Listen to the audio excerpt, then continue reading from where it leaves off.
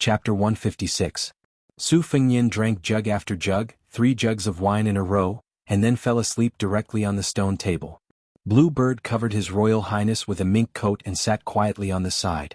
Su Fengnian woke up early in the morning and saw Blue Bird sitting upright and still. He smiled apologetically while Blue Bird smiled. Su Fengnian pulled out his xiaodong and practiced his saber in the courtyard for 2 hours. He began to try to select the most exquisite sword moves from the Compendium of 1,000 Swords Materia Medica, Whale-Killing Sword, Flying Swords of Dunhuang, Green Water Pavilion Sword Practice Record, and other secret manuals. He then integrated them into his saber art. Using the mental cultivation method of riding an ox as a foundation, he strived to merge them all into one. However, it was easier said than done to reach the pinnacle of the 50 moves that Aunt Zhao had suggested. At this moment, Su Fengnian's saber practice inevitably failed to draw a tiger and ended up looking like a dog. His saber movements were rather stagnant. Practicing like this would only yield half the result with twice the effort. However, Su Fengnian had an advantage that no one paid attention to, which was that he had cultivated an extraordinary willpower since childhood. As a child he had copied books, as a teenager he had played chess, and he had traveled for 3 years in 6,000 li. As His Royal Highness, he had an impetuous temperament. Otherwise, with his family's numerous lackeys and his background of owning an arsenal, how could he calm down and practice his saber? Until now he had only broken 6 with 1 saber move. If it were other arrogant sons of aristocratic families, they would have stomped their feet and cursed. After sweating all over, he returned to his room and changed into the clean new clothes that Blue Bird had bought at Qingfu Satin Shop yesterday. His whole body felt comfortable. Just as he was about to eat breakfast, he saw that Wang Chudong, who slept the most in the world, was up early for the first time. She stood at the entrance of the courtyard and pinched the corner of her clothes. Su Fengnian waved his hand and they ate together. Wang Chudong ate in a carefree manner. Su Fengnian wiped away the remaining food from the corner of her mouth several times. Today, Su Fengnian was going to leave Mount Lao to go to Xiangfan, which was said to be the second Fengdu. As the breakfast neared the end, Wang Chudong's expression became more and more miserable. Even with her shrewdness, she couldn't hide it. Su Fengnian also didn't try to persuade her. After eating, he took the little girl to the White Jade Guanyin. When Su Fengnian told her not to see him off later, Wang Chudong was completely heartbroken. She sobbed and wiped her face like a kitten. She said vaguely, "When I grow up, remember to come back and see me." Su Fengnian flicked Wang Chudong's nose and teased, "Look, your face is covered in tears. No wonder they say that a grown girl can't be kept at home. Your father loved you for nothing." Wang Chudong, who won first place in the world, wrote in the book that the woman who loved him died. At that time she also hid and cried secretly. However, after she was addicted to sleep, eat and play, her tears faded.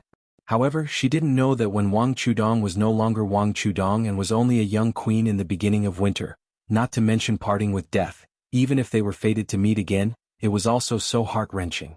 She wanted to tell Su Fengnian that she might not like to sleep in the future. She wanted to ask what she should do if she missed him but couldn't see him. However, she could only cry and couldn't say anything.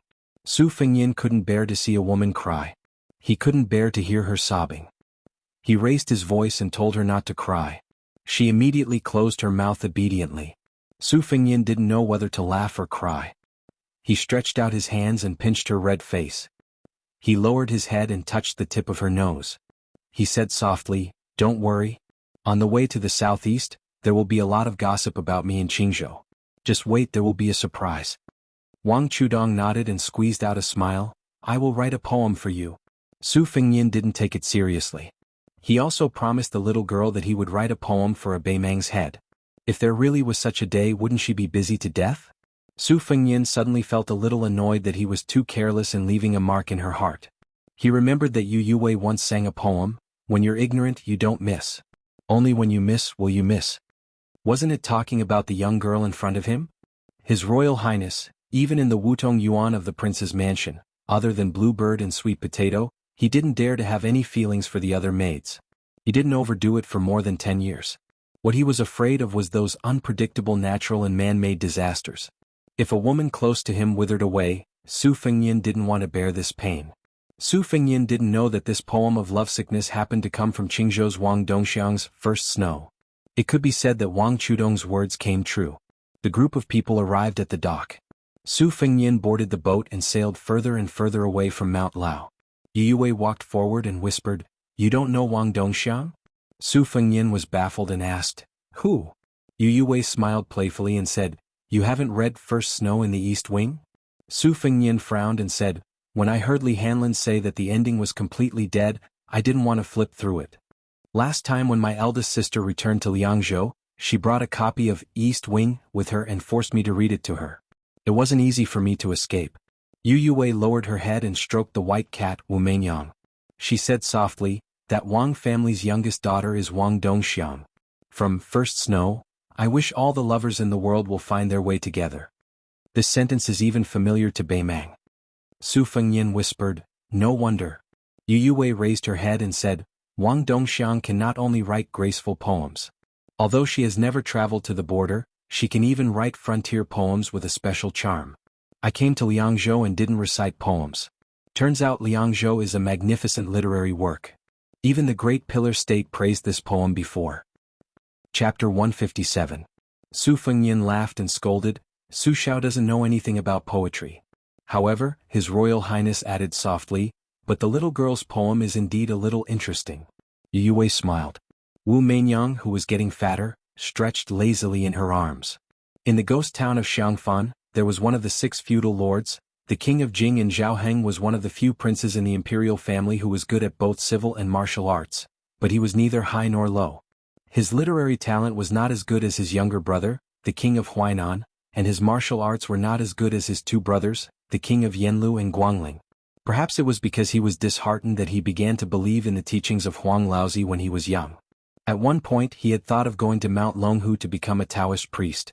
In the last 2 years he had abandoned Taoism and studied Buddhism. He had mustered a lot of people and had specially asked His Majesty for a special decree to go to the 2 Zen temples to burn incense. He had even taken the initiative to become a disciple of the black-clothed monk Yang Taisui. Unfortunately, the sickly old monk had turned a deaf ear to him and had never paid him any attention. Zhao Heng was now studying the Western sect. He had 108 luan beads in his hands all year round. He was as melancholic and fickle as a woman. Su Xiao had said that Zhao Heng was as gloomy as a jealous woman. He prayed to Buddhism because he had committed too many sins in his early years. He wanted to have peace of mind.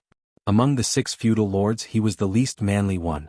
The 3 ships had not gone far from Mount Mao when 2 ships from the Spring God Lake approached them. Compared to the ship Su Fengnian was standing on, it paled in comparison. Su Fengnian squinted his eyes and looked over. The Bailiang cavalry had destroyed cities and destroyed countries with irresistible force during the Spring and Autumn War. It could be said that they were invincible. However, they were not good at naval warfare. Therefore, Su Fengnian had done a lot of research on the navies of various countries during the Spring and Autumn War. There were more than 40 types of warships of different sizes on the Spring and Autumn War, and he had dabbled in many of them. The ship in front of him was called the Yellow Dragon. In the Qingzhou Navy, it was only slightly inferior to the Green Dragon ship and the Six-Toothed Giant warship. When it passed through the sea, it was already an imposing and majestic object. It had 3 floors and a height of 6 zhang. It was decorated with red lacquer and was wrapped in iron armor. There was also a stable for horses. Unfortunately, Su Fengnian's ships could not withstand a few lashes. However, the Qingzhou Navy was even more unfortunate. This was because the one standing at the bow of the ship was Bailiang, His Royal Highness.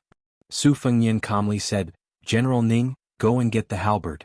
Ning Amei, who had a gentle personality, revealed a rare evil grin. He turned around and went to the cabin to retrieve the iron halberd. He even carried the short halberd bag on his back. Lu Yangshu and the other 2 were naturally prepared to jump off the ship and fight.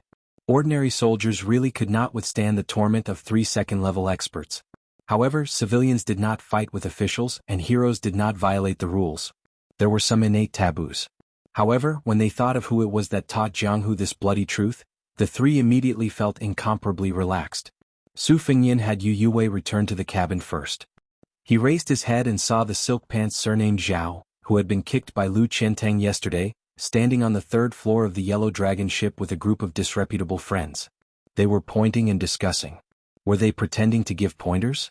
The Yellow Dragon ship gradually approached. They could clearly see that the giant paddle pole was ready. In front of the paddle pole and brandishing its claws, the brother-in-law surnamed Zhao held a white porcelain wine cup with 2 fingers. He looked quite confident and unrestrained. He shouted at Su Fengnian, "Foreigner, do you still dare to act rashly?" Su Fengnian smiled and replied, "Sure, I really want to weigh the weight of the Qingzhou ship. I'm just afraid that you guys are only pleasing to the eye but not useful. The man surnamed Zhao subconsciously glanced at the young master surnamed Zhao from the corner of his eye. This person of the same age had an elegant appearance, but his actions were low-key and restrained. Even when interacting with them he did not put on any airs. He had an excellent reputation in Qingzhou. The son of the governor looked down from above and asked, "Do you dare to repeat what you said yesterday?" Su Fengnian knew that this was a trap that could be seen through at a glance, but he still smiled indifferently and said, "The name of the king of Jing'an? What harm is there in saying it? The son of the vassal king Zhaoheng is standing here. I can still beat him to the point that when he returns home, even Zhaoheng won't be able to recognize him." The man surnamed Zhao was overjoyed. He glanced at the refined young man beside him, who no one in Qingzhou dared to call himself a young master of a noble family in front of, and revealed a hint of gloominess that was hard to see. The fair-skinned young master with a jade-like complexion took a step forward. As soon as he stepped forward, the foppish Zhao immediately retreated. The young master looked straight at Su Fengnian and said calmly, "Don't regret it." Su Fengnian raised his hand. The 100 Phoenix Battalion soldiers on the 3 ships all came out of their cabins. They stood with crossbows in their hands, and the moment they unsheathed their standard Bailiang blades that were as clear as snow. As a result, it was the Qingzhou Navy that was in a difficult position. Was there really going to be a battle on the water today? The commander of the Phoenix Battalion, Yuan Meng, was even more fearless. He repeatedly made hand signals to supervise the battle. The Phoenix Battalion was originally the cream of the crop among Bailiang's light cavalry. They were among the best in horse battles, foot battles and night battles. The boatman at the helm had long been controlled. The 3 ships instantly drew an arc, forming a triangle. Although the Bailiang army was not good at water battles, that was only in comparison to horse battles. What about the Qingzhou Navy?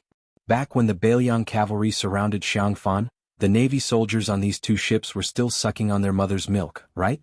Shishu had once chiseled a stone wall and hung 3 iron chains to block the river in an attempt to stop the navy that Bailiang had put together at the last minute. Who would have thought that the battle on the water would end before it even started? The natural defenses along the river were completely destroyed by the Bailiang army. Strictly speaking, the Bailiang army could be considered half of the ancestors of the Qingzhou Navy. Su Fengnian laughed mockingly and said, "Do you dare to fight?" Chapter 158. Chapter 1. Since the spring god lake had stopped burning after the spring and autumn war, could it be that the 3 merchant ships were going to give the Qingzhou Navy a taste of meat? The leader of the group of playboys on the Yellow Dragon ship frowned. He didn't need to think about the outcome of a naval battle where there was a great disparity in strength. However, once the battle started, given his sensitive identity, the repercussions would be too great. Even his father wouldn't dare to bear the consequences. The 3 Yellow Dragon ships had sailed to the vicinity of Mount Lao under the pretext of training on the water to show off. If the other party was an ordinary noble, not to mention the 4 giant battering poles, hooks and plow darts placed around the ship, it would be enough to make them suffer. After smashing or overturning the other party's ship, they would be charged with the crime of salt and iron smuggling, which would become an untraceable case. Qingzhou was already dissatisfied with Wang Linquan of Mount Lao interfering in the salt and iron business. On one hand, they were helping Commander Zhao's son vent his anger. On the other hand, they could give Mount Lao a warning. Killing 2 birds with 1 stone, why not? However, when he saw the hundreds of people on the 3 ships carrying standard military knives, they were even armed with crossbows. Although the dynasty didn't encourage wanderers to travel with knives, it wasn't strictly prohibited. However, crossbows were not privately issued by the military. He wasn't blind. Behind the playboy on the other side stood a burly general wearing heavy armor and wielding a halberd. The dynasty had millions of soldiers, but the number of brave men who could use a halberd could be counted on one hand. The identity of the person he wanted to teach a lesson to was naturally revealed. Who could be personally protected by Bailiang's great halberd Ningame? He had long heard that Bailiang's His Royal Highness had left for the 2nd time to travel, but he didn't expect to coincidentally bump into it today. His Royal Highness wasn't something that just anyone dared to impersonate. The descendants of vassals needed the imperial court's permission to leave the country, and there were even more rules and regulations when they left the country. Moreover, it was obvious that claiming to be the son of any vassal was safer than pretending to be the son of the Bailiang. If the son of a butcher stood casually in the spring and autumn 8 kingdoms and shouted that he was Bailiang's His Royal Highness, he would be swarmed by assassins. The young man who was also from one of the top families in the dynasty had a complicated expression. he muttered to himself. This guy brought 100 Bailiang light cavalry, almost the same as my father's. What a show of extravagance. As expected of the son of a vassal with a different surname. The position under one's but was different, and the thoughts in one's head were completely different. Different from the caution of the leader, the disciples of Qingzhou, including Zhao, were furious when they heard Su Fengyan's clamor. It had to be known that there were two things to rely on in a naval battle. One was to occupy the upper reaches and go with the flow, making it difficult for the enemy master to compete. The second was to use a large ship to crush a small one. The dynasty's navy had spent a lot of money to build 3 giant ships that were as tall as the city walls. The Emperor Yu of the Old East Yu, the Divine Phoenix of the Old West Chu, and the flagship of the Qingzhou Navy. Not to mention the Yellow Dragon Fortress ship, even the Green Dragon ship, which was already considered a big ship, would be smashed to pieces by the iron rod at the bow of the ship. The difference between the Yellow Dragon and the 3 giant ships was undoubtedly the difference between the merchant ship and the Yellow Dragon. Where did this guy get the courage to say, "Do you dare to fight?" How much courage did he have to eat to be able to do this? Other than the leader, there were 2 people with the most radical and impetuous personalities. Other than the leader, Zhao, whose father was a lieutenant, and Wei Wei, whose father was the head of the Qingzhou Navy. Wei Wei had always been secretly cursed by the people of Qingzhou as an evil dragon. Relying on his father's power, he liked to forcefully kidnap girls and take them to the lake to do whatever he wanted. After the deed, he would either bury them as corpses or strip them naked and force them off the ship. Most of the latter could not bear the humiliation and wanted to commit suicide by jumping into the water. The most outrageous thing about Wei Wei was his ability to draw a 3-stone bow. Once a girl fell into the water, she would be shot to death by his bow. His father was known as the Dragon King of Qingzhou. Wei Wei, this birdman, was illiterate. Normally he would act like a hawk or a dog on the street. Whenever he saw a scholar dressed like a scholar, he would beat them up. He had learned 70 to 80% of his ruthlessness from his father. In his life he admired Li Hanlin, one of the 4 evils of Liangzhou, the one who set up the beast cage. He often said that if he had the chance he would definitely become sworn brothers with Li Hanlin. Wei Wei immediately flew into a rage. In his life there were 2 things he hated the most. The refined scholar and the more domineering young master. The guy standing at the bow of the ship was complete. No matter how he looked at him, he did not find him pleasing to the eye. Daring to spout nonsense in his territory, he was tired of living.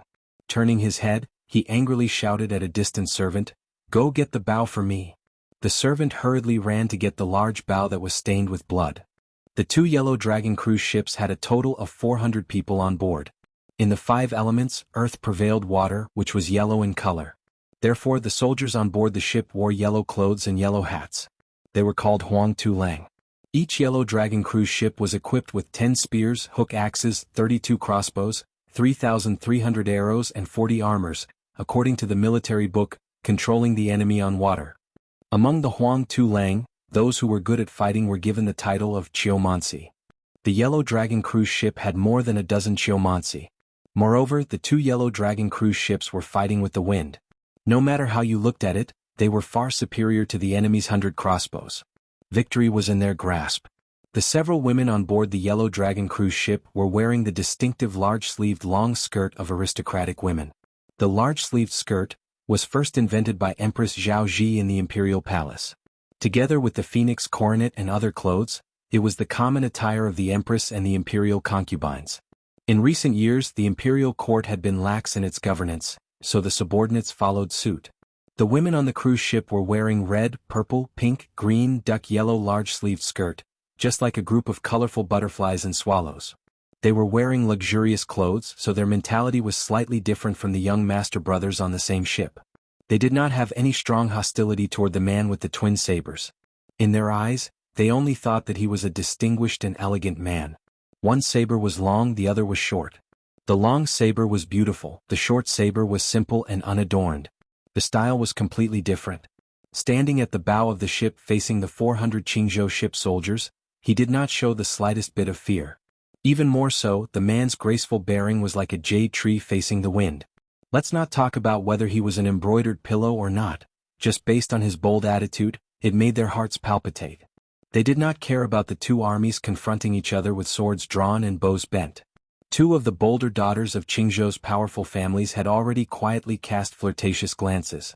Su Fengyan did not actually care whether or not the Qingzhou navy could meet the enemy head-on. He was more concerned with observing the details of the Yellow Dragon ship. Whether or not the warships were mobilized in an orderly manner, whether or not the hooks and poles were cleaned and bright, whether or not the ship's boards and sails were wrapped in ox leather armor, whether or not the ship's armor was complete. From this, one could tell that autumn was coming. The old Taoist priest Wei Shuyang stood by His Royal Highness's side to guard against a sneak attack. Su Fengnian turned his head and casually talked to Ning Amei about naval warfare, giving a concise evaluation of the Qingzhou Navy.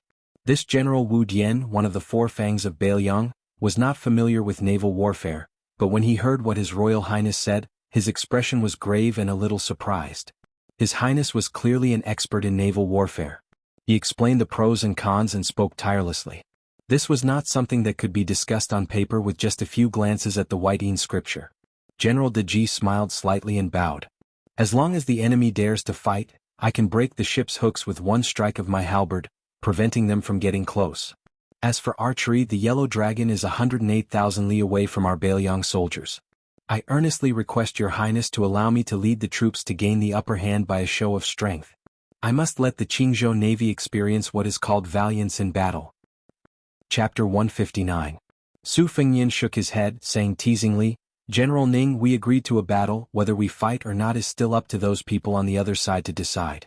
If you make the first move, His Royal Highness, whose reputation has always been terrible, isn't afraid. At most, Su Xiao will get into a heated argument with Grand Secretary Zhang and the other Grand Secretaries in the royal court, but be careful, you might not even be able to become a martial honor general. Look at that tower ship general over there who is at the same rank as you. He's so proud of himself, I reckon he'll get promoted and become rich if he helps out with this matter. General Ning is already suffering by following behind me. If you can't get promoted, then that's fine, but if you get demoted as well, my reputation will really be ruined in all 30 provinces. In the future, who will dare follow this heartless His Royal Highness around? The heavily armored and dignified Ning Amei roughly understood His Royal Highness' temperament. With a knowing laugh he said, that makes sense. It seems like tomorrow, I'll have to beg your Highness and Great General to give this general the title of Thousand Martial Ox General. It's not easy for me to leave home this time, so I have to give your Highness some face. Su Fengnian laughed loudly and said, I just have to. When Bailiang's light cavalry faced the enemy with rapt attention, they would occasionally observe His Royal Highness and General Ning's expressions. When they saw how relaxed and carefree the two of them were, their heroic spirits also began to overflow. Bailiang's old subordinates could be said to be the most disliked group of people in Liang dynasty. The 300,000 unmatched armored cavalry stationed at the border between Liang and Beimang were helpless against this atmosphere that had persisted for more than 10 years. They followed His Royal Highness and General Ning, finally seizing the opportunity to leave Bailiang. Even though they lost quite a few brothers in the battle on the rainy path, once they entered Bailiang's army, who would be scared of dying on the battlefield? Later on, at Yingzhou city gate, General Ning, with a swing of his halberd, knocked down that ignorant old General Gu Jiantong's old general. Later on, they heard General Ning say that His Royal Highness had personally said that if he was present, he would definitely hang that Eastern Forbidden City's deputy commandant on the city gate as an example to the public. If at that time the Phoenix Battalion's light cavalry were still half believing and half doubting, but after going through the gates of hell, His Royal Highness had personally rescued them, and hearing that he dared to fight today, they began to believe more than they doubted. Regardless of whether His Royal Highness was reckless or not, this kind of domineering behavior was, in the end, worthy of the Bailiang's royal banner. That day, His Royal Highness had moved like an ape in the rapids, especially the way he held the iron halberd with the word bow in his hand. The Phoenix Battalion had all seen it with their own eyes and remembered it in their hearts.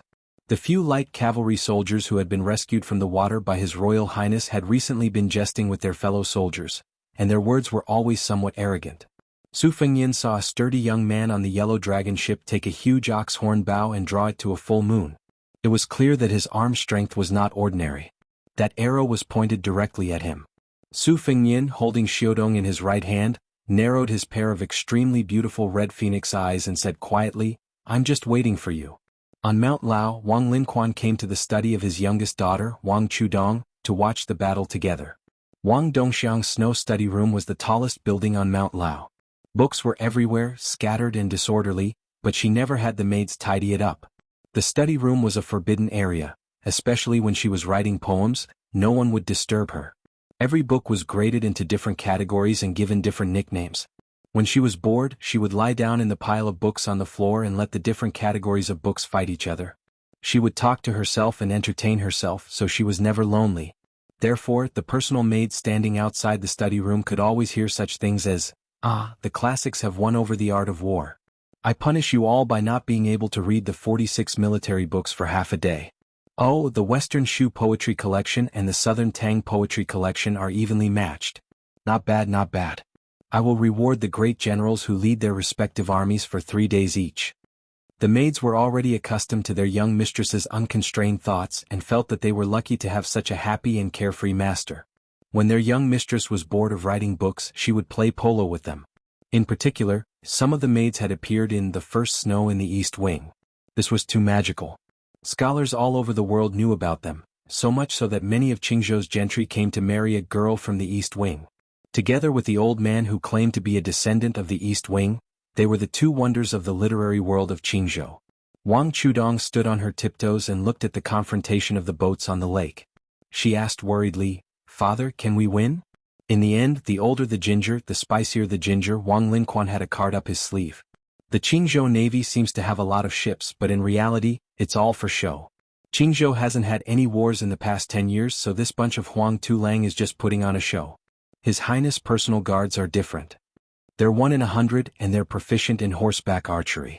100 strong and valiant soldiers against 400 useless people who don't know how to fight. In the time it takes to drink a cup of tea, the Huang Tulang will throw away their armor.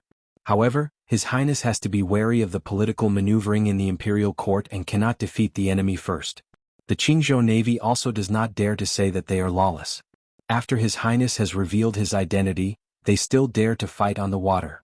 This is not a small matter where officials bully the people. It is a big taboo for the imperial court to cover it up. Now, it all depends on whether there are any discerning people in the Qingzhou Navy. If Wei Wei and the other scoundrels control the situation, they will most likely lose the water battle and then the imperial court. Once the Qingzhou Navy is defeated and this is exposed, even the prefecture magistrate will not be able to cover up Wei Dong's corruption over the years. At that time, this navy will change. Originally, the Qingzhou Navy was tightly controlled by Gu Jiantong's old subordinates. They have repeatedly questioned Father's salt and iron river transportation business. Father can take this opportunity to insert people from his direct line of command. Wang Chudong murmured, "The god of spring is 36,000 hectares, 100 armor breaks 400 armor." Wang Linquan quickly gathered his thoughts and did not talk about the politics in the imperial court. He smiled and praised, good poem, majestic aura." Wang Chudong glared, "How is this a poem? Your daughter is just randomly making it up." Wang Linquan shamelessly boasted, "My early winter relies on a horse to speak 10,000 words into a chapter. It is not a poem, but it is better than a poem." Wang Chudong was about to refute when she suddenly saw the wind and clouds change on the lake. She pointed to the river and raised her voice, "Look!" On the 3rd floor of the ship, Wei Wei drew a large circle and then shot an arrow in a flash. The sharp arrow shot towards Su Fengyan. Earlier on, the great halberd Ningame had seen someone pull the bow, wanting to block this arrow for His Highness the heir. However, the old Taoist priest of Judumi, Wei Shuyang, signaled with his eyes that there was no need to do anything. In the blink of an eye, Su Fengyan drew his saber. Everyone on the ship, as well as the 400 yellow-haired men, only saw a dazzling white light flashing in an arc. When they looked again, they saw that the astonishing arrow that had pierced through the air had been cut in half. They didn't know how, but half of the arrowhead was in that person's hand. Not giving Wei Wei, who was waiting for her opponent to die, any time to regain her senses, Su Fengyan lightly tossed the other half of the arrow and flicked it with his finger. The arrow's momentum was innumerable. This attack wasn't aimed at Wei Wei, but rather at the leading noble family's son. This young master had long retreated behind the scenes. It was obvious that he wanted to sit on the mountain and watch the tigers fight. Su Fengyan was determined not to let him have his way. Since he was fishing, how could he not fish for a big whale? This fellow was most likely a descendant of Prince Jinggan Zhao Heng. Before entering Xiangfan City, he wanted to let Prince Jinggan know that back then, Su Fengyan didn't dare to make a sound after being whipped by Su Xiao dozens of times with a horsewhip. Today, this heir apparent was going to personally beat up your son and see who was the real tiger father and dog son. That nobleman had an expert bodyguard by his side. He used his sleeve to block half of the arrow, but that nobleman was clearly startled. He retreated a few steps and accidentally bumped into the chest of a Qingzhou noble lady, provoking a particularly ear-piercing pout. Su Fengnian slowly withdrew his saber. He still had that extremely arrogant expression that deserved a beating. In a clear voice he asked, "Do you dare to fight?" Ning Mei slammed the iron halberd in his hand against the deck of the ship, causing a loud bang. His appearance was originally that of a leopard with round eyes, a swallow jaw and a tiger's beard. At this moment he angrily glared at the yellow dragon ship. He was incomparably ferocious and valiant. He shouted, "Phoenix Battalion! Fight to the death!" Yuan Meng and the 100 Phoenix Battalion Light Cavalry immediately shouted in unison, "Fight to the death!" The sound of thunder rushed to the heavens. The people on the two opposite ships could not help but feel their hearts tremble. They looked at each other in dismay. They could see the deep fear in each other's eyes. The 400 men's hands and feet were trembling. They could no longer hold the weapons in their hands. Chapter 160. Chapter 2. Officials fight against officials. Have you ever seen the big shots throw away all pretenses and roll up their sleeves to fight in the government office? Don't they all talk about hiding a dagger in a smile and stabbing people in the back? This group of hedonistic daughters came to play this time, more to join in the fun, to support the one surnamed Zhao. They wanted to see with their own eyes the rare scene of the Yellow Dragon warship smashing a big ship. Who would have thought that this outsider who was on good terms with Wang Linquan was such a tough nut to crack? He brought along 100 soldiers and bodyguards without saying anything, and even dared to take the initiative to challenge. Oh my, the opponent of the challenge was not a group of family servants, but the two large ships of the Qingzhou Navy. In the eyes of the people of Qingzhou, the Yellow Dragon warship was already an invincible giant warship. It had always been praised as the main warship of the Qing Dragon Navy that no one could contend against. In these years, it had competed with the other navies in the dynasty, and its ranking was not low. Because of this, Wei Dong's official rank was not too high, but within the borders of Qingzhou, he dared to blow his beard and glare at the officials who were one or even several ranks higher than him. Even the prefecture overseers and county governors were very amiable to Wei Longwang, and fought to rope him in. If he did not have the special power of the Qingzhou Navy, Wei Dong would not be able to raise such a lawless son like Wei Wei. In the state, there was a beloved daughter who was an imperial censor in the capital who returned home. Unfortunately, she was raped by Wei Jiao and then shot to death. That imperial censor who did not have a high rank but was able to influence the public opinion was unable to obtain the innocence of his daughter. Wei Longwang only lost the right to command the giant warship, and Wei Wei, who caused the big trouble, was only grounded for half a year before he came out again. It was enough to see how Qingzhou, which was full of officials in the capital, advanced and retreated together with the independent Qing party in the imperial court. It was rumored that the unlucky Qing Lu imperial censor wrote a blood-sobbing poem before his death, ridiculing that the imperial censor had lost all his strength of character. One of the lines was even more heart-wrenching. "I said that the imperial censor is not as good as a dog. Even a dog's bark is as good as a rooster's crow." Su Fengnian once again pointed the spearhead at the son of the most prominent aristocratic family, in order to make the king of Jing and Zhao Heng refrain from shooting at the rat for fear of breaking the vases. The bigger the involvement, the bigger the fish that Su Fengnian could fish in troubled waters. The law that put heavy shackles on the vassal kings, to a prince with a different surname, Su Shao, the imprisonment was very small. Even the powerful prince of Guangling had to go to the Zhou overseer mansion 3 times in 10 days to draw up a report. If he did not reach the deadline according to the law, he would be detained and sent to the court. The weak prince of Huainan, Zhaoying, had many young and strong children who could not get a name and could not get married. However, the king of Beiliang, who carried a blade to court, had not visited Liangzhou's Zhou overseer mansion once in more than 10 years. Every time Su Shao returned, it would always be the previous Zhou overseer, Yan Jieshi, who eagerly went to the prince's mansion to pay his respects. Presumably Yan Jieshi, who defected from Beiliang, was stifled with resentment. No wonder after arriving in the capital, he became the most fiercely critical and loyal minister of Beiliang's military. With his daughter married off to the Prince Zhao Yanwu, Yan Jieshi now had the status of a relative.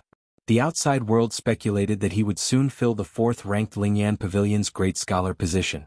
The Palace Hall's Great Scholar position at the top of the Palace Hall's Great Scholar position was like a great pillar of the country, one of the 2 great empty titles of the several hundred-year-old dynasty, something that no one dared to hope for. If Zhang Julu took another step forward, he might have a chance of seizing this special honor and laurel. Only with Grand Secretary Zhang's ability to endure patiently for 20 years, He most likely wouldn't let himself be roasted on a stove like his political enemy, Su Xiao.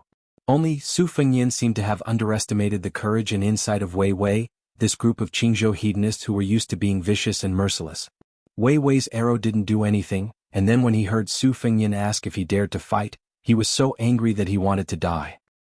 He turned around and ordered the ship general who had always obeyed his orders, use the battering pole. The battering pole was a powerful weapon in naval warfare, especially in close-quarters battles between large warships. It was destined that one couldn't use the hook to overturn the ship. Skilled sailors would often smear a thick layer of medicinal paste on their sails to block fire and attack, ultimately relying on this battering pole to smash down. The battering pole was like a large mast, more than 10 zhang in length. On top of it was a giant rock, below it was a mechanism. When the enemy ship approached, the battering pole would smash it to pieces. Su Fengnian turned around to look at Ning Yimei and Wei Shuyang, saying with a light laugh, "To measure a navy's strength, we can look at how many times the battering pole is clumsily used. In my opinion, this Qingzhou navy can only use it twice at most. If they want to use it 3 times, they'll have to burn incense high. Compared to the Guangling navy, they are far inferior." While they were talking and laughing, the Qingzhou Yellow Dragon had already begun to prepare the battering pole. Under the command of the 2 generals on the ship, the helmsman and the Yellow Dragon responsible for battering the pole began to get busy under the command of Qiao Zhuoshi. The men and women who were standing on the 3rd floor returned to the cabin. Wei Wei and a few fierce young masters whose hands were tainted with murder cases sat by the window to watch the battle. The young master who was scolded and beaten by Su Fengnian raised a cup of wine. He did not drink, but only continuously twirled the porcelain cup with his fingers. His face was as calm as water. He sat alone in front of the table, no one dared to approach him. This young master who was usually known for his elegance and simplicity in Qingzhou was like a coiled poisonous snake.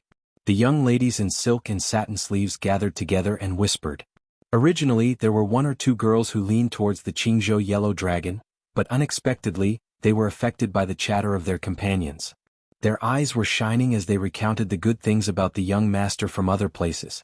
They talked about how heroic and elegant he was, how beautiful he had a pair of beautiful eyes, and how powerful he was when he wielded his blade. Those who were not firm in their stance immediately changed sides and could not wait to run out and cheer for the unknown white-robed young master. When the young ladies who were born in a rich family but lived a peaceful life gathered together, what they talked about the most was the interesting men they met. Apart from that outstanding young master, their family backgrounds were not inferior to Wei Wei and the others, so they naturally didn't need to care about their faces. Qingzhou, where interests were intertwined, was quite xenophobic. As a result, when Wei Wei shot the imperial censor's daughter to death, the Green Party in the court pinched their noses and helped clean up his mess. Moreover, Qingzhou's internal friction was very small. Therefore, no matter how rude and violent Wei Wei was, he could still be considered kind to the women on the ship. He didn't even mind being mocked by them about some embarrassing things. The common people said that he was an evil flood dragon on the river, but they were more than happy to tease him that he was not a dragon but a worm. Wei Wei did not get angry and accepted it gladly. The Green Party, being able to have its current status, able to compete for power with Grand Secretary Zhang's bloodline, Great General Gu's army, and various old and new noble factions, was inseparable from the blind unity of Qingzhou's rich and powerful young masters. This was the foundation of the Green Party, whose scholarship was not prominent and governance was more mediocre. Wei Dong understood this well, and so did the province overseer Huangfu Song. The old foxes in high positions in the court were even more unswerving. Otherwise, why would they try to push for the marriage between Princess Sui Zhu and Huangfu Song's eldest son, Huangfu Jie? Originally, there was no sign of anything happening, yet the Green Party's big shots were racking their brains to forcefully draw 2 lines. Bringing armored soldiers when traveling, who is this person? A young lady wearing a pair of pointed lotus root bow shoes asked in a low voice. This question had reached the crux of the matter. Chapter 161. Who else could it be? The Crown Prince of Prince Liang. The lady in yellow chuckled. She glanced at her fellow cabin mate who was in a daze and lowered her voice. In the past, I only heard that His Royal Highness was arrogant in Bailiang. Now that I've seen it, I truly believe it. If it was our prince who went to Bailiang, would he dare to be so arrogant in front of Su Zhuguo's descendants? No way. Our king of Jing'an can't compare to the king of Bailiang. Now the king of Bailiang is going to the capital to meet the emperor. I heard from my father that he is going to ask His Royal Highness for an official robe. The other vassal kings don't even have a chance to enter the capital. that Su Zhuguo is more powerful. The lady with the oval-shaped face laughed. I heard that the king of Bailiang dotes on the women he fancies very much. Spending a lot of money to buy a smile is an understatement. When my second sister married to Bailiang, she sent me a letter saying that all the women in Liangzhou would be proud to be brought back to the palace by His Royal Highness. Look at Wei Chongzi, who only knows how to destroy flowers. We really can't compare. Can the king of Bailiang really be hereditary? The lady with small feet asked in surprise. Who said that a woman's virtue was if she had no talent? If she wanted to marry into a good family of equal social status, she would not be able to take care of her husband and children if she did not have talent. Even if the wives and concubines in the noble families fought, she would suffer. There was once a Yinji vice commentator who talked about the women of the world. She said that the women of northern Liang could rein in horses, the women of eastern Yu were graceful and talented, the women of western Chu were loyal, and the women of Qingzhou were the most attractive. This was not without reason. Qingzhou women could always gain a foothold in their husband's family after marrying out of the country. They could hold the position of the first wife and make the concubines suffer. Of course, this was inseparable from the power of the Green Party. The women of Qingzhou always had a naturally keen sense of the intrigues of the imperial court and the deceit of the Jianghu. The aristocratic families of other provinces who had ambitions for their official career naturally liked to marry a Qingzhou daughter-in-law to manage the household. It's hard to say. According to common sense, the imperial court is unwilling to admit that Bailiang can be overthrown. Otherwise, why does the law of vassal clans only mention that the king of Bailiang can be overthrown, but not the king of Bailiang with a different surname? Isn't it because they are worried that Bailiang is the Bailiang of the pillar state and not the Bailiang of the dynasty? The oval-faced socialite whose second sister was married to Bailiang was very passionate about the secrets of Bailiang's military and political affairs. This was considered a secret conversation in the boudoir. Whoever leaked it out would be breaking the rules of Qingzhou and would be seen as a traitor, implicating the entire family. She was not worried about this and could speak without restraint. She rested her chin on her hand and looked out the window, quietly waiting for the battle to heat up. In the imperial court, Grand Secretary Zhang General Gu Jiantang, and especially that group of people who hate the pillar state to the extreme. They are led by a loyal old minister of West Chu, Sun Shiji. This old grand preceptor originally wanted to die, but when he thought about the fact that the pillar state still stands, he took up the position of an official. He clearly said that he only wanted to see the king of Bailiang's miserable end with his own eyes. As for our Qingzhou ancestors and the king of Jing and Hehe, I don't need to say more. Would they look on helplessly as the Bailiang was passed down for generations? Yanzi, then tell us about the Bailiang and His Royal Highness. You know a lot about this matter. The voluptuous young lady curiously asked her oval-faced close friend with a face full of expectation. She was the most excited among the group of orioles and swallows. When she saw Su Fengnian break an arrow with a blade, she would have cheered loudly if her companions hadn't held her back. In the past, because of her family and the culture of Qingzhou, she snorted disdainfully at the pillar state and the infamous Bailiang heir. Today, she saw with her own eyes His Highness standing proudly at the bow of the ship. She was completely bewitched. She only felt that she should marry Su Fengnian. The more domineering the children of Qingzhou were and the more she saw the insufferably arrogant children of Qingzhou, the more she felt that the Bailiang heir was superior. He even dared to provoke the heir of a vassal state, Zhao Sun, and threatened to beat the king of Jing and until he couldn't recognize him. Wasn't that guy with the surname Su and the name Fengnian enough heroic spirit? All the men of Bailiang are scolding him, especially the group of young masters who would be considered insects in Qingzhou. They are even more reverent and jealous to the point that their teeth itch. Among the women there are half praise and half blame. My second sister once saw the actions of the Bailiang heir from afar and felt that it was quite interesting. Second brother-in-law often quarreled with my sister about this matter, saying that my sister was possessed by a ghost. Do you know what ruthless words my second sister said to shut brother-in-law's mouth? She kept them in suspense and smiled brightly. Among the women of Qingzhou, she was famous for being witty and eccentric. Since she was young, she was very good at teasing Wei Wei and the others. What did she say? The group of young ladies asked in unison. My second sister said, "Husband, if you quarrel with me about this matter again, be careful that the next time I do boudoir, I will call His Royal Highness." She was the first to hold her belly and laugh. These words were really ruthless. The other women were also stunned at first, and then they all laughed until tears came out. They could leisurely and carefreely talk about boudoir and the ups and downs of being an official at the same time, but Wei Wei's group of young masters who were strung together by a thread had serious expressions. Earlier, when they wanted to use the baton pole to smash the boat, it was because they felt that the opponent was not important enough and treated it as a gathering on the lake to liven things up. Now, as long as they were not idiots, they could guess the identity of the opponent. It was the standard Baelyang blade that had once led a trend throughout the dynasty. That sentence of a battle to the death that shook one's soul. Wei Wei considered himself as the son of a noble family in Qingzhou and was proud of himself. He made a mistake and staked everything on one throw, and made another mistake after another. He ordered the Yellow Dragon ship to batten the pole to resist the enemy. He even dared to humiliate the daughter of an imperial censor in the capital to death, so he did not mind being absurd one more time. Did he really think that Wei Wei was an idiot in the bureaucracy? Regardless of the result of this battle, as long as he did not kill the heir of Baelyang, Wei Wei's reputation of defeating the Baelyang army would be spread all over the country. Even the imperial palace would hear a thing or two about it. Who would not give a thumbs up and praise Wei Wei for being loyal and righteous even though he did not study? That year, his father was implicated by him and was unable to command the giant ship Crimson Banner.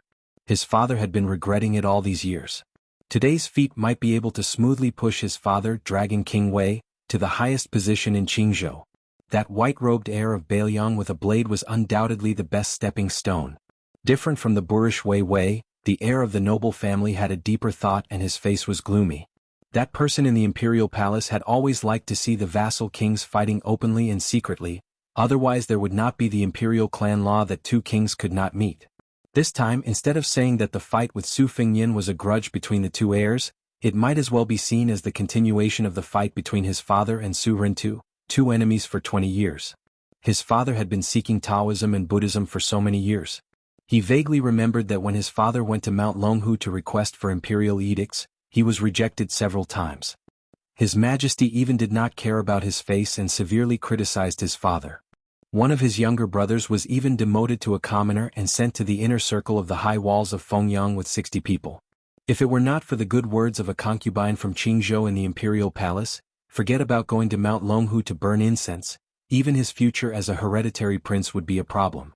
Today's battle on the water, regardless of victory or defeat, what would happen to him and his father? His Majesty the Emperor's thoughts were profound.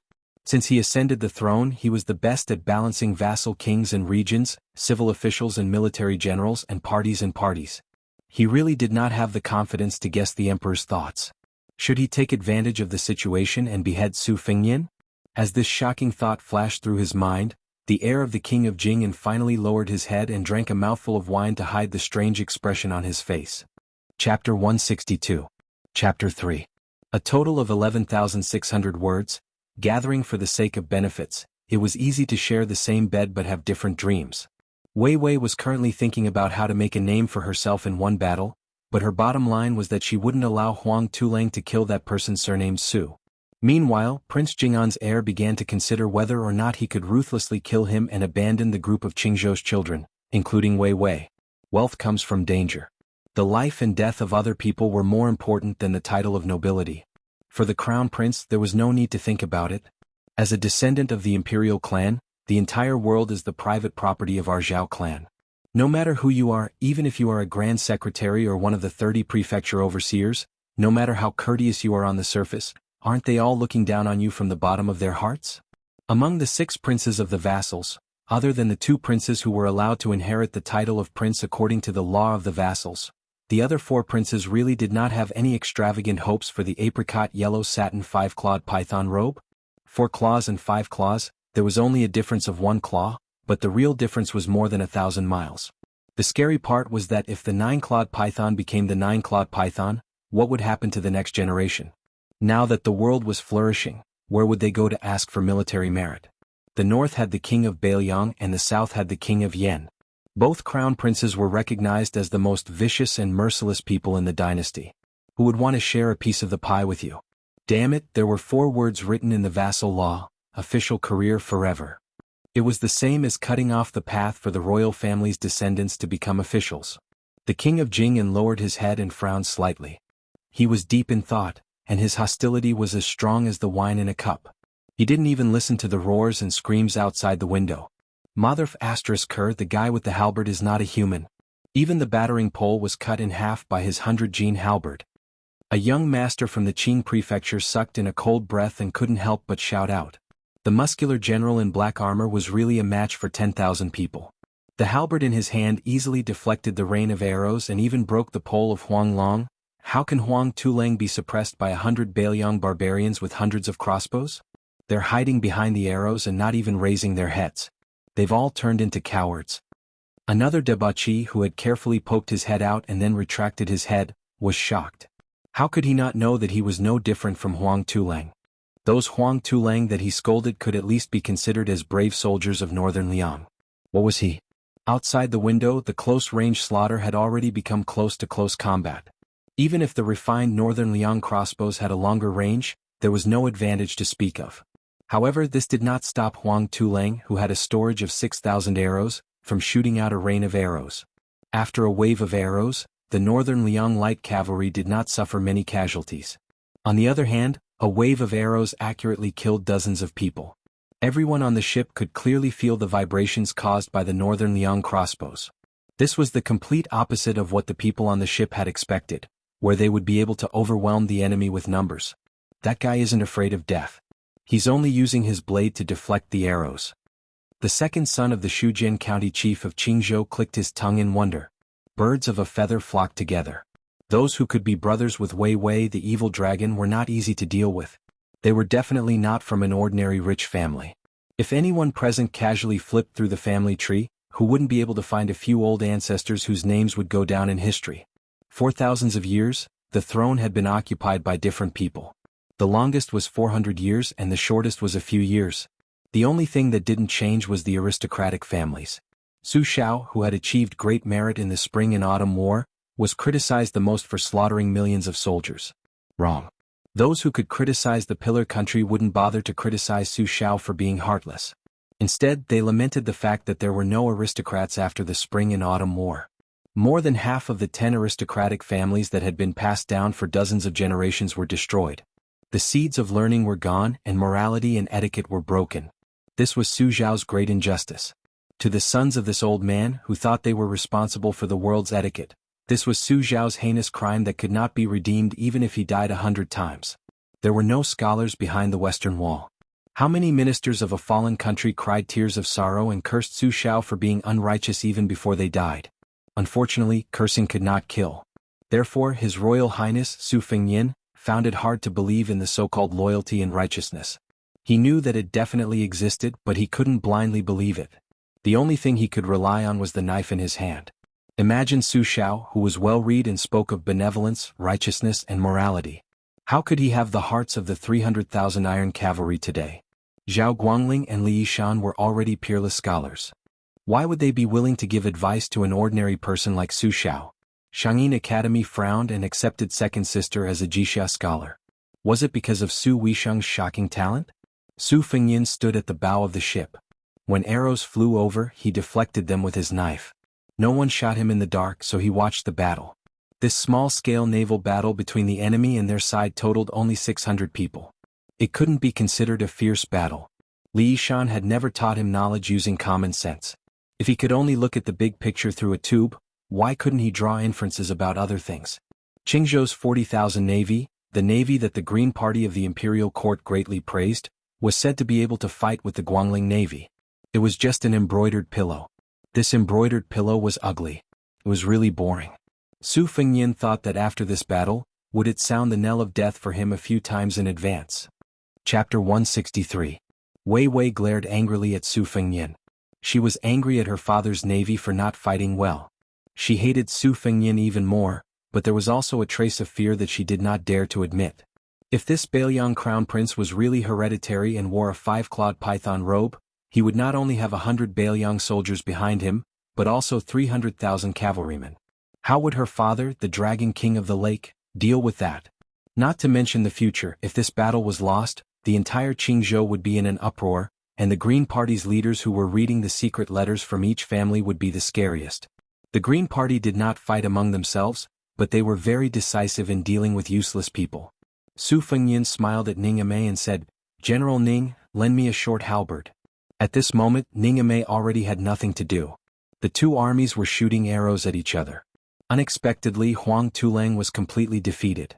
After a weak and powerless volley of arrows, he cowered in fear. What a coward! Ningame's iron halberd broke 2 poles in a row. He was a brave general who fought against 10,000 people on the battlefield. When he heard His Highness's request, he respectfully took out a short halberd from his backpack. Su Fengnian held Xiudong in his right hand and took the short halberd in his left hand. He threw it out fiercely towards the window on the 3rd floor of the ship. Since Wei Wei dared to shoot arrows openly, Su Fengnian dared to shoot the king of Jing'an's crown prince with arrows. He even dared to use the short halberd to scare them until their legs trembled. The short halberd pierced through the window. The prefectural governor's second son, who was peeking at the battle, dodged quickly. He only had a cut on his cheek and the short halberd nailed into the ceiling. The group of Qingzhou's daughters who were talking about the Bailiang crown prince finally began to experience the impending battle. Their faces were pale, especially when they heard the prefectural governor's second son covering his face and howling in grief. It was as if his parents had died. If there was no one to support him, he would have rolled on the floor. Wei Wei, who was now in a desperate situation, grinned hideously and said, "Get the other ship to ram into them and kill those blind Bailiang barbarians."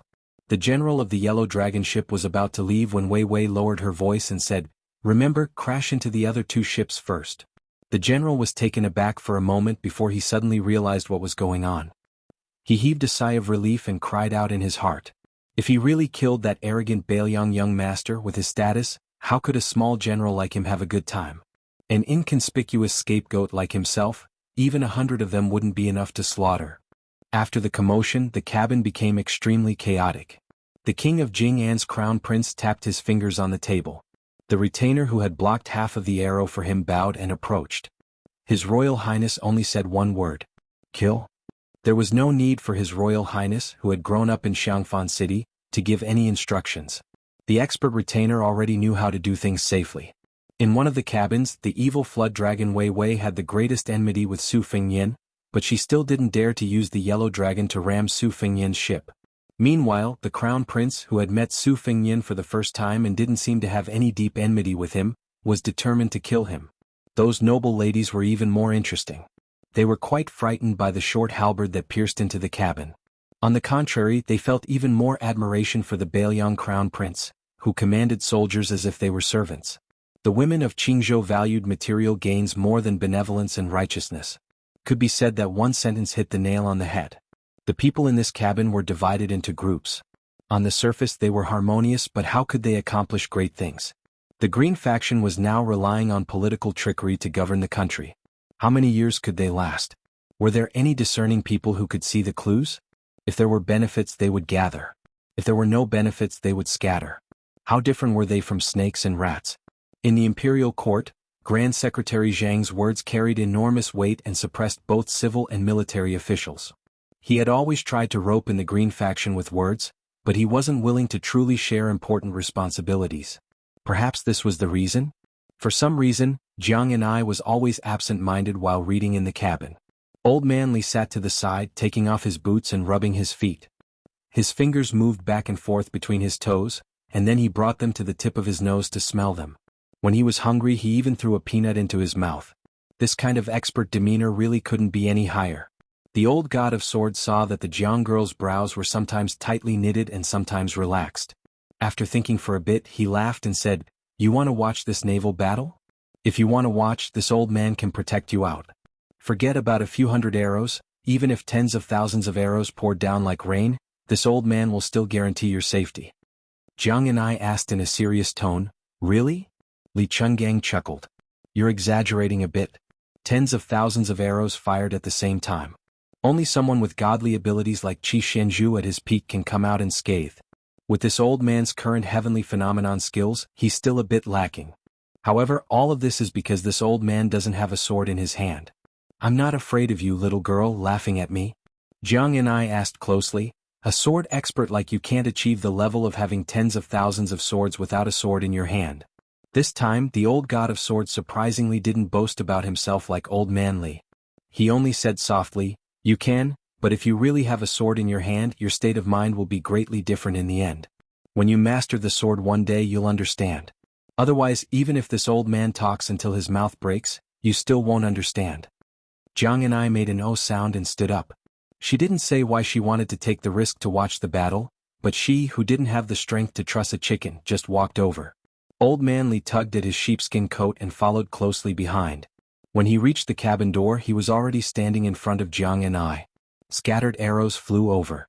The old god of swords didn't need to do anything and they all flew far away. There was sword intent in Li Chuangong's name. These words weren't said for nothing. Perhaps this one-armed god of swords felt that the arrows were an eyesore, or perhaps he couldn't bear to see Jiang and I in a state of panic. When the little girl saw the yellow dragon colliding directly into the ship beside her, Su Fengnian, who had instantly drawn his saber, led Ningamei and 4 retainers away. She subconsciously cried out in surprise. Li Chungang sneered. He took a step forward. He swept past everyone and stepped on the body of the yellow dragon ship. His figure drifted like an azure dragon. With one step, he overturned the yellow dragon ship into the water. Chapter 164. Wei Wei's order to ram the ship meant that he was determined to cut off all means of retreat. Among the children of officials, there were very few people who were as decisive and fierce as him. Born in a prestigious family, they saw a lot and received a lot. Usually they were not generous, but they were more calculative. Wei Wei was only seeking fame, hoping to win a good reputation for himself. If he helped his father in his official career, it would be icing on the cake, so he would not really feel sorry for Su Fengnian. His father, Wei Longwang, was just a dragon king in a small temple in the big river and big lake. He was far from Su Shao, a dragon who could turn the world upside down. He heard that this big pillar of the country was staying in the capital at this time. If Su Fengnian met with misfortune, this kind of thunderous shock, second only to the anger of the emperor, Wei Wei knew how powerful it was. The king of Jing'an, on the other hand, wanted a 5-clawed python robe. The difference was like heaven and earth. Therefore, after some consideration, he was willing to take the risk out of desperation. If the attack failed, then so be it. On the Battle of Spring God Lake, who would pay attention to the hidden 10 steps 1 kill? Wei Wei stood by the window, expecting the yellow dragon to ram the enemy's ship. Instead, he saw an inconspicuous old man wearing a sheepskin coat leaping out of the deck. He saw the old man's toes lightly touch the hull of the yellow dragon, and the big yellow dragon, which could run amok on Spring God Lake, capsized? It really capsized. Wei Wei was dumbstruck. His hands tightly gripped the windowsill. The Dragon Claw Hand Master reared in Jing'an Palace turned back as soon as he left the cabin. He shook his head at His Royal Highness with a calm face. In an instant, the lake water surged violently, causing the yellow dragon ship to shake violently. Why? The king of Jing'an was relatively calm. A one-armed old man stepped on the yellow dragon ship and capsized it. The retainer, who was already 70 years old, smiled bitterly. One step. The crown prince clenched the wine cup with 2 fingers. One step. The master in Jing'an Palace, who was well-dressed and well-fed, nodded. His expression was extremely unnatural. He was also a lackey in the king's mansion. He knew that even if he was given 10 or 100 kicks, he would not be able to capsize a ship that could carry 500 tons of cargo. First-level master? The crown prince suddenly laughed. The retainer sighed helplessly, not far off. The crown prince seemed to be much more relaxed. He was not discouraged by the one-armed man's feat. He asked curiously, "One-armed? Do you know of a one-armed master in Bailiang?" The squire shook his head. "I've never heard of him. He's probably a figure that Bailiang Palace secretly invited out of seclusion." Crown Prince King of Jing'an stood up and prepared to go to another cabin. Out of sight, out of mind. The general of the ship had already sent Huang Tulang to save them. Even he had been stepped on by the old celestial. He could only hope that Grandad Deity wouldn't be so calculative with ants like them. "We all know how strong you are. Rest well and don't kick us a second time." Wei Wei knew that the situation was hopeless. It was over. His face was ashen. This evil flood dragon, who had never failed on the Spring God Lake, turned around and slumped back into his chair. Beside him was his best friend, whose face had been scratched by the halberd. He was crying bitterly. Wei Wei couldn't understand how 100 Bailiang soldiers could suppress 400 Huang Tulang to the point that they didn't even dare to breathe. He also couldn't understand how someone could beat the yellow dragon with the strength of a leg. Was the main warship of the Qingzhou Navy just a small boat? Su Fengnian didn't expect the old god of swords to make such a move. However, since he had created such a scene, he used the momentum to jump onto the yellow dragon ship. The Huang Tulang, who were busy trying to salvage the people who had fallen into the water, all ran away in fear. The old Taoist Wei Shuyang, the halberd Ningamei, and Lu Yangshu all followed His Royal Highness and jumped onto the yellow dragon. They went up to the 3rd floor, which was originally used as a lookout. Coincidentally, they met Crown Prince King of Jing and who was about to leave in a hurry. Su Fengnian used the winter-embroidered scabbard to press against the Crown Prince's chest. The Crown Prince's personal guards tried to stop him, but they were instantly pointed at by Ning Amei's halberd and surrounded by Lu Yangshu and the other two. The Dragon Claw hand expert who had been pampered in the Jing'an palace didn't dare to move. Su Fengnian used a bit of strength on the winter-embroidered scabbard and pushed the Crown Prince, whose identity he had vaguely guessed, back into the cabin. The group of people inside, more than 10 of Qingzhou's most prominent young masters and daughters, all looked at the white-robed, white horse and Bailiang butcher's son. The Qingzhou socialites widened their eyes in surprise, amazement, fear and worship. Just their expressions and gazes were a moving picture. The Green Party in the imperial court was powerful. Who outside the borders would dare to challenge the tightly knit Qingzhou children? Not to mention that the King of Jing and His Royal Highness were standing in the circle. Su Fengnian smiled and asked, "Kid, you want to slip away? This yellow dragon ship is only so big. Where can you hide from this Crown Prince?" On the surface, the King of Jing'an's Crown Prince appeared to be extremely cultured. Obviously he had received the teachings of the King of Jing and Zhao Heng. Even with Su Fengnian's scabbard pressed against his chest, he still had a look of indifference on his face. Indifferently he said, "I'm going out to get some fresh air. While I'm at it, I'm going to experience His Royal Highness's elegant demeanor." Su Fengnian slightly retracted the winter-embroidered scabbard, but he didn't put it back on his waist. Instead he raised it and lightly slapped the face of the guy in front of him. This action was extremely humiliating. Su Fengnian's mouth was even more mocking as he said, "Don't think that this Crown Prince doesn't know who you are. Surnamed Zhao, given name Sun, the eldest son of the King of Jing and Zhao Heng. How can there be such a big gap between you and my Crown Prince?"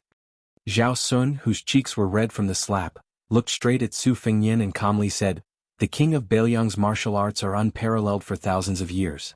My royal father is wholeheartedly devoted to Buddhism. Naturally we can't compare." Zhao Sun's words had a hidden meaning, but it wasn't too big.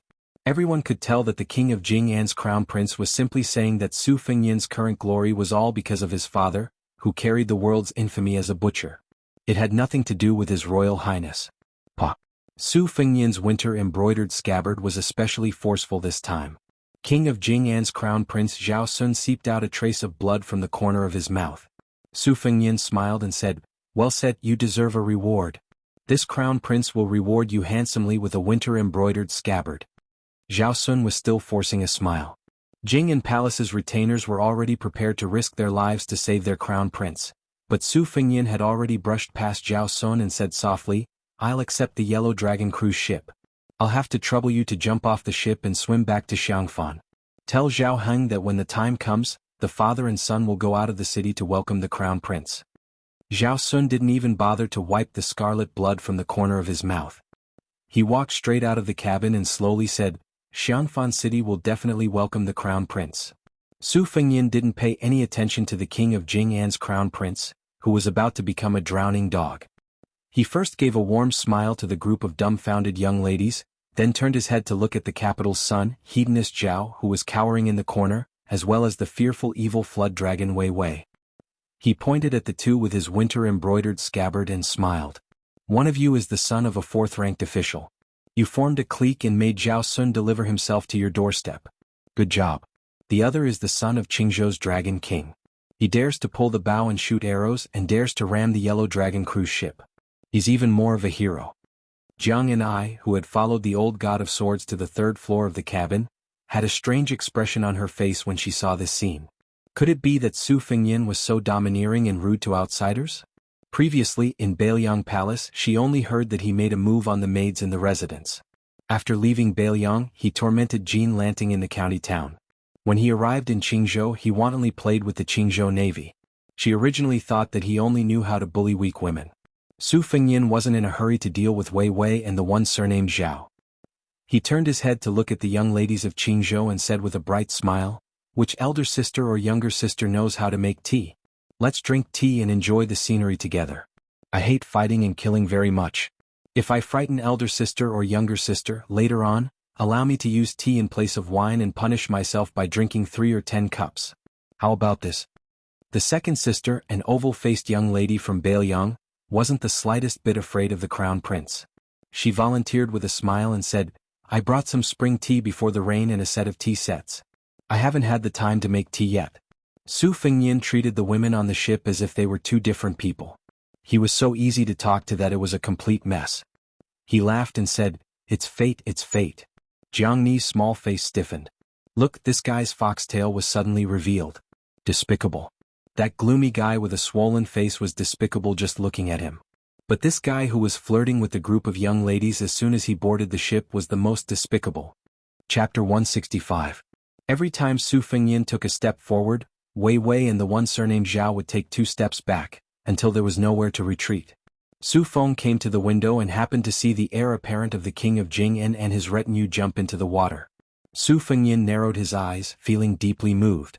At that time Zhao Heng, the 6th prince, had the greatest influence. The Empress Dowager regarded this filial son the most highly. The faction of relatives and the leaderless civil officials hit it off. And it was at that time that Zhao Heng wrote the poem, "Raise an army of 1,000,000 to drive away the Mang slaves, immediately erect a monument on the first peak." That time could be said to be the most glorious period of Prince Jing'an's life. Who would have thought that the mantis stalks the cicada, unaware of the oriole behind? The 2nd prince, who was originally the least favored, suddenly appeared out of nowhere. It was unknown how he obtained the full support of the eunuchs, chamberlains and military generals. First, he secretly detained the Empress Dowager, then he launched a series of assassinations. Several powerful relatives died in one night. The posthumous edict appeared again. It was clearly written that the previous emperor wished for the 2nd prince to ascend the throne. The 2nd prince rightfully sat on the emperor's throne and became the current emperor. The 8 princes contended for the throne, causing a disaster.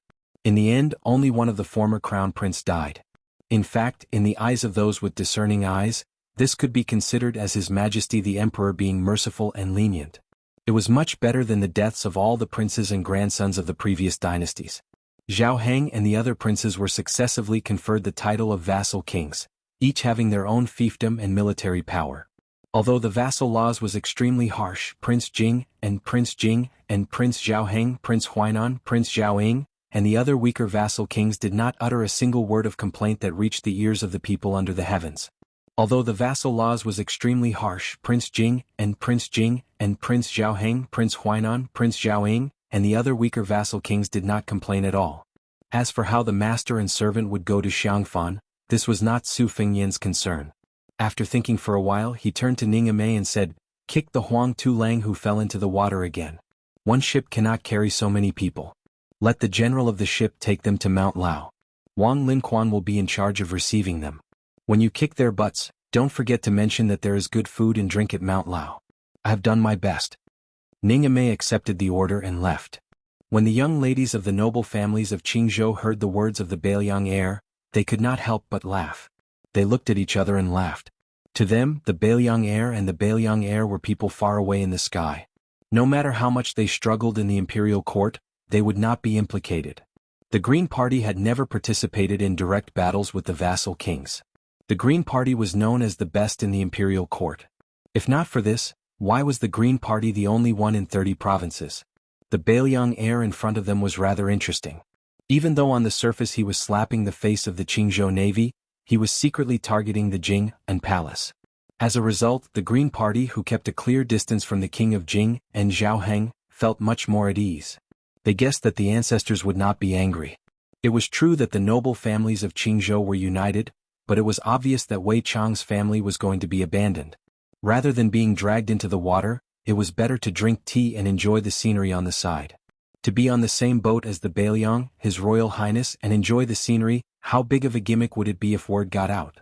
Su Fengnian finally came back to his senses. He walked to the corner, picked up Zhao Heng and threw him out of the window. He fell into the water with a howl. He then said to Wei Wei, who looked like he was going to trap the beast and fight to the death, "Let's use the ship and bring it outside of Xiangfan City and we'll write off all our grievances. How about it?" Wei Wei, who had long given up all hope and was prepared to fight to the death, was first stunned. Then his pockmarked face was filled with joy. With a plop, he knelt down and prostrated himself on the ground. In a trembling voice he said, "Thank you, His Royal Highness." Su Fengnian used his foot to step on Wei Jiao's head and scolded jokingly, "You blind thing. I heard that you've been racking your brains to become sworn brothers with Li Hanlin. Don't you know who he's been taking the blame for all these years?" Although Wei Wei was kneeling and had his head stepped on, his heart felt more and more at ease. He raised his head and smiled flatteringly. It's all my fault for not recognizing Mount Tai. A man who knows when to yield and when to stand tall. This was true on and off the bet. Even if it was someone like Wei Wei who only knew how to be an unscrupulous hedonist, there were masters in all three professions. Most of them were able to do something of their own. Su Fengnian smiled and said, "Get up. A man has gold under his knees. What's the matter with kneeling in front of me?" Wei Wei carefully stood up. Just as he let out a sigh of relief, the Bailiang heir's next sentence brought him back to his original state. "Your archery is not bad. It said that you practiced it by killing women. Go shoot an arrow at the son of the governor. If you kill him, I'll introduce you to Li Hanlin.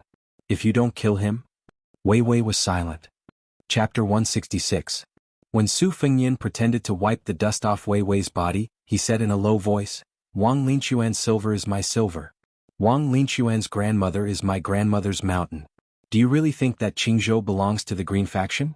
On this trip to Xiangfan, there will naturally be people who will help you think of how to impeach the Shizi, how to act arrogantly on the Spring God Lake, and how to insult the king of Jing'an and beat up Shizi Zhaosun. However, when you go out to shoot arrows, remember to be clean. This Shizi can guarantee that the sisters at the table will not gossip. How about it?" Wei Wei bowed and left the cabin with large strides. Su Fengnian sat in front of the table and sat shoulder to shoulder with the oval-faced beauty who was raising her snow-white wrist to brew tea. He sat with the other Qingzhou ladies who were sitting in pairs on long benches. Su Fengnian patiently waited for the spring godhead to drink tea. He unscrupulously looked at the faces and figures of the wealthy ladies around him. Most of them were of average beauty. Only the tea maker beside him had a charm that was close to 81. Su Fengnian openly reached out and hugged her slender waist. Not only that, he stretched out his leg and lightly stepped on her lotus-root little feet. He turned his head to look at the blushing Qingzhou beauty and asked with a smile, "Dare I ask for elder sister's name? This Shizi has a peach blossom beauty fan. When I return, I will draw elder sister's face on the fan and play with it every day." Play with it every day? The table of red and green orioles and swallows all looked at the oval-faced woman.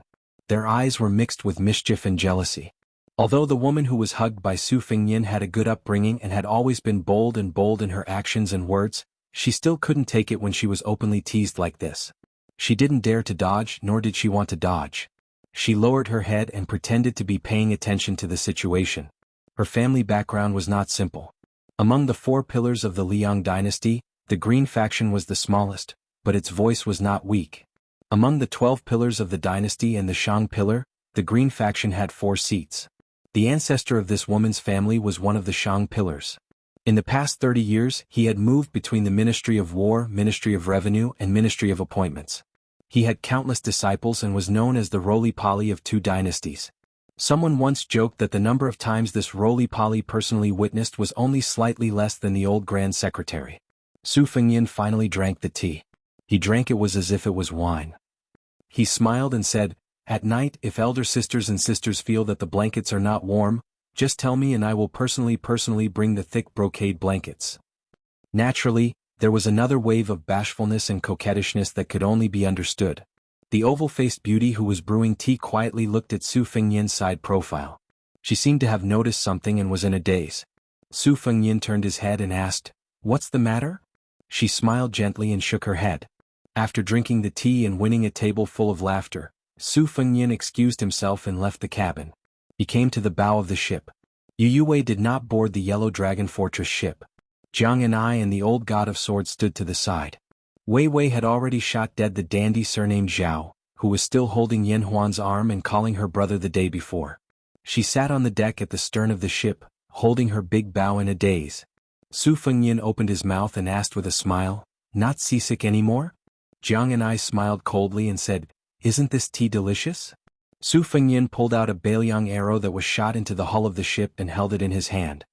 His body lazily leaned against the railing of the ship and looked at the vast lake. He said softly, "There's no taste. It's far from the spring god tea that I drank on Mount Lao." Jiang and I asked expressionlessly, "Are we really going to Xiangfan?" Su Fengnian nodded. Jiang and I frowned and said, "Are you not afraid that the king of Jing'an Zhao Heng will bring out thousands of men and horses to crush you into powder?" Su Fengnian laughed involuntarily and said, "The king of Bailiang, His Royal Highness, died in Xiangfan. Zhao Heng cannot bear this crime. If he was really ruthless and not so indecisive, the world would be his. Zhao Heng, this vassal king's luck was not bad, but he always felt that everything he did would be in vain. He had ambition, otherwise he would not have said such a thing. If he wanted to benefit the world, his ability was not bad. When Xiangfan was destroyed, there were only 20,000 people left. After changing the flag on the city, these 20,000 people went crazy and wanted to crawl out of Xiangfan. The city became an empty city, a dead city. But under Zhao Heng's rule, he implemented Huang Lao's theory of non-interference. Today, the population of Xiangfan has recovered to a few 100,000 people. The title of being the most important city in the world is true to its name. King of Jing'an, this vassal king title was given very well. Zhao Heng's reputation among the people of Qingzhou is very good. He can be considered the best of the 7 vassal kings. This kind of person cherishes his reputation the most. What do I have to be afraid of? Maybe Zhao Heng will be worried that someone will frame him and will want to send troops to protect me. Little mud man, do you believe me? Jiang and I said with a face of disbelief. Are you talking nonsense? The old god of swords smiled faintly.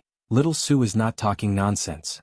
Su Fengnian bent the Bailiang standard arrow with both hands and suddenly smiled. I heard that there are still 100,000 wandering ghosts in Xiangfan that are not willing to leave the city. Little mud man, you have to be careful when the time comes. Jiang Ni's face turned snow white and he said with a strong front, the one who is afraid of retribution is you. What does it have to do with me?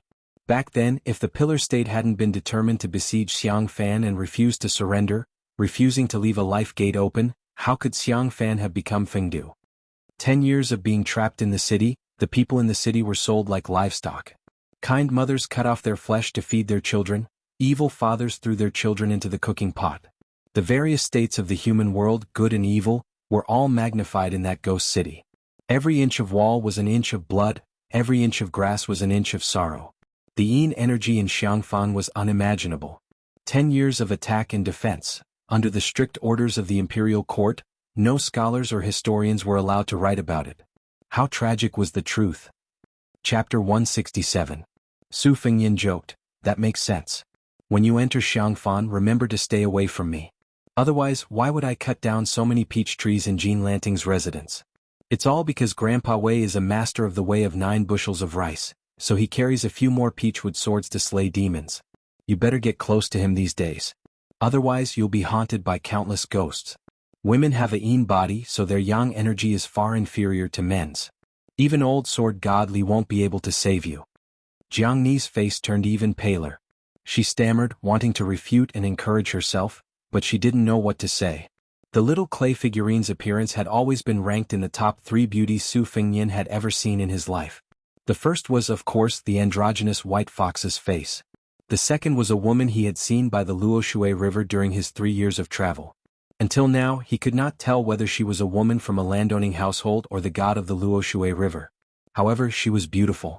She was a woman in her 20s, but her face was still like a pattern in the 19 chess books. No matter how delicate it would not change much. However, the little clay figurine was different. She had been growing over the years. Her breasts, which were in line with the title of Princess Taiping in the past, were no longer Taiping. Instead, they were becoming more and more plump. Perhaps one day in the future, her face would quietly be comparable to white foxes. Su Fengnian liked to tease her, bully her, and plot against her. Part of the reason was that it had become a habit. The old god of swords couldn't bear to see Jiang and I being deceived and frightened by this little scoundrel Su Xiaobei. He unhappily said, "Girl, this little bastard is deliberately deceiving you. Ghosts are like immortals. If you believe it, then there is nothing. This old man has traveled Jianghu and seen all kinds of strange people. When it comes to immortals, only old Taoish Qi can count. If Xiangfan really has 100,000 ghosts who don't want to be reincarnated, how can hundreds of thousands of people survive these years?" Su Fengnian chuckled. He didn't mind Li Chuangong's sarcastic way of addressing him. He didn't care much about face. It wasn't something that His Highness was born with. It was something that he was forced to do. He continued to play with the arrow in his hand, whistling leisurely. What made the old god of swords feel defeated was that Su Xiaoshuo's nonsense was obviously more lethal than his earnest and heartfelt advice. Little Zhang's beautiful little face was still pale, as if she was about to run to Wei Shuyang's side with the peachwood sword in his hand. She had not even reached Xiangfan yet. Jiang and I, who had a deep understanding of ghosts and gods, said fearfully, "Then I won't enter the city. I'll stay on the ship. Helpless, the elderly god of swords could only roll his eyes and sigh. He thought to himself, that little bastard is really little Zhang's nemesis. Su Fengyan laughed and said, when we reach Xiangfan, we will have to abandon the ship and take the land route. What will you do then? Stay on the ship for the rest of your life? Let me tell you, there are countless water ghosts who died unjustly in the lake. Do you really think that the 10 years of war between Xiangfan and Xiangfan is just a simple siege? Only when the Xiangfan navy is wiped out would there be a siege. In the city, there's still the grand ritual of Zhou set up by the Taoist master of Mount Longhu. What's outside the city? Zhang and I was speechless. She wanted to cry but had no tears. Old Manly couldn't bear to listen anymore. He rubbed his crotch and planned to walk around the Yellow Dragon ship. This pair of foes could do whatever they wanted, and he wasn't willing to get involved in their quarrel anymore. Jiang and I asked timidly, the 36,500 grand ritual of Zhou set up by the Taoist master of Mount Longhu is very useful, right? Su Fengyan glanced at Li Chuangong's back and said playfully, of course. The grand ritual of Zhou is the highest ritual in Taoism. Setting up 1,200 altars is already a grand scale. Generally speaking, it's only when something big happens in the emperor's family or the ancestral court of Taoism. The word ritual means the ceremony of pouring wine. To put it simply, it's the Taoist master inviting the celestial beings to drink wine. The grand ritual of Zhou before this dynasty was only set up for the prince with 2,400 celestial beings to pray for blessings and disasters. There's also the 3,600 grand ritual of Zhou for the emperor to protect the country and its people. Xiangfan was founded by the Taoist master's residence. The 36,500 grand ritual of Zhou was unprecedented in history. It's equivalent to inviting all the celestial beings in the heavens. Back then, the Taoist master's residence spent 900,000 taels of silver. If that wasn't enough, the Taoist master's residence would have moved out of Mount Longhu long ago. Jiang and I nodded heavily and clenched his fists. His face relaxed a lot. Unexpectedly, Su Fengyan changed the topic and laughed sinisterly. But don't forget, just like you said, if the king of Jing'an wanted to deal with me, he would have needed 2,000 to 3,000 soldiers. It's obvious that the more powerful the enemy is, the more extravagant the situation will be. If the ghost city of Xiangfan didn't have any evil spirits that were hard to subdue, why would the dynasty spend so much money? Jiang and I was scared silly again. Su Fengyan threw the bow and arrow to a Bailiang light cavalry downstairs who was collecting arrows. He walked towards Jiang and I and said in a low voice, as for me, not only do I have Grandpa Wei's help, I also have many Taoist instruments on me. When we reach Xiangfan, you might as well sleep with me. It's best if we share the same bed, but even if we don't share the same bed, we have to share the same room. Chapter 168. Jiang and I kicked Su Fengyan's knee and angrily cried, I'd rather be killed by the ghosts than live with you. Su Fengyan bent down and patted his expensive white satin robe. He gave her a thumbs up and smiled, you have backbone? Su Fengyan pretended to remember something and smiled gently with ulterior motives. Yes, I remember now. The 100,000 wandering souls of Xiang and Fan are mortal enemies with Su Shao, which means that they are my mortal enemies. After you were killed by the wild ghosts, you must have something in common. The more they like you, the more you can't be reincarnated. You can talk about my bad day and night together for 10 years, 100 years, 1,000 years. The little mud man stared at His Royal Highness, who was the most despicable, sinister, and scoundrel. She choked with sobs and cried until her eyes turned red. Su Fengyan sighed quietly and restrained his expression. He reached out to wipe the tears on the little girl's cheeks. But before Jiang and I turned around, he retracted his hand and said softly, Little fool, you really believe my nonsense. Think about it, you want to use the talisman to assassinate me. How can the ghosts be willing to kill you? They want you to live a long life to avenge them, right? Jiang and I nodded blankly, sobbing as she nodded. Su Fengyan turned to look in the direction of Xiangfan. His hands were on his saber. A gentle breeze blew, brushing against his face and sleeves. The crown prince, who had a pair of red phoenix eyes and a red mark on his forehead, looked like an immortal. Su Fengyan whispered to himself, So what are you afraid of? I should be afraid of Xiang Fan. You know, I really believe in Buddhism, in the 6 realms of reincarnation, and in karma. Jiang and I wiped the corner of her eyes and asked blankly, Then why are you still going to Xiang Fan? Su Fengyan smiled, I'm going to watch the fun. Don't you want to see the 36,500 Zhou Tian ritual? Jiang and I shook her head, Not at all. Su Fengyan stretched, Let's go. It's time for you to read. The books were all on the merchant ship. The two walked down the Yellow Dragon cruise ship one after the other. Su Fengyin said he would jump over her, but she refused. Su Fengyin could only stop the two ships and set up a wooden plank between the ships. Su Fengyin let Jiang and I walk first. She walked carefully as if she was walking on thin ice. However, the more one was afraid, the more likely it was to happen. Halfway through, Jiang and I swayed and almost fell into the spring immortal lake. Fortunately, Su Fengyin held her shoulders with both hands. However, she was severely seasick and didn't know how to swim. After stabilizing her body, she didn't dare to move anymore. Su Fengyin didn't know whether to laugh or cry. He could only pick up this strange girl who said she was timid but dared to assassinate him and said she was bold but didn't dare to take another step. Ignoring her struggles, he walked to the deck of the ship and put her down. As a result, he received a good beating from her. In the cabin, she was gnashing her teeth as she read. Su Fengyin was multitasking. He listened to Jiang and I read while reading the geography of Qingzhou. On the table, there was a map of Xiangfan that Wang Linquan had specially collected. Just by looking at the drawing, one could tell that it was a majestic city. Over the next few days, the noble ladies of Qingzhou left in 3 groups. Most of them were unwilling to go to Xiang and Fan. Firstly, the ghost city's Yinqi was too heavy. Secondly, they didn't want to be seen by the Jing and palace that they were in the city with Bailiang and His Royal Highness. The oval-faced beauty was the last to leave. For the past few days, she had spent most of her time sipping tea and chatting with His Royal Highness. Her hands had been touched, her feet had been stepped on, her slender waist had been hugged, and her cheeks had been pinched. Fortunately, she was still a virgin. Whether it was fortunate or unfortunate, looking at her expression when she left, it seemed that the latter was more likely. The women of Qingzhou valued fame more than life and death. In the past few years, when they entered the palace for the selection of consorts, this was the prefecture that paid the most attention. If the heir of Bailiang could be hereditary according to the law, there would be 1 Wangfei and 2 secondary Wangfei. Would she really become the Wangfei of the king of Bailiang? Other than the empress, there were only a few Wangfei in the world. At most, there would be the crown princess consort who could compare. Although Su Fengyin was idle all day long, whether it was teasing the noble ladies of Qingzhou, listening to Jiang Ni's reading, or daydreaming at the bow of the ship at night, he was actually racking his brains to figure out how to swallow the great yellow courtyard in his body. The great yellow courtyard had only absorbed about 20%. The embroidered winter sword in his hand could break the 6 armors. At dusk they approached Xiang and Fan City. Su Fengyin walked to the deck of the Yellow Dragon ship and suppressed the irritation in his heart. For the past 2 days he had been receiving news from Lucio. It was neither good nor bad. One was that the crown prince, who had not been confirmed for a long time, was finally coming to the surface. Another was that the literary, martial and rouge reviews, which were held once every 10 years, had reappeared.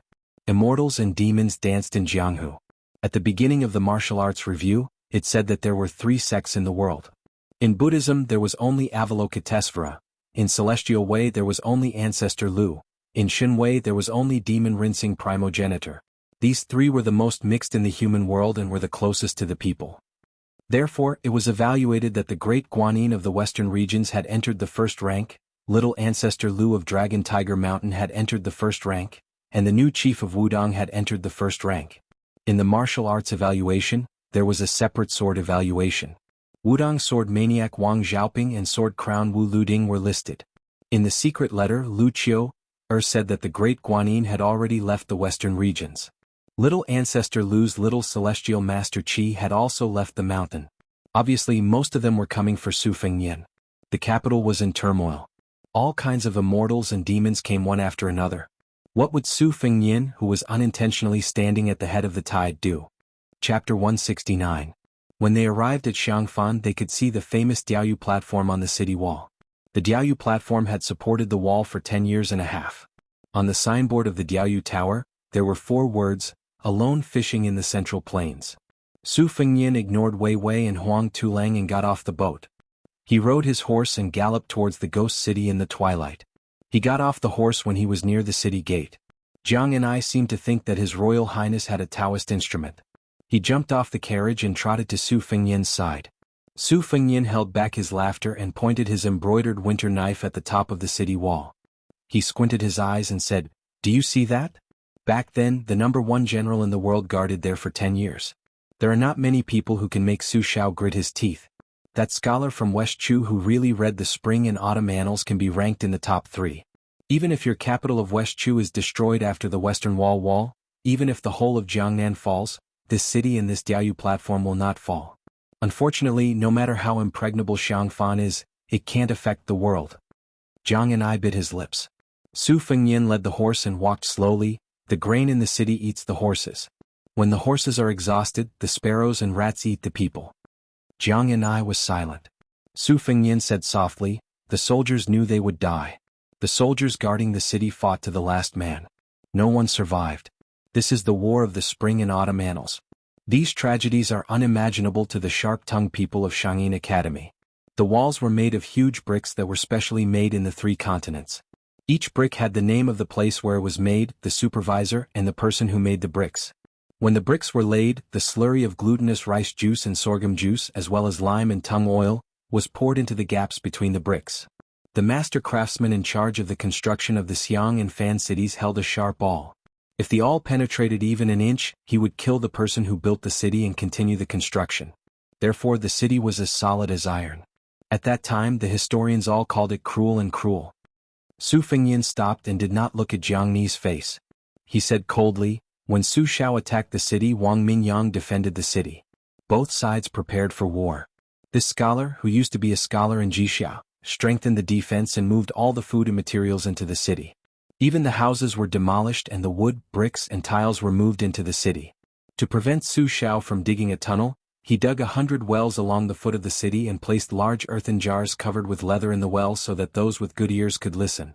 Not to mention the 50,000 soldiers, he also divided the 150,000 people into different classes. Monks, craftsmen and paladins each had their own duties. The necessary materials for defending the city were divided into 2 categories, official and civilian. Then he selected Jianghu people who were good at fighting to patrol the city day and night to prevent spies from setting the city on fire. Wang Mingyang's military skills in the Shangyin Academy had been fully displayed in the past 10 years. Su Xiao once said that if everyone in Shangyin Academy was like this, he could even become a scholar in Jixiao. Su Fengnian continued forward. To attack the city, one must first cross the river and cross the trench. Next is the most tragic climbing of the city. Climbing of the city is also known as climbing of ants. Looking at the top of the city, you can imagine the scene of thousands of people climbing up the ladder against arrows, boulders, wood and oil. It was during this battle that the monks in the city invented the demon-subduing pestle and the ox-nosed Taoist created the cauldron golden liquid that would fester the moment it touched the skin. In the alley battle after climbing the city, Xiangfan gathered a large number of Jianghu people and heroes who swore to defend this important city for the 3 countries of the Central Plains. It could be said that they were united against a common enemy. Before the alley battle, they had defeated the Bailiang army countless times. If it were not for them, Xiangfan would not have needed 10 years to break the city. 3 years would have been enough. People only knew that Bailiang's army was the best in the world, but they did not know that they were not bad at attacking the city on foot. In the spring and autumn war they were unstoppable. Only in Xiangfan did they lose more than half of their elites, including 300 cave masters who were good at drilling. This attack and defense took 10 years. As for who was right and who was wrong, only heaven knows. However, it was in these 10 years that Su Xiao, who would seek revenge for the smallest grievance, had a real feud with Jianghu. The moat was unusually wide. The drawbridge on the river was not closed. Xiangfan was strictly guarded at night, but the drawbridge had been laid flat all these years. Even the main gate had not been closed for a single night. It seemed that according to the instructions of the celestial master of Mount Longhu, after setting up more than 30,000 great cycle ritual to expiate the sins of the 9 underworlds, the ghost gate was not closed and the wrong souls were allowed to leave Fengdu and Xiangfan. Legend has it that before the celestial master of Mount Longhu left the city, he personally went around the city to draw talismans. In the end, he even hung a Taoist talisman on the top floor of the Diaoyu terrace. On it was written, "The heavenly spirits have returned to the heavenly spirits, the earthly spirits should return to the earth." He said that when the wandering souls of Xiangfan dissipated, this talisman would burn up. However, the heavenly talisman had been written for many years and still did not disappear. Without a doubt, it became a haze that could not be removed from the hearts of hundreds of thousands of people in Xiangfan. Su Fengnian led the horse forward. Under his feet were 2 young Kuei. Beside him was Jiang and I, who had a complicated expression. Su Fengnian subconsciously looked at the Diaoyu terrace on top of the city wall. The moon was bright and the stars were sparse. The tower was magnificent. Su Fengnian turned his head to the little mud man and said gently, "Don't be afraid." Jiang and I, whose palms were sweaty, lowered his head and grunted. His Royal Highness could not see the person in the tower when he raised his head, but the person in the tower could see Su Fengnian when he lowered his head. The person in the tower had a slender figure. He wore an ordinary Taoist robe and hemp shoes. He wore a Taoist bun with a wooden hairpin and held a horsetail whisk in his hand. The top floor of the Diaoyu Terrace was a forbidden area. There were several respected old Taoists of Mount Longhu guarding it. Even the king of Jing'an was not allowed to enter. When the great celestial master left the city, he made it clear that only the Taoist master's mansion could set foot on it. If the little girl and the little monk went to the Taoist master's mansion to make trouble, they would recognize this Taoist master.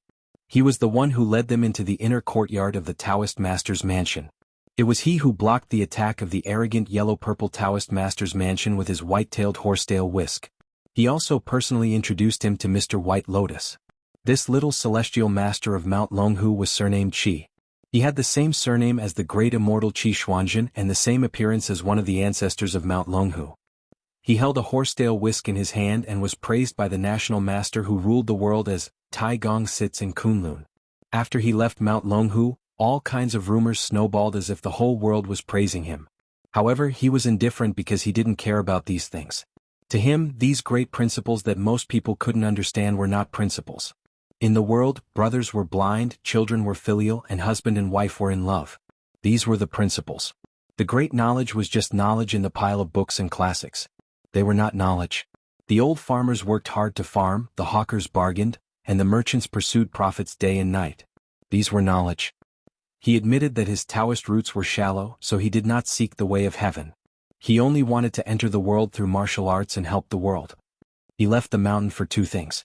The first was to enter Xiangfan.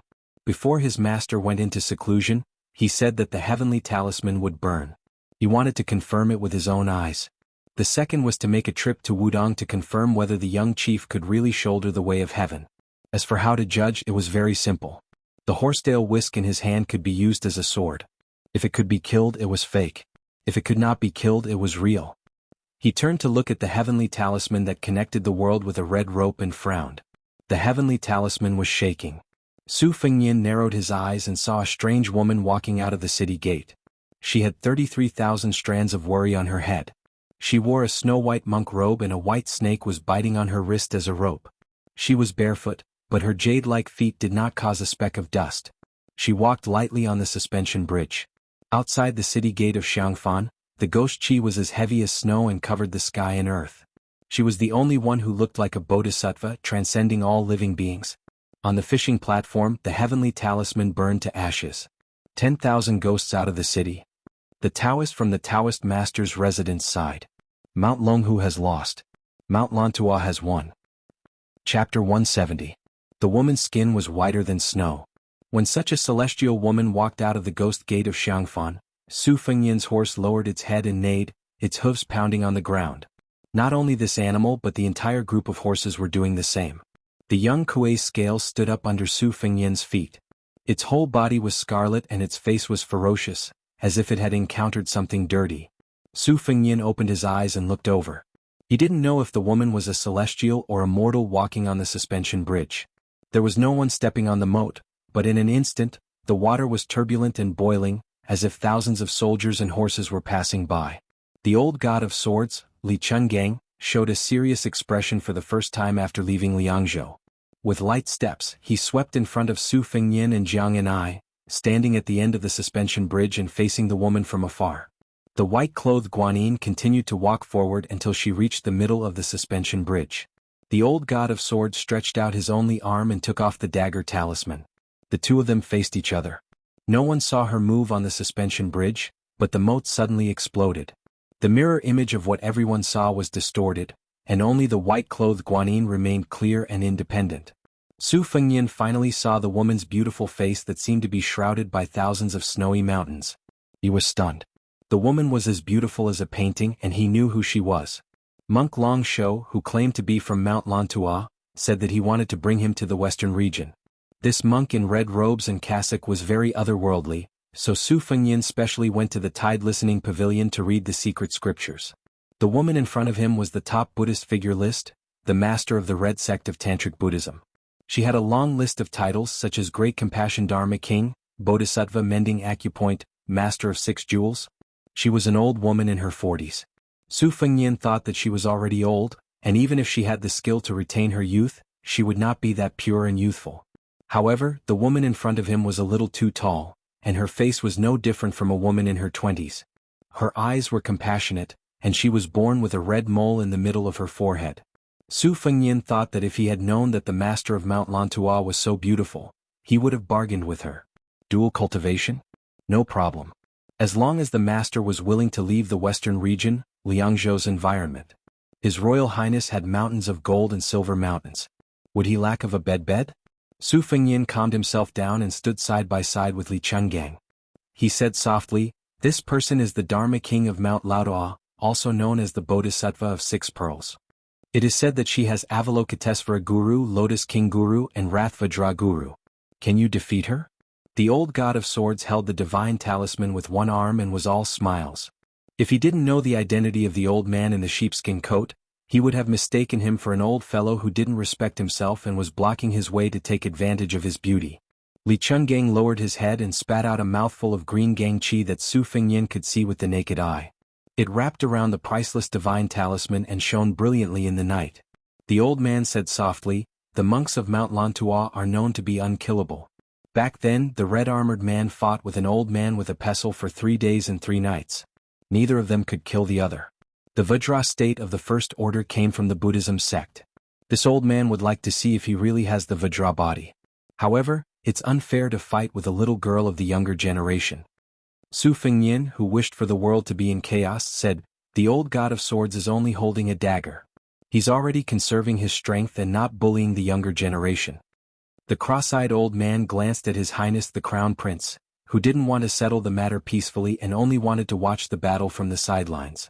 The corners of his mouth twitched, but he didn't mind. The reason why people couldn't make a name for themselves in swordsmanship was because they couldn't break 10,000 techniques with one sword. When fighting with others, they were afraid of this and that. They were so afraid that they would lose their swordsmanship in the end. Li Chungang was not willing to pay attention to Su Fengnian's narrow-mindedness. From Beiliang to Qingzhou and then to Xiangfan, he had been observing this Beiliang heir. The conclusion he came to was that this kid's talent in martial arts was not bad. He was determined to be ruthless. It was a pity that he started martial arts too late. Otherwise, he might have become a Chao Guanzi before he turned 30. The white-clothed Guanyin took another step forward and Li Chungang was about to attack with a green dragon. But she was only one step away. She stopped on the drawbridge. She did not look at the old god of swords who was a potential enemy, but at the slowly retreating Su Fengnian. She raised her hand. The old god of swords, whose name was Sword Gang, had a talisman in his hand like a green snake. His gang qi was like a green snake spitting out its tongue. A gust of green gas gushed out and his entire arm was surrounded by green gas. But this female Dharmaraja, who was born in the imperial family of Central India and was born on Mount Lantua, only raised her hand to lift the pot, uncorked it and drank a mouthful of wine. The wine was not familiar with the old god of swords gang qi, so much so that the entire drawbridge was filled with its fragrance. The little white snake coiled around her white arm. It was an extremely strange scene. This six-jewel bodhisattva glanced at Su Fengnian. With just a glance, Su Fengnian's great yellow courtyard surged like a tidal wave and he spat out a mouthful of blood. The retainers behind him were shocked and were about to step forward to protect him when Su Fengnian stopped them with a wave of his hand. After spitting out a mouthful of blood, Su Fengnian's chest was not stuffy but clear. Second heaven and third heaven? If I take a few more glances, won't the great yellow courtyard be in my body? Sure enough, she looked again. Just as Su Fengnian was dumbfounded, the old god of swords frowned and shouted softly. A wisp of green gang qi appeared on the drawbridge and seemed to sever the formless qi. He glared at Su Fengnian and said, "Brat, you don't know what's good for you. Do you really think she's a compassionate bodhisattva just because you gave her some benefits? Be careful, you won't even know how you died." The white-clothed Guanyin shook her head slightly, put away the wine pot and walked forward silently. "Brat, you and Jiang last retreat." With that, the old god of swords stomped his foot. With the sole of his foot as the epicenter, a deafening ripple of dust appeared. Su Fengnian pulled Jiang and I and floated backward. The spotless female Dharmaraja ignored the formless sword chi from the old god of swords and walked forward barefoot. Just as the sword chi was about to reach him, a big monk in a red kasaya appeared between the old god of swords and the white-clothed guanyin on the bridge. He had a wooden expression and managed to block the rings of sword chi. His kasaya fluttered in the wind as he stood tall. Su Fengyin sighed quietly. This monk, Long Shou, who had said that he would wait for 31 years, had appeared. If it was just a six-jeweled Dharmaraja, Su Fengyin believed that with Li Chuangong's strength and the second-rank retainers behind him, it would not be impossible for them to trap this guanyin of Mount Lantua, let alone kill her. Although the red-clothed monk was not a first-rank Dharmaraja, in this delicate situation, he was the biggest variable. Moreover, Su Fengyin did not have any ill feelings towards the monk in front of him. He had always respected eminent monks who had achieved the Tao. If they really fought to the death regardless of the outcome, it would not be a pleasant thing to watch. The red-clothed monk put his palms together and bowed his head. My master has entered the world without any intention of fighting. I hope that His Royal Highness will not blame him. My master has come out of Xiangfan to release 100,000 evil spirits from purgatory. He has accumulated immeasurable merit for His Royal Highness. Su Fengyin felt that these words were preposterous, but he believed them without a doubt. Both Buddhism and Taoism had recorded that there were 100,000 evil spirits in Xiangfan who had been cooked by their relatives. Their resentment was so great that even the 36,500 grand ritual of the cycle could not eliminate them. Thus, the two sects made an unwritten bet that whoever won would enter Xiangfan and whoever lost would leave Xiangfan. This would not change for 100 years. If Mount Longhu won, the two Zen temples and the monks of Mount Lantua would not be able to set foot in Xiangfan for 100 years. If they lost, Mount Longhu would have to withdraw the grand ritual of the cycle and move out of their Taoist temples. They would not be able to preach in the city. The disputes between the three sects and the sects for fame and fortune were actually childish and unreasonable. Jiang and I muttered, "She's so beautiful. She looks like Goddess Guanyin." Su Fengyin smiled bitterly. Goddess Guanyin observes the sounds of all living beings in the world. Ordinary people can be liberated by listening to her sounds. The goddess Guanyin in the eyes of the little clay figurine first brushed past Li Chungang at the bridgehead. She then brushed past His Royal Highness and said softly in Sanskrit, "I'm Guanyin. You're uncomfortable. You're not worthy of dual cultivation." Su Fengyin did not know why, but he laughed and said, "Since I'm uncomfortable, may I ask Bodhisattva to be at ease?" ##### Tomorrow update as the title. Recommended a few books and cartoons. Crossing the South and Returning to the North, 13 lectures on ancient poetry, The Unnatural Death of China's Literati, The Queen of Arms, was a female protagonist. The World of Acceleration, was a pig's horn. Chapter 171. After Su Fengyin finished speaking, he noticed that Guanyin Bodhisattva beside him was a head taller than him. She was walking barefoot. Su Fengyin's height was already outstanding.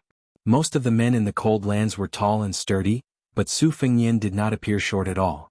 Coming to Jiangnan, he appeared even more slender. Among the women beside him, Jiang and I was still growing. Tall women like Yu Yuwei and Xu Xiu were half a head shorter than him, but the female Dharmaraja was even taller than His Royal Highness. Not to mention how unconventional her clothing and temperament were, just her height alone was rather eye-catching. After the two brushed past each other, Su Fengyin very ungracefully turned his head to stare at the Dharmaraja of Mount Lantua. The wooden-faced monk Long Shou once again put his palms together, greeting His Royal Highness alone. The two had met twice in Bailiang. In addition, although Su Fengyin had a bad reputation, he was close to Su Fengyin. Everyone in Bailiang knew this, so the monk Long Shou did not dislike Su Fengyin. The red-clothed monk threw a peach at him, and Su Fengyin returned the favor by nodding his head slightly. Because of Wang Fei's worship of Buddhism, Su Fengyin loved the house and its crow. He was well versed in many Buddhist sections. This was not to belittle the principles of Taoism. He still agreed that the roots of the Central Plains were in Taoism. It was just that he had been exposed to the enmity between Su Xiao and Taoism since he was young. It was inevitable that he would have some opinions about some Taoist figures. In fact, Buddhism had always been called the Western religion by the scholars of the Central Plains. It was a very derogatory term.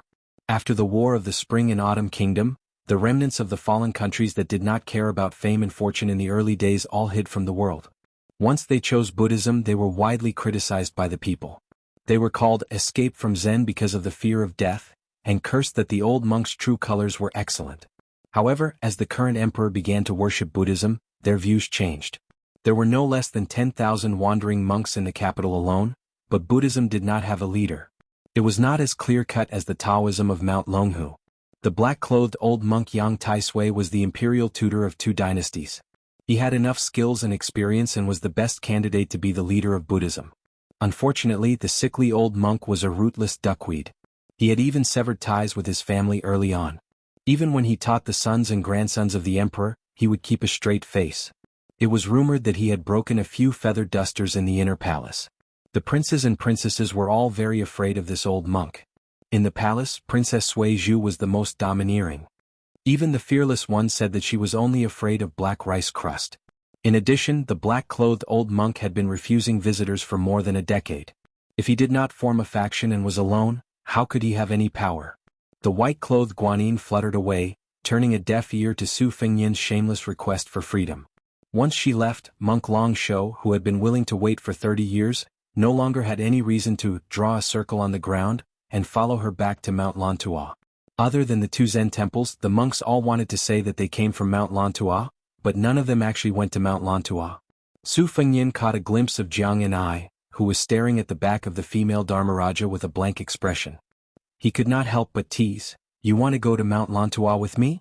You want to be a concubine or a nun? Let me tell you in advance, eating vegetarian food and praying to Buddha is much more difficult than studying to earn money." Li Chungang, who had gently tucked the divine talisman back into his hair bun, said playfully, "This woman from Mount Lantua has the intention of practicing dual cultivation with you?" Su Fengnian said regretfully, "In the past I was afraid that she would be an old cow eating young grass, so I refused her no matter what. Now it's her turn to despise me. What a world." The old god of swords finally had a chance to make a dig at Su Fengnian, so he naturally would not miss it. He said sarcastically, "Young Su," she said in front of a large group of people, "that you are not worthy of practicing dual cultivation. You are the great king of Bailiang and his royal highness, how can you tolerate that? Won't you be the laughing stock of the world if this gets out?" Su Fengnian said, "It's best if they laugh to death.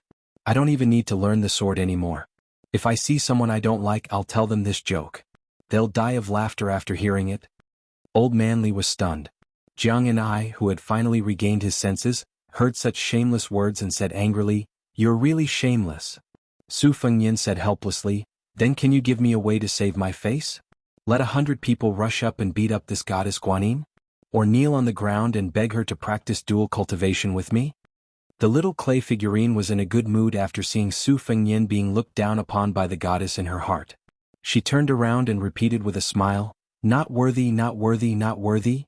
Su Fengnian purposely distanced himself from Jiang and I. He looked at the city wall and sighed, "Tonight is a good day for 100,000 wild ghosts to come out of the city." Jiang and I immediately shut up and subconsciously walked closer to Su Fengnian. Su Fengnian took the lead and walked up the suspension bridge. Xiangfan was a typical majestic city in military books. The outer edge of the city was built with a protruding horse face. Su Fengnian walked past the moat and thought about the first attack in defense of the country war years ago. He could not help but remember the Trojan bull during the siege. He turned around and asked the old god of swords behind him, "What's the origin of the name Trojan bull?" Su Fengnian seemed to realize that this question was inappropriate after he asked it. To a swordsman, having his sword broken was undoubtedly the greatest humiliation in his life. Moreover, it was broken by 2 of Wang Xinji's fingers. He did not expect Old Man Li to be so nonchalant. He only nodded calmly and said, "The name Trojan bull indeed came from the siege weapon that you guessed. It means that all the enemies in the world are cities. There's no city that Trojan bull can't break. The forging of Trojan bull and the divine talisman are no different. They both came from a piece of flying rock. The previous emperor sent people overseas to visit immortals. They happened to encounter a flying rock that fell into the sea and caused 1,000 waves. They fished it up from the bottom of the sea. Half of it was used to forge the Trojan bull and the other half to create the red armor of the talisman general. The remaining essence was used to create the divine talisman dagger on this old man's head." Su Fengnian teased, "Then you and the little clay figurine are really fated." The old god of swords chuckled. Chapter 172. The city was strictly guarded at night, but that was only for normal people. For Su Fengnian, a top nobleman who dared to fight with the Qingzhou Navy, as well as a deity from Mount Lantua, he could come and go as he pleased. The guards at the gate had most likely received instructions from the king of Jing and Zhaoheng, and did not stop him. Otherwise, if they met, it would just be giving face to Su Fengnian. They could not hope to make the crown prince of Beiliang suffer in such a small matter. Even now, no one could say that Su Fengnian would be punished for the farce at the Spring Deity Lake. After all, it was different from the past. Right now, the king of Beiliang, dressed in a blue satin robe with 9 dragons, was in the capital. For the first time in the morning court session in the Golden Imperial Palace, this king with a different surname carried a sword as he ascended the throne. Faced with the censure of several officials, other than Zhang Julu, Gu Jiantang, and the 3 grand secretaries of the palace, Ren Tu only stood there and dozed off, ignoring all of them. As for whether or not there was fear behind his anger, no one knew. There were rumors in the capital that the king of Beiliang and his cavalry were resting at the Xiamawi Inn, which was deserted. Everyone in the capital was delighted and applauded. They all said that this was the will of the heavens, and that the unjust will find little help. The fate of Beiliang had come to an end.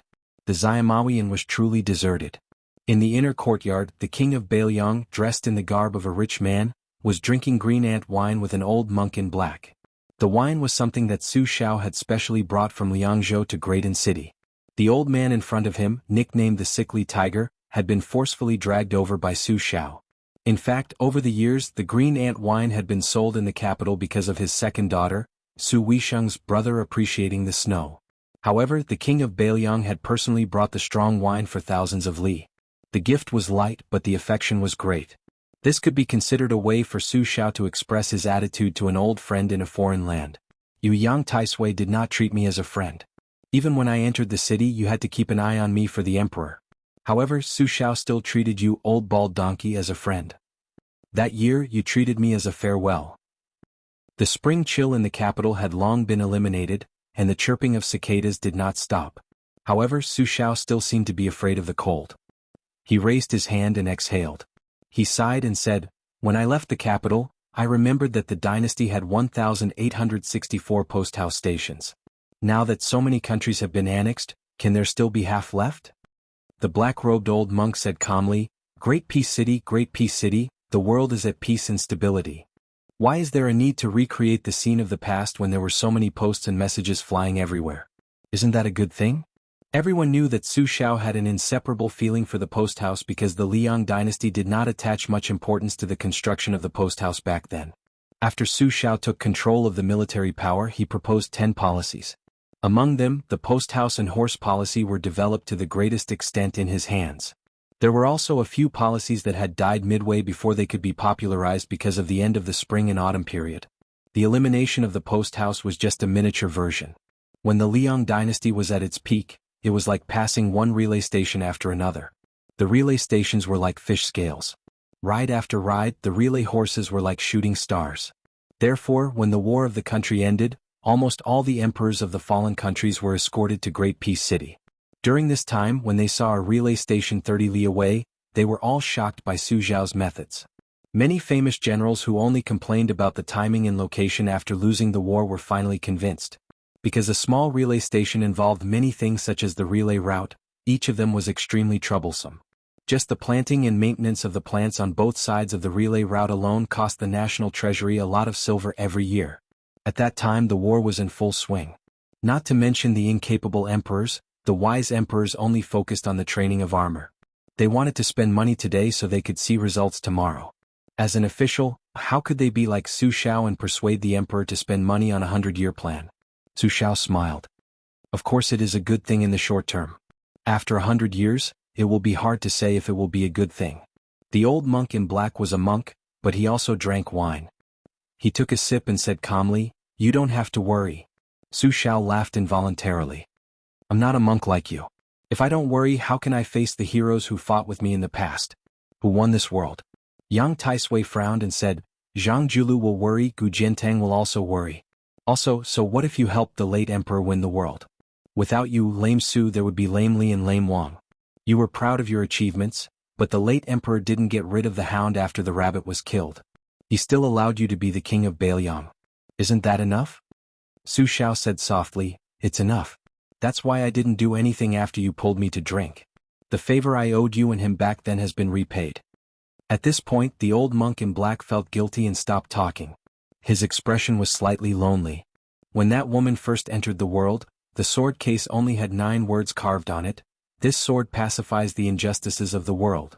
When the late emperor learned of this, he smiled and said that without this sister-in-law, there would be no Su Shao, and there wouldn't be his great country. The dragon sparrow sword of De Liang was worthy of these 9 words. That extraordinary woman only carved the last 9 words before she died. Every time the old monk in black thought of it, he felt guilty because he was the most guilty person in the world. The old monk asked, "Then why did you still invite me to drink?" Su Shao snorted and said, "If it weren't for my wife persuading me all those years after I came to Bailiang, saying that a bald donkey like me had difficulties, I wouldn't have bothered with you no matter how magnanimous I am." Yang Taisui smiled bitterly. Su Shao drank a mouthful of wine and sneered, "In the next court assembly, if Gu Jiantang dares to instigate a bunch of bastards to use underhanded tricks, don't blame me for pulling out my blade and hacking him." Yang Taisui frowned and said, "Even if Gu Jiantang is empty-handed, you can't beat him. He's the #1 sword user in the world." Su Shao asked in return, "If I hack him, he dares to retaliate. Back then, when I beheaded his direct descendant and hung him on the city wall, he dares to stop me? He didn't dare back then, and now that he's getting older and older, he dares even less." The old monk in black chuckled and said, "Seems like he doesn't dare." Su Shao smiled and said, "Isn't that so? How was this the king of Bailiang wearing a 5-clawed python robe? He was clearly a scoundrel in the marketplace. No wonder he could raise such an unscrupulous son like Su Fengnian." Su Shao smiled and asked, "If I really hack Gu Jiantang to death, what will you do this time?" Yang Taisui said calmly, "I've already repaid the loyalty and righteousness I owe back then. Since you can invite me to drink today, I can invite you to kill someone and leave the capital tomorrow." Su Shao laughed and said, "You bald donkey, at least you still have some conscience." The old monk in black remained silent. No one in the world was more trustworthy than this sickly tiger. The pot of green ants was quickly emptied.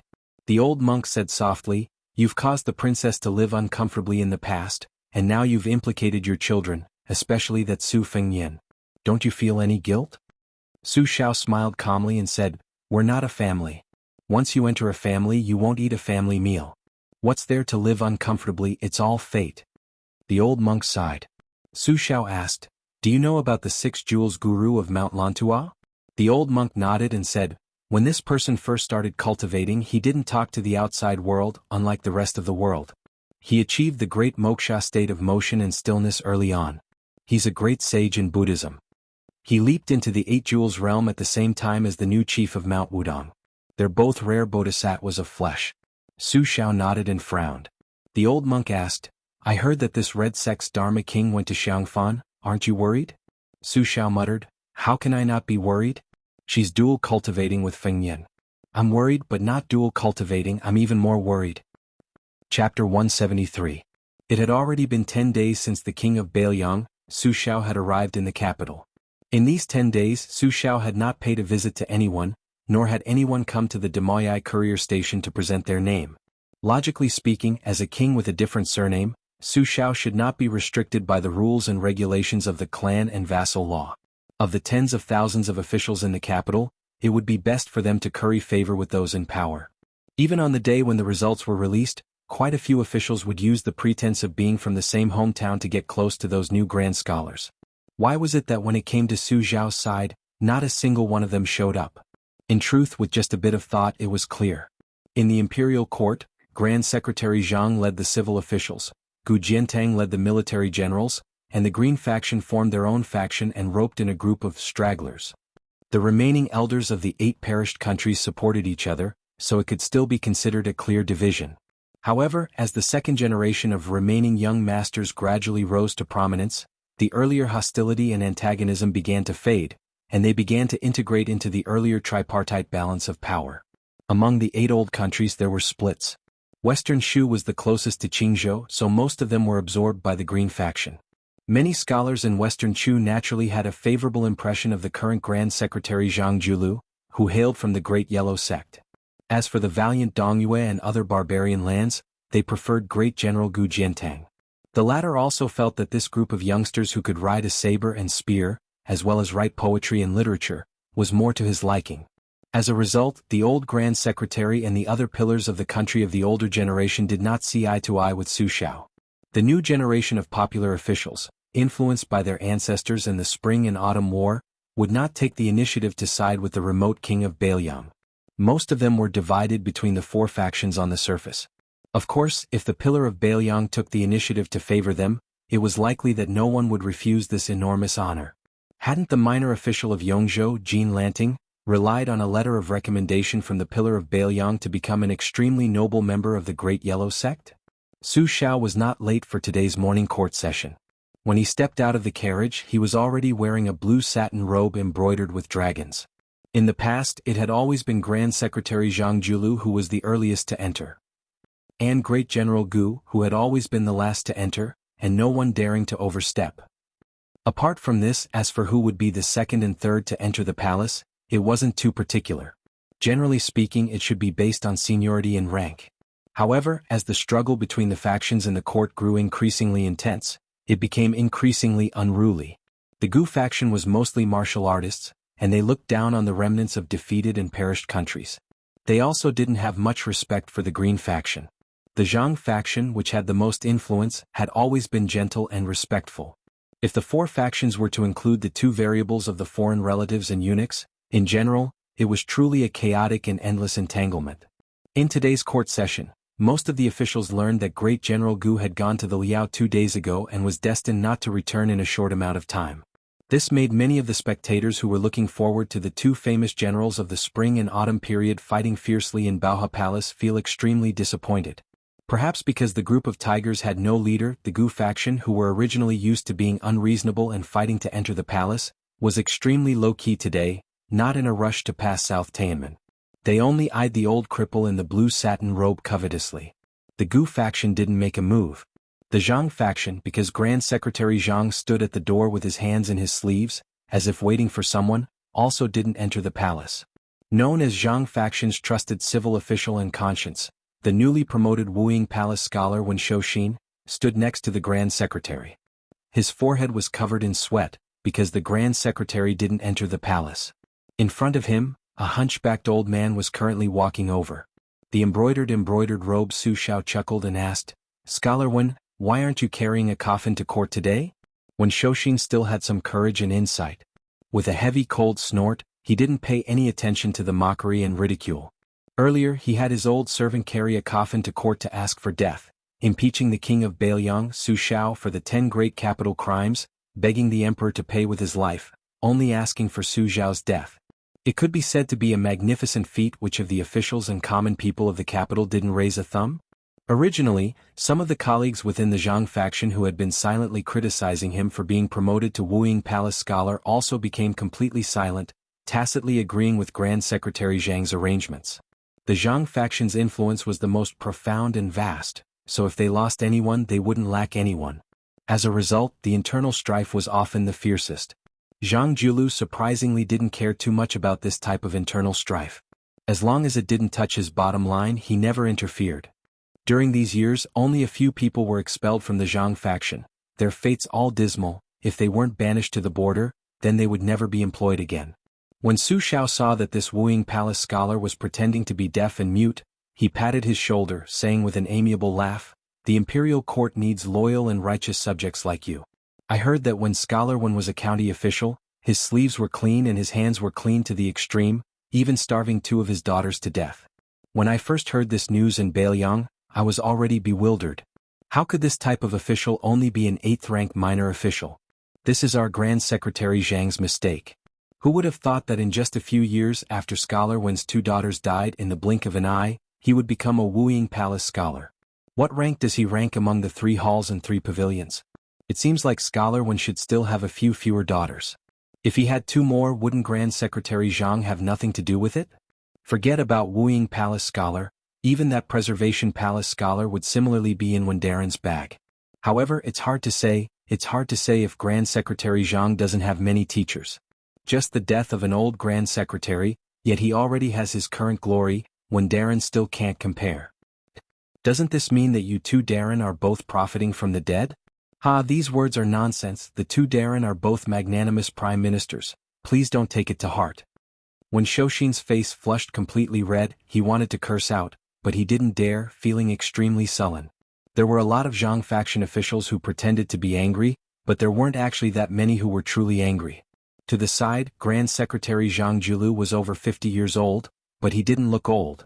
This current number one person's appearance was especially praised by others, with a purple beard and blue eyes, extremely imposing. When he was young he was nicknamed Blue Eyes.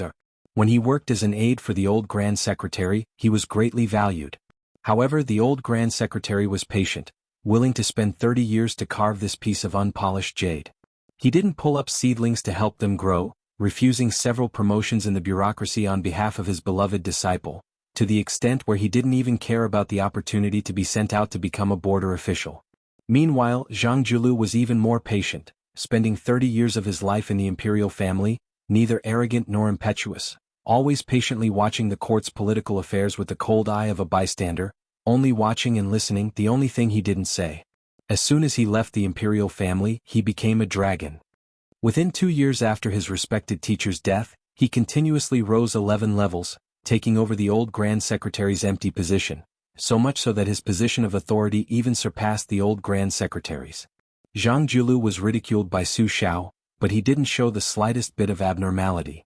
With an expressionless face he said, Yang Guosher once said that if you have Buddha in your heart, you will see everyone as Buddha. If you have feces in your heart, you will see everything as feces. It is said that De Zhugua was also present when Yang Guosher said this. I don't know if De Zhugua heard it in his ears or in his heart. Su Xiao laughed out loud and said, whatever Yang Taisui said, no matter what you all think except for the good things he said about me, I'll just treat it as bullshit. Zhang Julu dismissed it with a light laugh.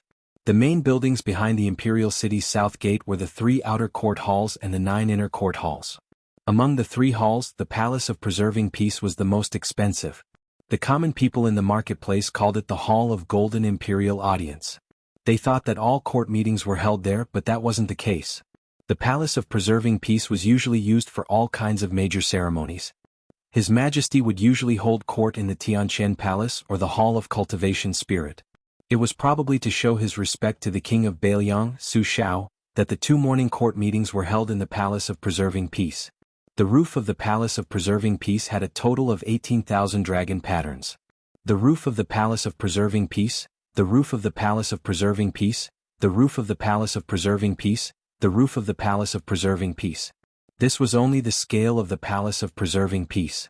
Spread out, the number of dragon patterns in the imperial city was innumerable. The huge platform of the Palace of Preserving Peace had the character, Earth, facing the south. Starting from the south of the imperial city, the central axis of the Palace of Preserving Peace, the 3 halls were lined up in a row. Not a single tree was planted. To meet the Son of Heaven, the imperial road was long. The eunuchs and imperial bodyguards were hidden in the shadows of the strictly guarded buildings on both sides of the road.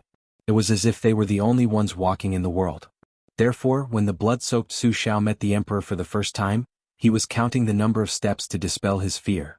If Su Xiao was like this, it was needless to say that the other courtiers who attended court for the first time were trembling with fear. Accompanying the monarch was like accompanying a tiger. Especially since the 2 successive emperors of the dynasty were both heroes and great strategists. The monarch's scheming had reached the peak of perfection. No one dared to say that they were familiar with figuring out the emperor's will. This made the courtiers feel as if they were walking on thin ice. Today the blue-eyed Zhang Julu intended to let Su Xiao be the first to attend court. Su Xiao also did not decline his responsibility and took the lead to walk through the towering palace gate. It seemed that other than Zhang Julu, everyone had forgotten that as long as the Palace of Preserving Peace's Grand Secretary was empty, the civil officials had to respect the Great Pillar State as their leader. Chapter 174. Ever since Wudong's old chief Wang Zhonglo passed away, the incense that was already not much had decreased by a bit. Fortunately, the close to 1,000 old Taoists, middle-aged chancellor and Taoist children behind the memorial arch were used to living a poor life. When the house leaks, it will be repaired. When the clothes are old, it will be repaired. When the clothes are old, it will be repaired. When the house leaks, it will be repaired. When the clothes are old, it will be repaired. When the house leaks, it will be repaired. When the house leaks, it will be repaired. When the clothes are old, it will be repaired. At this time, a young Taoist was squatting behind the memorial arch of black tortoise Dongxing and sighing. Beside him were a few mischievous Taoist children from the nearby Taoist temple. Each and every one of them were fighting over this Taoist priest to tell them some love stories from the book. This story was much more interesting than the Taoist scriptures, but it was a bit too desolate. Why didn't the men and women in the story have a good ending? Listening to the storyteller beside him nearing the end of the story, he became more and more worried. Didn't they force themselves to be beaten by their master with a plank to escape from the Taoist lesson and sneak out? Grand Marshal Granduncle, why are there so many riddles, drinking games and poems in this book? Don't tell me they were all thought up by one person. If it's true, how much knowledge does the person who wrote this book have? Isn't he almost comparable to Grand Marshal Granduncle? A little Taoist child who had only been on Wudong Mountain for less than 2 years asked timidly. The little Taoist child was born with red lips and white teeth. He was full of vigor. Propping his cheeks with both hands, he stared at his master's martial uncle. According to reason, he should be calling him Chief. However, it seemed that everyone in the book did not like this Grand Marshal Granduncle, so he still called him Chief, according to seniority. Nonsense, how can the person who wrote this book be more knowledgeable than Grand Marshal Granduncle? A little Taoist child who had entered the mountain a little earlier slapped the little Taoist child with a stern expression. The little Taoist child who was scolded held his head and did not dare to refute. I'm not talking nonsense. If the person who wrote this book and I were to debate about Taoist principles, I reckon he would not be able to win. However, when it comes to love and affection, I am 108,000 li away. This is the principle of specialization. In the future, when you study scriptures with your masters and encounter problems, don't think that your masters are always right. If I still say that you are wrong and you are still unconvinced, you can go down the mountain to find out who is right and who is wrong. If one day you feel that you have found the answer and that I and my masters were wrong, you can return to the mountain and tell us that we were really wrong. If you feel that you were wrong, don't feel ashamed. Remember that our Wudong Mountain gate will never be closed. The young Taoist smiled and rubbed the head of the youngest Taoist. His smile was warm. Grand Marshal Granduncle, I think it's wrong for Master to hit us whenever he's unhappy. What do you think? The little Taoist asked innocently. The young Taoist laughed softly and said, when I was young I was also hit a few times. However, now I know that most of the time it was my own fault. After a while, I no longer care about it. Master and senior brothers are not saints without temper. It's inevitable that they will make some mistakes. In Wudong's 1,000 years of history, there are hundreds of thousands of recorded Taoists. However, there is only one statue of Xuanwu Tianzuan. We, including me, are all ordinary people. We have to allow others to make mistakes and allow ourselves to make mistakes. Don't be stubborn. Otherwise we will not be happy. It's not easy for us to come to the world. If we are always angry, even if you are a high and mighty emperor, it will be boring. Moreover, we are born in the world. Glory, splendor, wealth and status are nothing more than passing clouds. The Tao is made of gold and the medicinal pill furnace is filled with spring. Wudong is my pillow and my pillow is Wudong. That is enough. A slightly older Taoist whispered, Marshal Granduncle, I heard that rich people eat meat every day. I am so greedy. When I am hungry and recite scriptures, I always drool when I think about it. The most handsome young Taoist with the highest seniority smiled and said, isn't eating meat every day the same as eating plain tea every day? Qing Feng, Marshal Granduncle gave you 10 steamed buns. You were the first to taste it. How does the 10th steamed bun taste? The young Taoist named Qing Feng said with a bitter face, 10 steamed buns. I am stuffed to death. The young Marshal Granduncle laughed and said, that's right. It is the same principle on the mountain. Senior brother sect leader said that it is better to have a high heart than a high Tao. If we are greedy, there will be no end. Before Ancestor Lu ascended to immortality, he hung a sword on Nangong Yuejiao's head. Do you know what is the most powerful part of that sword? I heard from Master that the sword can fly for 1,000 miles. It must be to slay demons and eliminate devils. The young Marshal Granduncle listened with a smile and did not say anything. When it was quiet, he said softly, Ancestor Lu seemed to have left behind the 3-foot sword, but in reality he left behind the Tao root and Wudong. He taught us to use the Qingfeng sword to cut away worries, greed, anger, and lust. Lust? The youngest Taoist child was confused. The rest of the young Taoist priests who didn't know much were all chuckling. The book I read is called, The First Snow in the East Wing. It skipped some things about men and women. The young Marshal Granduncle said with a smile. Does Grand Marshal Granduncle have lust? The little guy asked. Without waiting for the Marshal Granduncle to reply, the little guy was beaten up by the senior brothers and junior uncles. The young Marshal Granduncle rubbed his little head again and said softly, yes. There was a burst of surprised gasps, but no one thought that the self-proclaimed Wudong Mountain's young ancestor who claimed to have lust was not lofty, learned, or amiable. The young Marshal Granduncle laughed and said, It is not a bad thing to know that you are not good. This is the same as us Taoists seeking the Tao of heaven. You know that it is not in my hands, so you want to seek the Tao. Martial granduncle, you still haven't sought the Tao? A young Taoist asked nervously. It is hard to say. The young martial granduncle said honestly. At this time, a group of old pilgrims from Yongzhou finally walked more than 10 li of the divine path. Panting for breath, they arrived under the memorial arch. The young Taoist immediately stood up and called the young Taoist beside him to help carry the luggage. When they went up the mountain, the Taoist children skillfully introduced the scenery of Mount Wudong and the Taoist temple.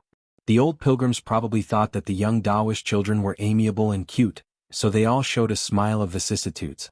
They walked and stopped, and their tiredness gradually disappeared.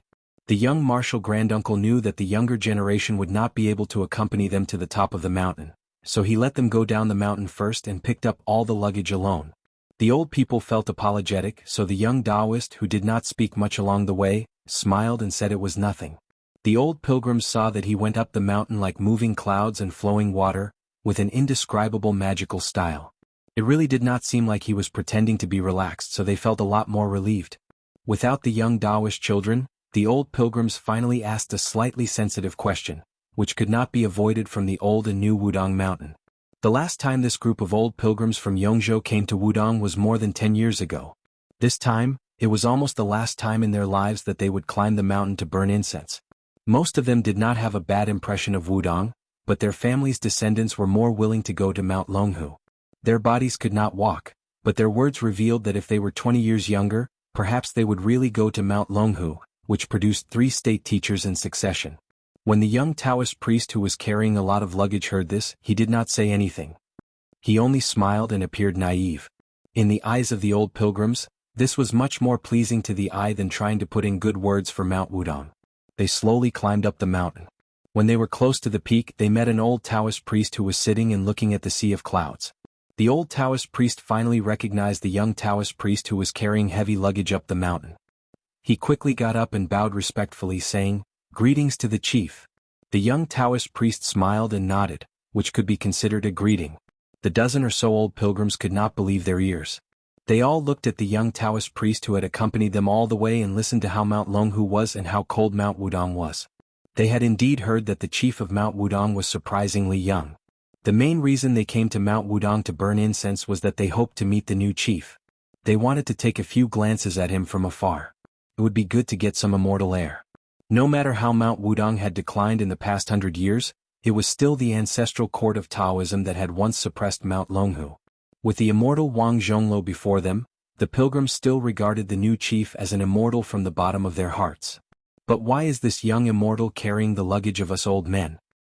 Chapter 175. Reincarnated. After knowing the Taoist's identity as the Wudong sect leader, the old pilgrims did not dare to let the number 1 immortal on the mountain carry their luggage for them.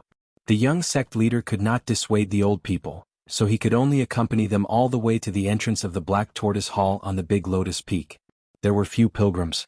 The young Taoist stood under a 1,000-year-old camphor tree and looked at the pilgrims holding incense and worshipping in all directions. Finally, they threw the incense into the huge incense burner. Wudong Mountain finally had some incense and smoke. He suddenly turned his head and saw a Taoist dressed in a Taoist robe outside the mountain. He held a white-tail horsetail whisk in his hand, and his hair was tied up in a bun made of boxwood. His expression was solemn as he slowly walked through the door. There was no dust on his body. Just by looking at his immortal aura, even the Wudong sect leader under the camphor tree seemed to be far inferior. The young Taoist slightly bowed to the uninvited guest. The slightly older Taoist ignored him and only looked into the Black Tortoise Hall. He could vaguely see the magnificent statue of Zhenwu, Great Emperor, in the hall. The statue was several feet tall, with long hair and bare feet. He wore golden armor and stepped on a black tortoise. The Taoist looked at the red bronze statue and then looked at the incense burner outside the hall. He shook his head and muttered, "Suppressing the demons and ruling the north, only Black Tortoise can stop him?" After becoming the sect leader of Wudong, the Taoist quietly stood far away. He heard the Taoist's question but did not directly answer. He only asked with uncertainty, "Probably?" The foreign Taoist frowned, "Even you are not sure?" The young sect leader smiled and asked, "Mount Longhu said that you are the reincarnation of 3 generations of grandmasters. They also said that back then Grandmaster Lu split the Azure Gall Sword embryo into 3 and you obtained one of them. Tell me, is this true or false? Unexpectedly, the Taoist shook his head without hesitation. It's false. The new sect leader of Wudong was probably shocked and was speechless. On the contrary, the Dragon Tiger Taoist priest who was in another sect's territory appeared to be overbearing. Finally, he was willing to take a look. He looked at the number 1 person of Wudong whose aura and demeanor were not as good as any of the Taoist priests in the Taoist Master Mansion. He asked, "You're called Hong Shixiang?" The fellow called Hong Shixiang nodded his head, squatting down on the stone steps, exchanging glances with each other. Although the Taoist of Mount Longhu in front of him had an overbearing aura, it takes 2 to clap, isn't it? The person squatting there was neither red nor white in the face, as if he had seen a guest from afar, the kind that was half unfamiliar with him. Therefore he was neither pretentious nor warm, nor did he have a cold expression. Thus, the confrontation between the two was not as tense as before, but instead, it was as if a chicken was talking to a duck. The visitor of Mount Longhu knew that he was called Hong Shixiang.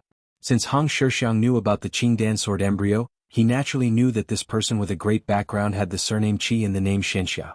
Other than this name being unforgettable, it was more because this person with the surname Qi was not only famous in Mount Longhu and the Taoist Master Mansion, but also in the entire world of Taoism. Qi Xianxia was a genius that was second to none. In the future he was destined to be the pillar of the orthodoxy. The reason that Wudong knew was very simple. Little Wang Shixiang's swordsmanship was already outstanding enough. But Big Shixiang said that in the sect sword competition, Wang Xiaoping was only 3rd. The second place was an old senior from a blessed paradise. Both of them were suppressed by the young dragon tiger Qi Xianxia. Of course, rumors were just rumors. The truth had to be seen with one's own eyes. In Hong Shixiang's eyes, not only was the horsetail whisk in Qi Xianxia's hand a sword, even the ancient tree under the 1,000-year-old camphor was also a sword. Moreover, they were all unsheathed swords. There was a popular saying in the Jianghu, "I don't hold a sword, but I have thousands of swords." It was probably a vivid portrayal of Qi Xianxia. Hong Shixiang, who was squatting on the stone steps, sighed heavily. Look, the foot of the mountain was full of powerful people and terrifying things. How dangerous. As for why Qi Xianxia came up the mountain, Hong Shixiang was not really an idiot who did not understand the ways of the world. There were not many Taoist temples in Wudong, but there were also quite a number of them. It was inevitable that there would be some small conflicts between Taoist temples. If someone was not convinced, they would visit the temple every now and then to argue. In private, if the young Taoist lost in words, they would use their fists to reason. When he was young, he would ride a bull and wander around the mountains. He would always meet some juniors who had arranged to settle this privately, in a secluded place on the mountain. In the past, he was very happy to watch from the sidelines. Now that he was the chief, he could not clap his hands and cheer. He could only wait until the fight was over and then mediate. On Longhu's side, other than Qi Xianxia, no one else was suitable to come to Wudong. The 4 great Taoist masters were old. Even if they won in a war of words, it would not be glorious. Among the young Taoist masters, Mr. White Lotus was invincible in debate. However, if Hong Shixiang did not care about what Mr. White Lotus said and agreed to it, Mr. White Lotus would probably be helpless. Qi Xianxia was different. Was he really going to fight?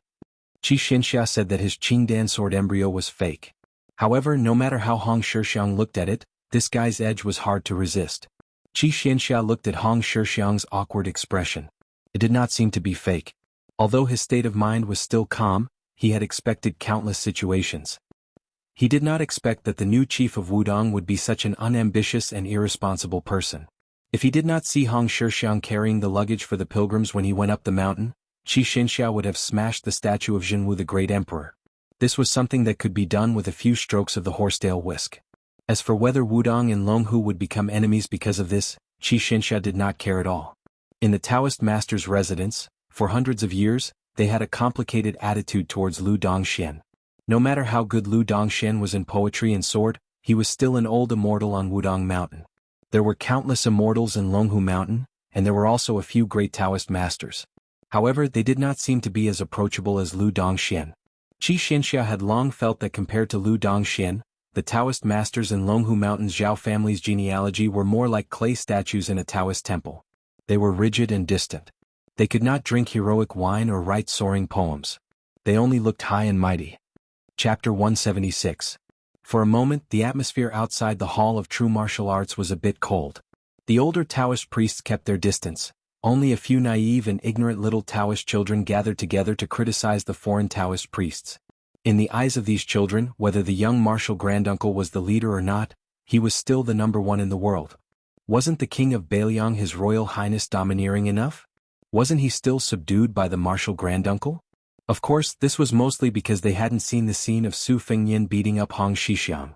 But then again, even if they had seen it, the little Taoist children would only think that the martial granduncle was magnanimous and didn't lower himself to the same level as ordinary people. Qi Xianxia took the initiative to ask, "Was the deed of thorough comprehension written by you? Was it not written by your senior brothers?" Hong Xixiang didn't answer the question. "There's nothing to entertain on the mountain, I'll give you one later." Qi Xianxia frowned. Hong Xixiang suddenly asked, "Is the scenery of Jiangnan good?" Qi Xianxia was silent. Hong Xixiang asked, "I heard that Longhu is quite close to Huding County, the weather there isn't cold, right?" Qi Xianxia seemed to be annoyed by this kind of boring question. His tone became colder. "Why don't you go there yourself?" This time it was Hong Xixiang's turn to be silent. Probably thinking of Hong Xixiang's statement that he had never left the mountain, and then associating it with the occasional secret from the Taoist master's residence, Qi Xianxia's expression became strange. He hesitated, then sneered, "Huding County isn't cold right now, it's just that there's a big joke.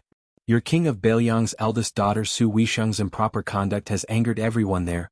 Even the capital has heard that there's a lady in the palace who wrote the precepts for women who is very angry, spreading the news that she's going to interrogate this princess who's married to Jiangnan." Hong Xixiang raised his head and asked seriously, "Interrogate what?" Qi Xianxia said calmly, "As the leader of Wudong, you're only concerned about this?" Hong Xixiang smiled, pointed to the statue of Zhenwu Great Emperor in the hall and said, "That person is concerned about the suffering of the people. As for me, I don't have the ambition to help the people like your Taoist master mansion. I only care about the warmth of the mountain. As for the situation at the foot of the mountain, I'm just asking. By the way, tell me, what is the crime?" Qi Xianxia ignored Hong Xixiang and looked at the devil-rinsing primogenitor in the dim hall again. He sighed softly and said, "It has been 1,000 years since it was forged." Qi Xianxia turned around and said, "My path is different from yours. I will go to the Great Void Temple to take the ancient sword that ancestor Lu hung on the eaves. I don't know what crime she was charged with. All I know is that when the princess went to Mount Longhu to burn incense, she was stopped outside the mountain." Hong Xixiang stood up. He took a step forward. Back then, this young martial granduncle had stepped into the heavenly phenomenon realm. Today he took a step closer and snatched the horsetail whisk from Qi Xianxia, the sword chief of Taoism. On Mount Wudong, the long-awaited arrival of wind and thunder was welcomed. Su Shao of the Great Pillar State led the civil and military officials on the central axis. At the end of the imperial road that ran through the square, he looked up and saw the towering hall on the three-story platform. The Palace of Preservation of Peace was the center of the dynasty, the center of the worship of thousands of dragons. To the entire world, the Palace of Preservation of Peace was just a square inch away. There were no more than 100 people standing here. However, the rise and fall of the empire depended on the people here and the government orders here. Even the slightest breath here would determine the health of the huge empire. The majestic platform on the third floor had a railing carved from white jade, thick red wooden pillars, green eaves and a golden glazed roof. It was extremely majestic and beautiful. A few years ago, the rear court of the imperial palace was burned down in a fire. Many palaces needed to be rebuilt. The stone and wood within a few hundred miles of the outskirts of the capital had long been cut down and excavated. Su Zhao's Bailiang transported countless giant stones and ancient trees here. One of the cloud dragon stone used as the stone steps of the rear eaves weighed 300 tons. One could see the extent of the labor and cost. At that time, complaints were heard everywhere. The remonstrant officials were even more excited, as if they had been injected with chicken blood. They accused Su Shao of being a treacherous official, saying that the king of Bailiang was flattering and demanding excessive taxes. There were even people who said that if Su Shao did not die, the country would not be in trouble. However, the remonstrant officials who boasted of being untainted were really untainted.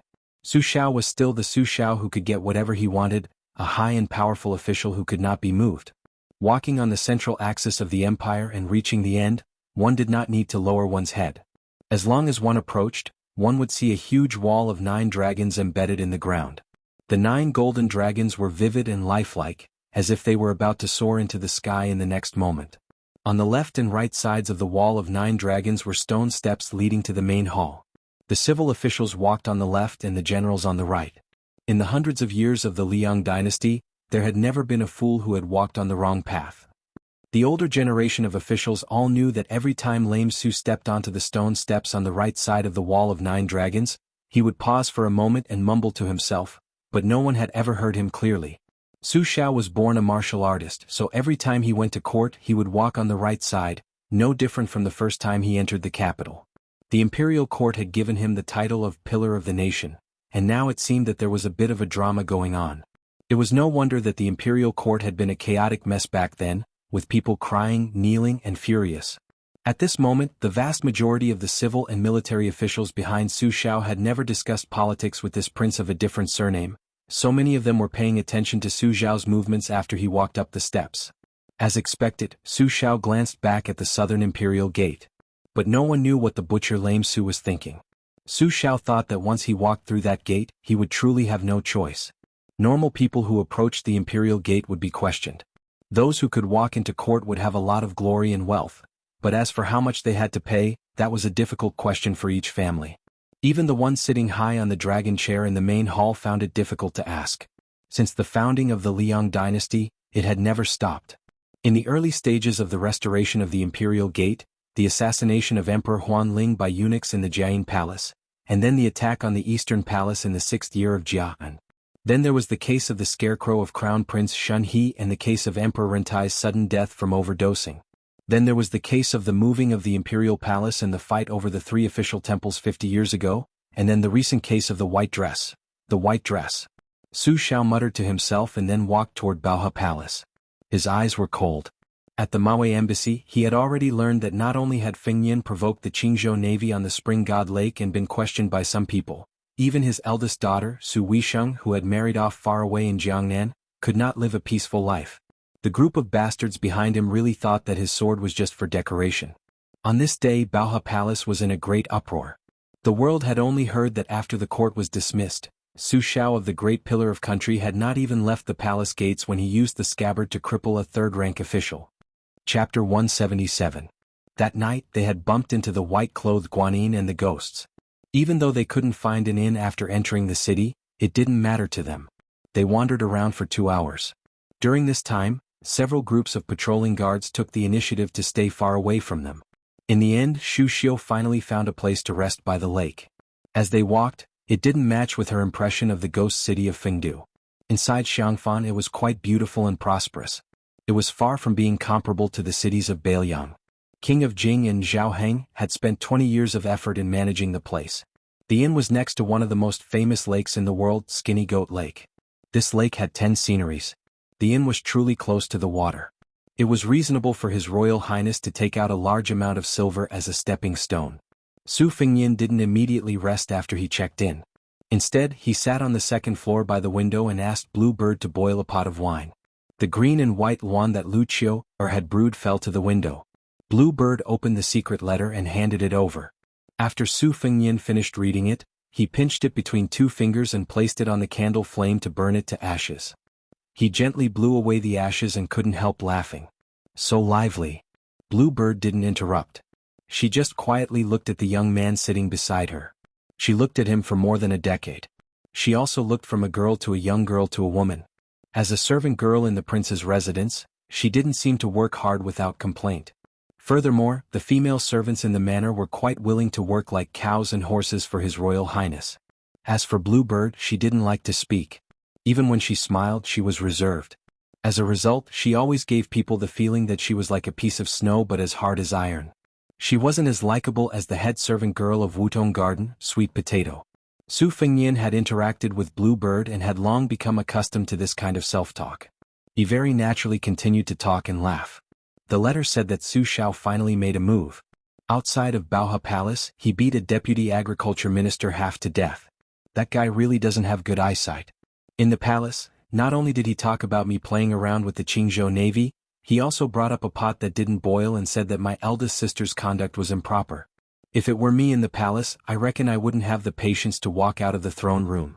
We need to quickly go to Gangnam-do and see my eldest sister first. Then we can immediately go see my second sister in Huang Manor.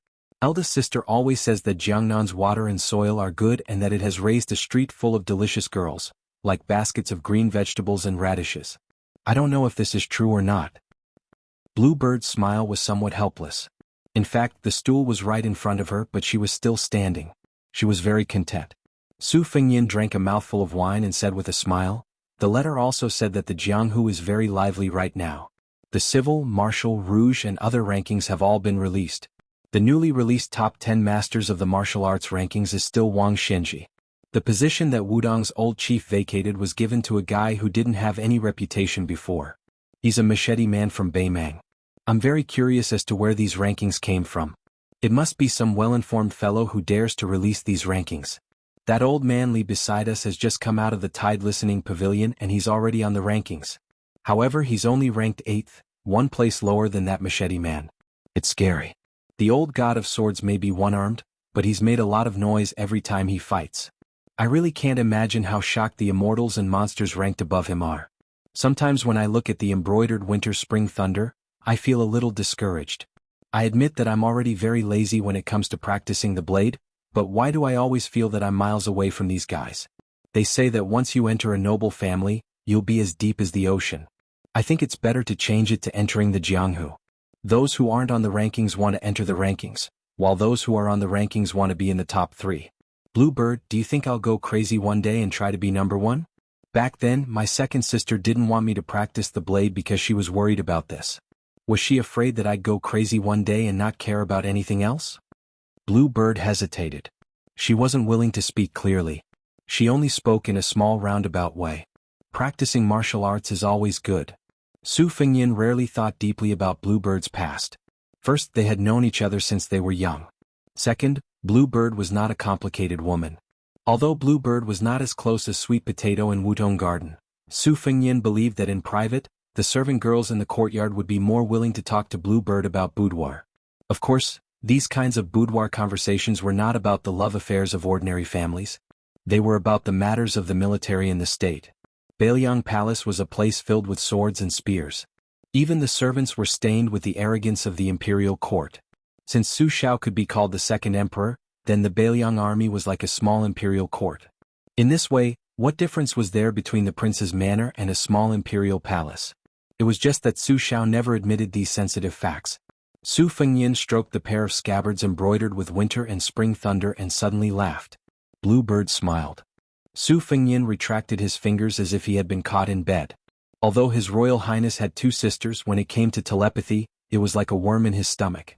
Just now, when he touched the scabbards, he remembered that the pair of scabbards on the table were White Fox's beloved personal items that she had worn for many years. When he touched them, he always felt that he was indirectly touching White Fox's face. This really made Su Fengyin feel strange. He didn't have a fetish for cutting off sleeves. It was really because White Fox's face was too beautiful. Who was the champion of this Rouge review? Wasn't it Nangong Push who was a man? When the mysterious Rouge House of Yunshan evaluated beauties, they would usually add more than 100 words to the beauty of the women on the list. Only Nangong Push was not mentioned in detail. They did not even mention his gender. When Su Fengyin first got the result, he laughed out loud. He thought that if the world knew that this guy was actually a man, would the woman behind White Fox's face be angry to death? At this moment, Su Fengyin loved the house and its crow. He was very curious about the woman on the list who was evaluated as not inferior to Nangong. He wondered why he had to meet her during this trip. Since White Fox's face was a man, he couldn't be his sister-in-law. Besides, he was doing closed-door training in the Tide Listening Pavilion, so there was no need to snatch the Bailiang. However, Qinyu, who was evaluated as not inferior to White Fox's face, just happened to snatch back the Bailiang and give it to his brother, Huang Mana. It was not a joke when he said that he would find a wife for Long Xiang in the early years. Su Fengyin got up and said, "Let's go to the lake." Outside the door, Lu Yangshu and the other 2 retainers took turns to keep watch. At this moment, it was Big Sword Lu Qiantang who was on duty. He silently followed behind the master and retainer. Lean Goat Lake was famous all over the world. In terms of scenery, Lean Goat Lake could be said to be the best in the north and south. There were more than 100 famous scenic spots in the annals of history. Back then, the selection of the 10 sceneries of Lean Goat Lake caused a big fight among the literati. They all had their own praises and fought until their faces turned red. In the end, the Grand Chancellor of Shangyin Academy came forward and gave the final word. Su Fengnian walked on the horse-riding embankment with Blue Bird. The name of the embankment came from the idiom, looking at flowers while riding a horse. The two sides of the embankment were full of flowers. It was brilliant every spring and summer. Su Fengnian, who had nothing to do, picked up the winter embroidery knife and teased the embankment along the way, plucking countless flowers. Su Fengnian, who was strolling under the moonlight, was bored to death. He casually picked a topic and said softly, "I'm sure the whole city of Xiangfan already knows that I've entered the city." Blue Bird frowned and asked, "Was it King of Jing and Zhaoheng who spread the news? Is he trying to kill someone with a borrowed knife?" Chapter 178. Su Fengnian nodded and smiled, "But if I die inside or outside the city, it will be a headache for Zhaoheng and Zhao Sun. If a descendant of a vassal dies in a city under their jurisdiction, it will be harder to clean up their mess than if they were killed by arrows from the Qing province navy.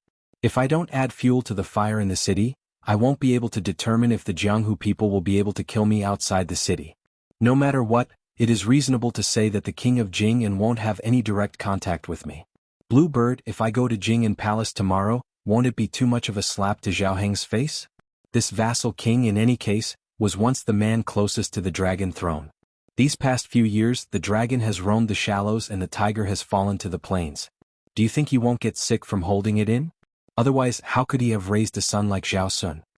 Su Fengnian rambled on and on without the slightest scruple. Blue Bird was his family, and Lu Qiantang was a fallen slave who had become a retainer. As a martial artist of Jianghu, he wouldn't be as concerned about these rebellious words as an official. As expected, Su Fengnian suddenly glanced at Lu Qiantang, who was only vigilant of the surrounding movements. His expression was meticulous. Near a pavilion there was a thunderous snoring sound. A young man dressed in poor clothes was lying there. The sky was his blanket and the ground was his pillow. He was hugging a wooden sword. The sword was an ordinary sword style, but there was a wine gourd hanging from it. Su Fengnian originally wanted to walk past and not disturb the guy's golden millet dream. But he inadvertently saw half of the guy's face. Su Fengnian was stunned.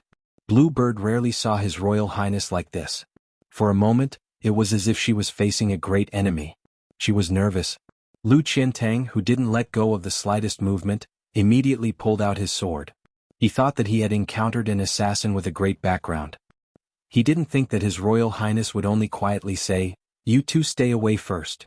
When Blue Bird and Lu Qiantang were far away, Su Fengnian walked forward and lightly kicked the guy to the ground. The swordsman, who was startled awake, first had sleepy eyes. Then he began to curse. Then he had the same expression as Su Fengnian when he saw him. His face was full of disbelief. He wiped the drool from his mouth and rubbed his eyes. Pleasantly surprised, he said, "Surname Su?" How many times had he said it, but this bastard still wasn't willing to call out Su Fengnian's name. He always said that this name was too effeminate. It was so scholarly that it made him sound like he was from an aristocratic family. The next scene stunned Lu Qiantang. After the young man with the funny wooden sword confirmed His Royal Highness's identity, he punched His Royal Highness in the chest. However, His Royal Highness didn't get angry. Instead, he laughed and punched back. It was probably because that guy felt that Su Fengnian's punch was heavier than his own. In his life, he was the most calculative person. Feeling that he had suffered a great loss, he immediately rewarded Su Fengnian with another punch. In this way, Lu Qiantang saw His Royal Highness in the pavilion wrestling with a Jianghu boorish fellow who could smell the scent of poverty. This clearly exceeded the limits of Lu Qiantang's imagination. In the eyes of this second-level master, the Crown Prince of Bailiang wasn't someone who was easy to talk to. Not to mention that he dared to chase and beat up the great pillar state in the prince's mansion. He pinched Chu Lushan's fat face. Even after he left Bailiang, he first trampled on Qingyang Palace, then he started the Battle of Spring Deity Lake. Everything happened one after another. When had he ever seen His Royal Highness being beaten like this? Why didn't he fight back? The swordsman Lu Qiantang was a second-rank swordsman with exceptional eyesight. Naturally, he could tell that His Royal Highness was holding back too much every time he attacked. He was striving to be no different from ordinary people. Lu Qiantang had never dared to think that there was anyone in the world who was worthy of this crown prince's careful treatment. Occasionally, when he was free, he would compare His Royal Highness with the other princes in the capital. However, he always felt that Su Fengnian was more domineering and powerful if they were to really fight. The young swordsman in the pavilion was not a poetic young swordsman sleeping on the lake. He was a stark contrast to Su Fengnian. Not to mention the wooden sword, The gourd he picked from the vegetable garden, dried it, and stored it in the sun to store wine. From head to toe, his clothes were really not worth more than 10 copper coins. On Mount Longhu, Qi Xianxia wore hemp shoes. Moreover, the pair of hemp shoes on the little celestial master's feet did not need to be mended. Moreover, Su Fengyan was more certain than anyone else that the man in front of him was really poor. He was so poor that there were no jingling sounds in his pockets. Poor to the point that there were only 4 walls in his house? In any case, he had a home. After this fellow left home to travel, he could only call the 4 corners of the world his home. He did not know what to eat next. For a swordsman to reach this level, he could not be any more miserable. That guy had been starving for a few days, so he was completely listless from all the fighting. He lay back down and looked at Su Fengyan's luxurious clothes. With a face full of disbelief, he asked weakly, "Brat, which family did you steal the clothes of? You even have 2 good swords. They must be worth a lot of money, right? Alright, I have to hurry to the top of the city wall to look at the portrait. There's a high chance that you're there. I'll report it to the government tomorrow." Su Fengyan sat on the side and leaned against a pillar.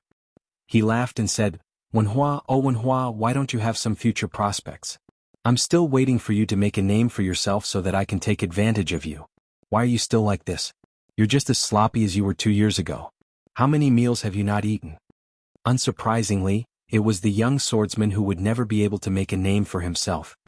He rolled his eyes and laughed as he scolded, "Stop talking nonsense. Su, if you still have some conscience, then take off this eyesore of a set of clothes and exchange it for some good wine and meat. Only then can we be considered brothers." Su Fengyan laughed and said, "All right, you can eat your fill with wine and meat." Wenhua was stunned for a moment. He sighed and said, "Young Su, although you've changed your clothes, you haven't changed your conscience." Su Fengyan deliberately flicked his clothes with his finger and said, "I've long said that I'm one of the richest children in Bailiang. Do you believe me now?" Wenhua said unhappily, "Who told you to pretend? Tomorrow I'll make you invite me to the Xianghua Alley to throw money. You'll be exposed." Su Fengyan asked, "The Xianghua Alley?" Wenhua chuckled and said, "White steamed buns." This was Wenhua's catchphrase. Su Fengyan smoothly took over and said, "White is nothing but a lady's chest. Oh, is it a good brothel?" Wenhua smacked his lips and said with a yearning expression, "The best place in Xiangfan City. A few days ago, I saw a leading lady in the Xianghua Alley from afar. Just now, I was dreaming of doing it with her. In the end, I was King woken up by you. No, you have to compensate me." Su Fengyan slanted his eyes and said, "What are you pretending to be a hero for? Didn't you say that you won't lose your virginity before you return home in glory?" Wenhua said helplessly and discouraged, "You won't allow me to enjoy my mouth." Su Fengyan asked, "Find a place to get some beef?" Wenhua swallowed his saliva and shook his head and said, "The night ban in Xiangfan City is too scary. I can't tell if you're really wanted, or if you'll go out tomorrow to reward our internal organs." "That's right, where's old Huang?" "What? Last time he accompanied you to suffer, but this time he didn't accompany you to enjoy life? You're not honest, kid." Su Fengyan said calmly, "He's dead." Wenhua haggled over small matters. If someone dared to give him less than a copper coin, he would dare to roll on the ground like a country shrew. However, he was rather open-minded when it came to important matters. When he heard the news, he was only shocked and regretful for a moment. He sighed and said, "If he's dead, then he's dead. He'll just reincarnate better. Where is he buried? If it's not too far, I'll burn incense and serve wine next Qingming festival. Old Huang was a good person. I don't care about other people's lives, but I still have to go to old Huang's grave." Su Fengyan said softly, "He died at the Eastern Sea's Martial Emperor City. There's no grave." Wenhua said in bewilderment, "Why did he run to the Martial Emperor City? If I remember correctly, old Huang was from Western Shu? That Western Shu accent, when I first met you guys, it almost made me want to commit suicide. These 2 years without old Huang nagging beside my ear, I'm rather lonely. That's right, it's quite lonely." Su Fengyan looked at the moon in the middle of the lake and muttered, "It's quite lonely." Chapter 179. Wenhua said angrily, "Su, watch your mouth. What servant girl's life? Be careful or I'll get angry with you." Su Fengyan rolled his eyes.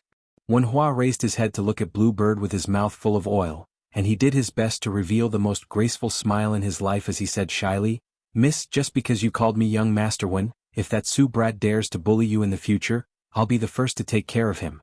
With his mediocre martial arts, I won't even need to use a sword to beat him down." Su Fengyan laughed loudly and teased, Young Master Wen, come drink? Wen Hua was in a great mood. It was the first time he'd been called Young Master Wen. His entire body felt comfortable, and he suddenly felt that besides the woman he adored in his heart, she was the second cutest woman in the world. Such a well-educated and virtuous woman was a servant girl? Only a ghost would believe that. Wen Hua burped, and the remaining wine was carefully poured into his wine gourd. Wen Hua threw a glance at Su Fengnian, and Su Fengnian shook his head. Wen Hua nodded vigorously, causing Blue Bird to be baffled. It was actually Su Fengnian who couldn't dissuade Wen Hua, and he could only awkwardly ask Blue Bird to carry the lunchbox back to the inn first. The two of them ran out of the pavilion like a wisp of smoke, and found a clump of grass near the water. They took off their pants and squatted down at intervals, and their bare buttocks were especially absurd under the moonlight. The two men ruined the scenery like this by taking a dump at Thin Goat Lake. However, if one knew about the hardships of those years, they wouldn't be surprised by the vulgar and despicable actions of this pair of buffoons at this moment. To a nobody like Wen Hua who was crazy poor, the most king happy thing in the world wasn't eating, drinking and sleeping but the word shit. Because only when one was full would one have the capital to shit, and this was a very shallow principle.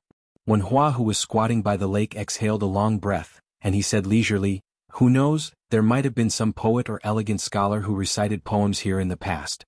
When I think of this I feel great." Su Fengnian did not say anything. He believed that King of Jing and Zhao Hang would never have thought that the Crown Prince of Bailiang would urinate and defecate beside the Thin Goat Lake.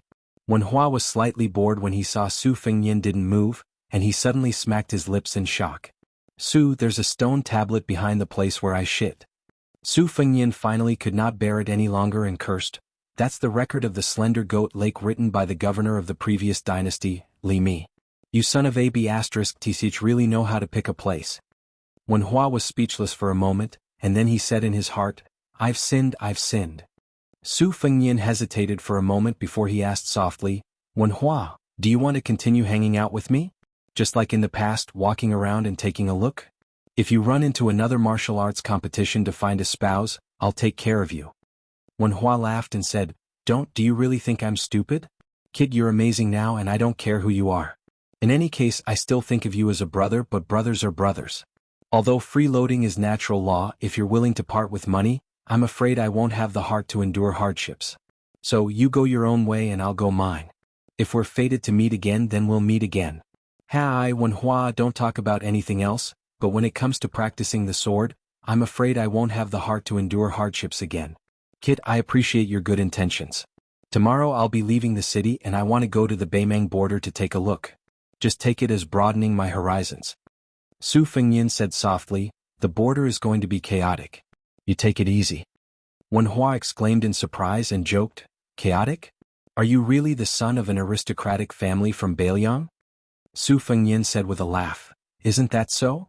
Wen Hua sighed and said, "Earlier I said I'd treat you to a meal of fine wine and meat, but I never thought I'd owe you another meal when we meet again." Su Fengnian said, "You owe me then.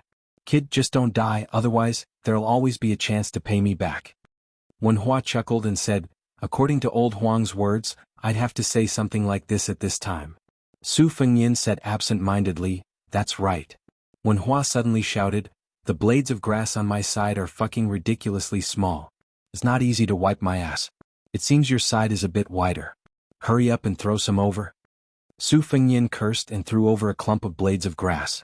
The two of them returned to the pavilion and Wen Hua asked, "You're not going back to the inn?" Su Fengnian shook his head and said, "Let's have a chat. Tell me about that young lady of yours." The two of them chatted until dawn, and then Wen Hua glanced at the dawn sky before he stood up and said, "All right, I'm going out of the city. Help me remember the wine and meat that I owe you. Right, help me thank that good young lady.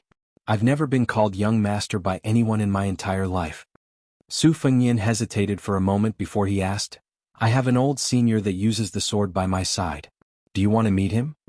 Wen Hua held the wooden sword tightly, and then he smiled as he shook his head and said, "No, that's someone else's sword in the end. Even if senior is willing to teach me, I won't be able to learn it." Su Fengnian teased, "Didn't you always want to be taken as a disciple by an expert in the past?" Wen Hua said sternly, "I only thought about it. I remember old Huang said that practicing the sword requires sincerity, just like pilgrims praying to gods and Buddhas. Sincerity will work. But I've been idle for the past 2 years, so I've pondered over an unreasonable principle. The sword is my own. With my aptitude, if I walk the path of someone else, I won't be able to achieve anything in my lifetime. I don't have the habit of owing people. I can't really owe you a few meals of wine and meat until my hair turns white. Let's go. Don't be so wishy-washy like a woman. Wen Hua was full of smiles. The steamed bun is white, but it's not as white as a young lady's chest. Su Fengyan's smile was intoxicating. The tip of a lotus is perky, but it's not as perky as a young lady's butt. On the long embankment of the willows, the wooden sword Wen Hua and the dual blades Su Fengyan high-fived and brushed past each other. Chapter 180. Su Fengyan took a few steps and turned around to send off the man, the pot, and the wooden sword as they walked across the long dike. Blue Bird stood there gracefully. Lu Qiantang had a solemn expression, but he was full of doubts. In the end, he could not guess the identity of the poor and pedantic young man. Given the wealth of Su Fengyan on the long dike, which was second only to the current emperor, it could be said that he was surrounded by nobles. The Dongyue swordsman had seen the liveliness of Bailiang Palace in the first month of the Lunar New Year. Those officials who enjoyed the shade under the big tree of the king of Bailiang could be said to be all feudal officials. When they met His Royal Highness, they had to put on an attentive smile on their faces. Lu Qiantang vaguely felt that the man with the wooden sword came from a humble background, but he did not dare to believe it. Or rather, he did not want to believe it. To this Bailiang servant, he would rather have Su Fengyan be a master who had no shrewdness. That way it would be easier to serve him. One Su Dezugwo was enough for him to not dare to breathe. If Su Fengyan was an ambitious fellow with great talent and bold vision, then being in the king's company was like being in the company of a tiger. Today he had provoked the king of Jing, and tomorrow, would it be the king of Guangling's turn? The day after tomorrow? How many years could Lu Qiantang, who still had a great pursuit of the way of the sword, live to practice the sword? Walking back to the inn with Blue Bird, Su Fengyan asked and answered his own question. Wen Hua did not want to see Li Chenggang, but if I mention the name of the old god of swords, don't you think that kid will regret it? Even if I want to roll on the ground, I will still leave. This is where I am not as good as Wen Hua. He always knows what he cannot do and does it. Back then, every time there was a martial arts competition for a spouse, he would eagerly go up the arena. When the other chivalrous men jumped up, he had to obediently walk up the stairs. He pretended to be thick-skinned, but in his heart, he cared more than anyone else about those supercilious looks. But no matter how many times he was beaten off the arena, he would still go up the stage whenever he had the chance, just to be able to exchange moves with others. But in the end, I did not see him return what he learned. Why bother? While he was talking to himself, Jiang and I and the old god of swords just happened to be out sightseeing at the Thin Goat Lake. Su Fengyan kindly threw a smile at them, but no one paid him any attention. After returning to the inn, Su Fengyan ate his breakfast and hid in his room to pick out the moves from the martial arts manuals in his mind. They were all the essence of the top-secret manuals, such as the Greenwater Pavilion Sword Training Manual and the Whale Killing Sword. Originally, it would be best to have Li Chenggang to guide him in this kind of technical work. With Su Fengyan's little experience, he was far from being able to give advice. But even with his knees, he knew that the old god of swords, who dared to criticize the outline of 1,000 swords as worthless, would not even bother to move his mouth. Sigh, if only White Fox's face was by his side. However, on the ship, Li Chenggang had taught Su Fengyan a mysterious way of flicking the sword. He explained the sword moves and sword aura in simple terms, which had already benefited Su Fengyan greatly. Originally, he was like an idiot who had a mountain of treasures in front of him. After picking and choosing, he finally knew what to do. Yiyue carried Wu Meinyang and knocked on the door. After Blue Bird opened the door, she said that she wanted to go sightseeing. Su Fengyan did not stop her and instructed Xu Xiu and Lu Qiantang to be her attendants. When Yiyue saw that Su Fengyan had no intention of going out, her expression became gloomy and her interest was somewhat reduced. Su Fengyan saw this and did not change his original intention. Jiang and I did not have time to study, so Su Fengyan had Blue Bird go to the bookcase and pick out a few secret manuals. Among them, there was a secret manual on spear techniques called Arm Sutra, which was rumored to be written by the horse-racing spear Wu Kuang. The reason why Su Fengyan was particularly interested in it was because Li Chenggang had occasionally mentioned it. The old sword god took a few glances and asserted that this book was a secret record of the spear immortal Wang Xiu's experience when he was young. However, after he became famous, he found it vulgar and refused to admit it. Thus, he used the name of his direct disciple Wu Kuang. When Su Fengyan flipped through the book, he saw that Blue Bird's expression was abnormal. He asked, "Do you know Wu Kuang?" Su Fengyan was just asking casually. Unexpectedly, Blue Bird nodded her head. Wang Xiu was one of the 4 grandmasters who were equally famous as Li Chungang. At that time he was known as the world's #1 spear art. His junior brother was now Su Zhao's personal guard. Other than taking in Wu Kuang as his disciple, his most prized disciple, Chen Zhibao, had surpassed his master. It was rumored that he had died under the spear of a villain. However, for some unknown reason, Wang Xiu's weapon, the instant spear, had never appeared in the world after this grandmaster's death. Perhaps it was because Chen Zhibao's betrayal of his master was too unpopular, or perhaps it was because he wore a white robe and carried a sword all year round. It seemed that no one had ever taken this rumor seriously. When Chen Zhibao finished his apprenticeship, he was only in his early 20s. Even Wang Xiu was not as strong as Wang Xinji. The older he got, the more immortal he looked. However, Chen Zhibao was indeed worthy of being Wang Xiu's disciple. Just like Wang Xiu's cold and murderous spear art, he pressed forward courageously on the battlefield, leaving no way out for himself or his enemy. However, even with Su Fengyan's identity, he had never seen Chen Zhibao's spear art. In his impression, this villain who seemed to be in love with his second sister, Su Weisheng, only knew how to ride a white horse and wear a white robe. He was very amiable to everyone. Usually he was gentle and kind like a bodhisattva who saved people from suffering. Su Fengyan was puzzled. Have you guys fought before? Blue Bird shook her head. Su Fengyan saw that it was hard for her to say, so he didn't ask any more. Even though he was extremely curious, he held back his curiosity. Ever since he was young and saw her being led by his mother, he only knew that she was called Blue Bird. After that he never probed further. He was so used to it that he thoughtlessly forgot that as long as one was a person, they would have a surname and a name. For example, the maidservant's name was Hong Musk. Su Fengyan also knew that she was called Song Xiaofeng. As for whether Blue Bird was her real name or just a nickname, Su Fengyan really didn't know. After returning from his travels, he learned that Wutong Garden was not a small pool where one could see the bottom at a glance. The maidservants were not simple vases without any stories.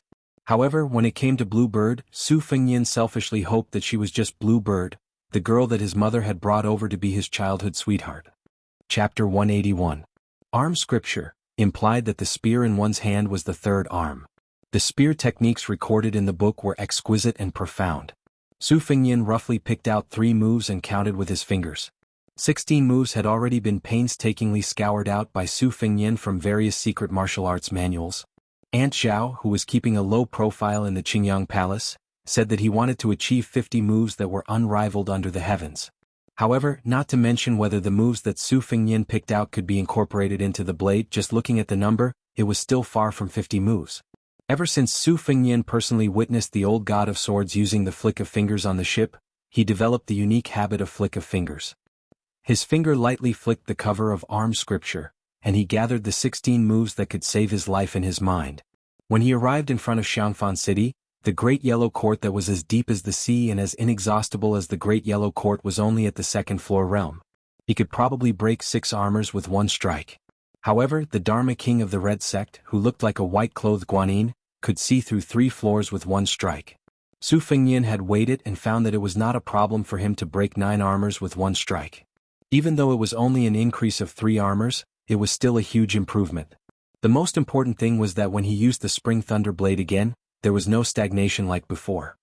His right hand used the embroidery of winter, while his left hand used the Spring Thunder Blade with the gravity of spring thunder. His techniques were completely different. This was where Su Fengyan's confidence in his 50 moves came from.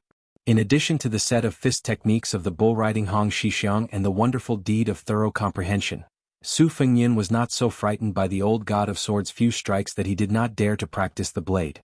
At noon, when they ate downstairs at the inn, they were all talking loudly and spitting saliva everywhere.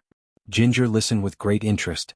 The old god of swords, who was wrapped in a smelly sheepskin fur coat, rolled his eyes and put one leg on the bench.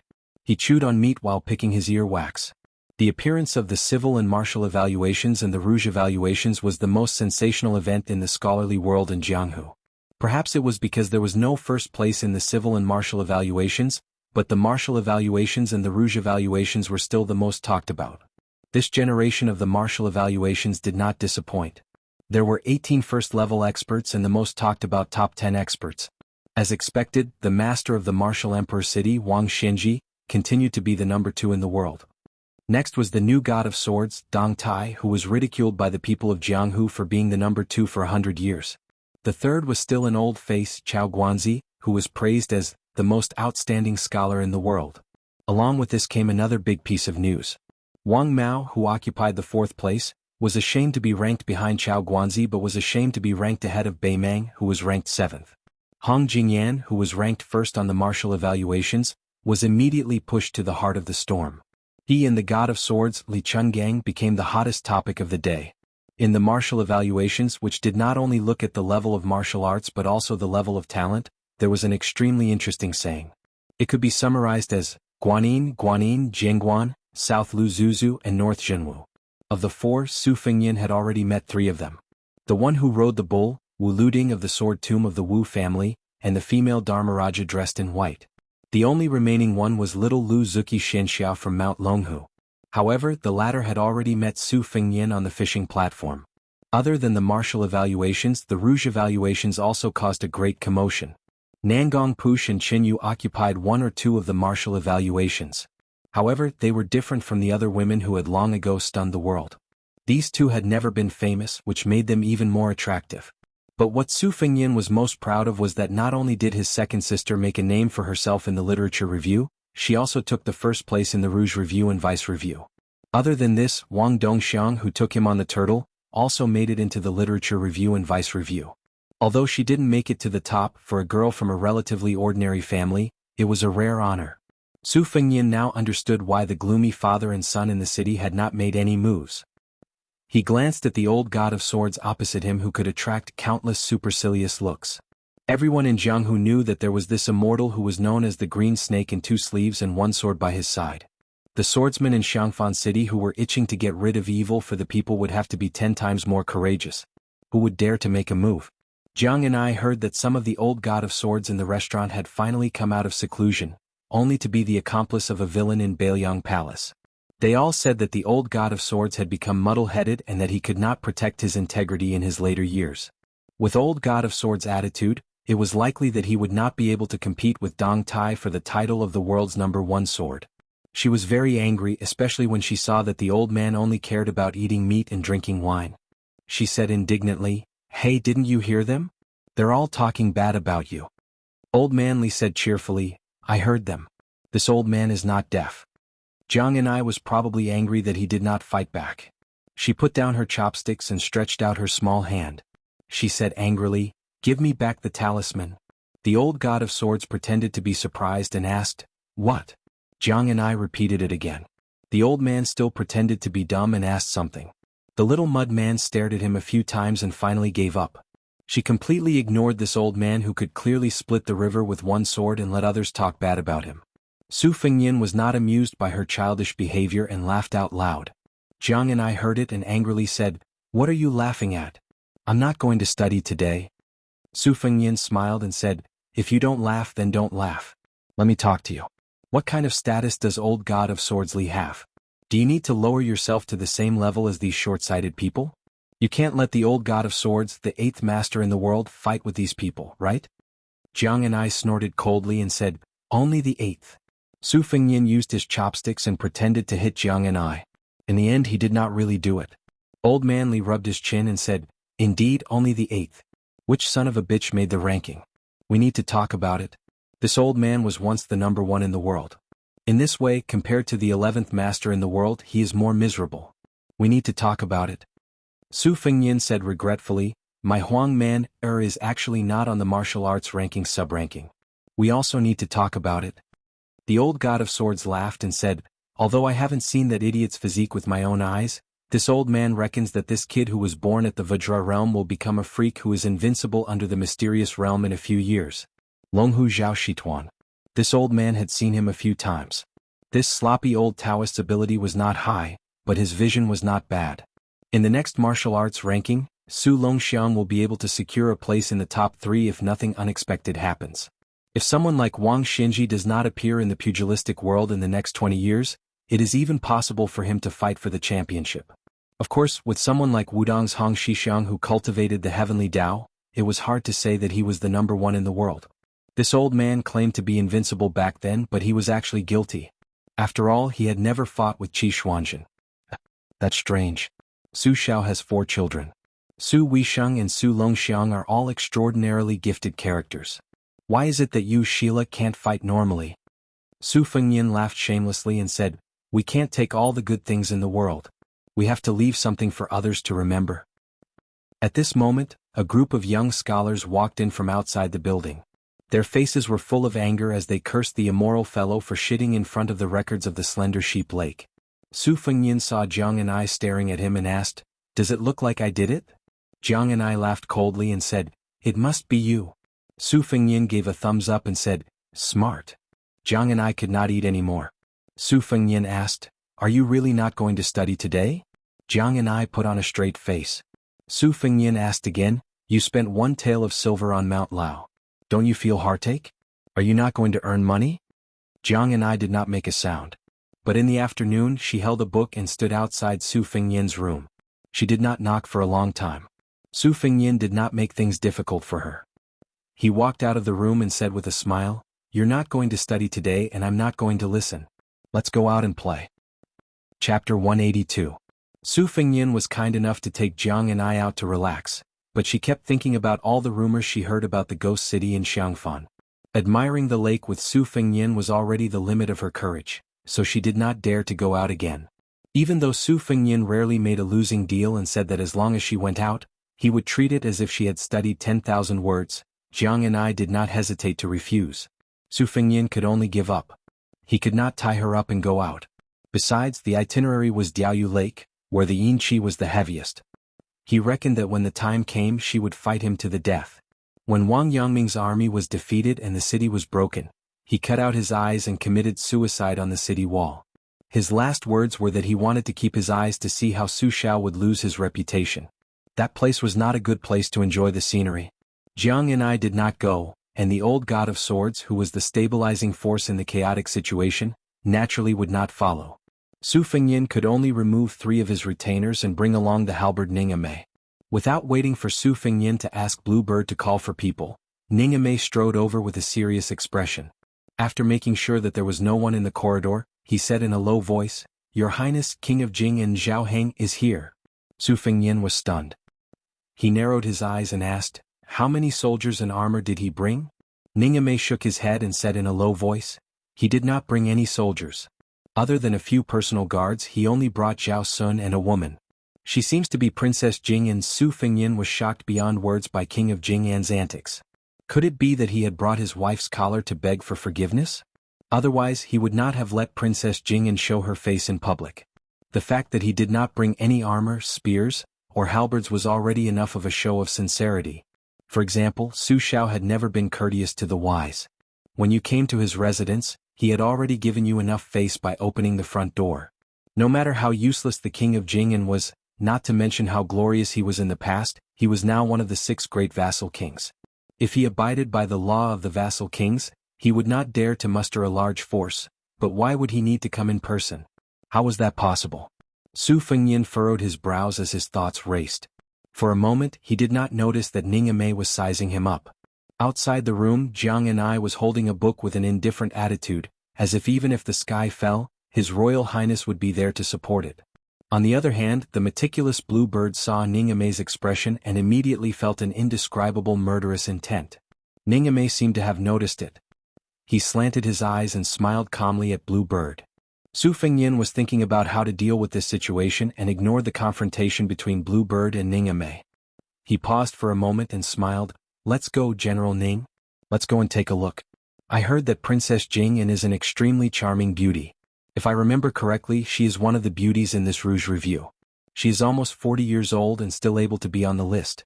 She must be a very beautiful woman. Ningame smiled and led the way. The appointment was to be held in a secluded room in the corner of the inn. Unknowingly, Lu Yangshu and the other 2 had gathered behind Su Fengnian. By the time Su Fengnian entered the room, even Li Chungang was standing silently in the corner. At the door stood 2 imperial bodyguards of the Prince of Jing'an's estate who were in the prime of their lives. Their auras were strong and unending. One of them wielded a saber, while the other was empty-handed. There was a scent of the battlefield that Su Fengnian was no stranger to about them. The old soldiers in the army always said that even ghosts would be afraid of people who crawled out from a pile of hundreds and thousands of corpses. This was because their bodies were tainted with an extreme yang aura that was snatched from the corpses. Therefore, whenever the Bailiang soldiers mentioned the Pillar State in Xiangfan City, they would always proudly say that hundreds of thousands of wandering ghosts were nothing. As long as the great general entered the city alone, those filthy otherworldly items would not even be able to become ghosts. They would perform the 36,000 great ritual of the heavens.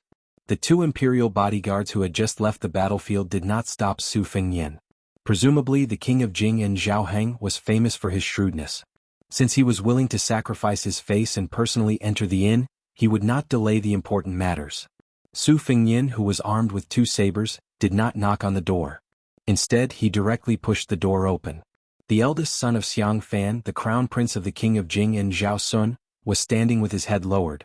A middle-aged, elegant man was sitting on a chair, twirling a string of 108 Tiantai Bodhi beads in his hand. He was reciting the names of the three treasures. His face was unusually pious.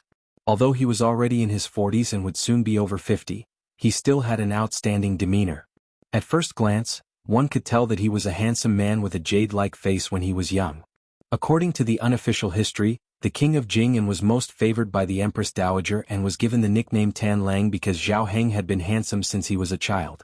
In addition, he was pure filial and docile, so he was able to enjoy the Empress Dowager's love among the princes. After he was crowned, he became even more outstanding and elegant. According to the official history, the sixth prince was good at riding and shooting. He held a long spear in his hand and rode a horse. It was enough to show that Zhao Heng was unparalleled in the past. However, after Su Fengnian entered the inn, he did not go to see Zhao Sun or the king of Vassal who had failed at the last step.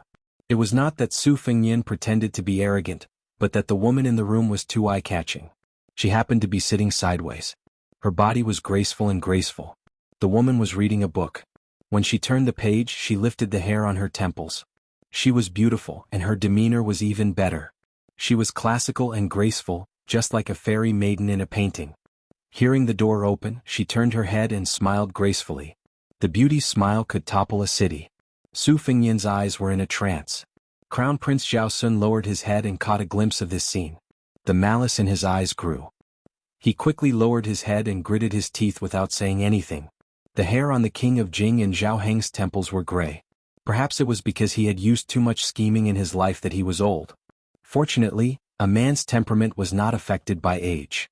However, compared to Princess Jing An's beauty who was not past her prime, she was still as radiant as ever. It was somewhat a mismatch. They were already 10 years apart, and now this old man looked even more like a young wife. The world only knew that the princess came from a noble family in the spring and autumn period. Her father was Pei Kai, the most knowledgeable scholar in Western Shu. He was known as Pei Huang Lao. He was famous for being weak, and was especially proficient in the Lao and Yi.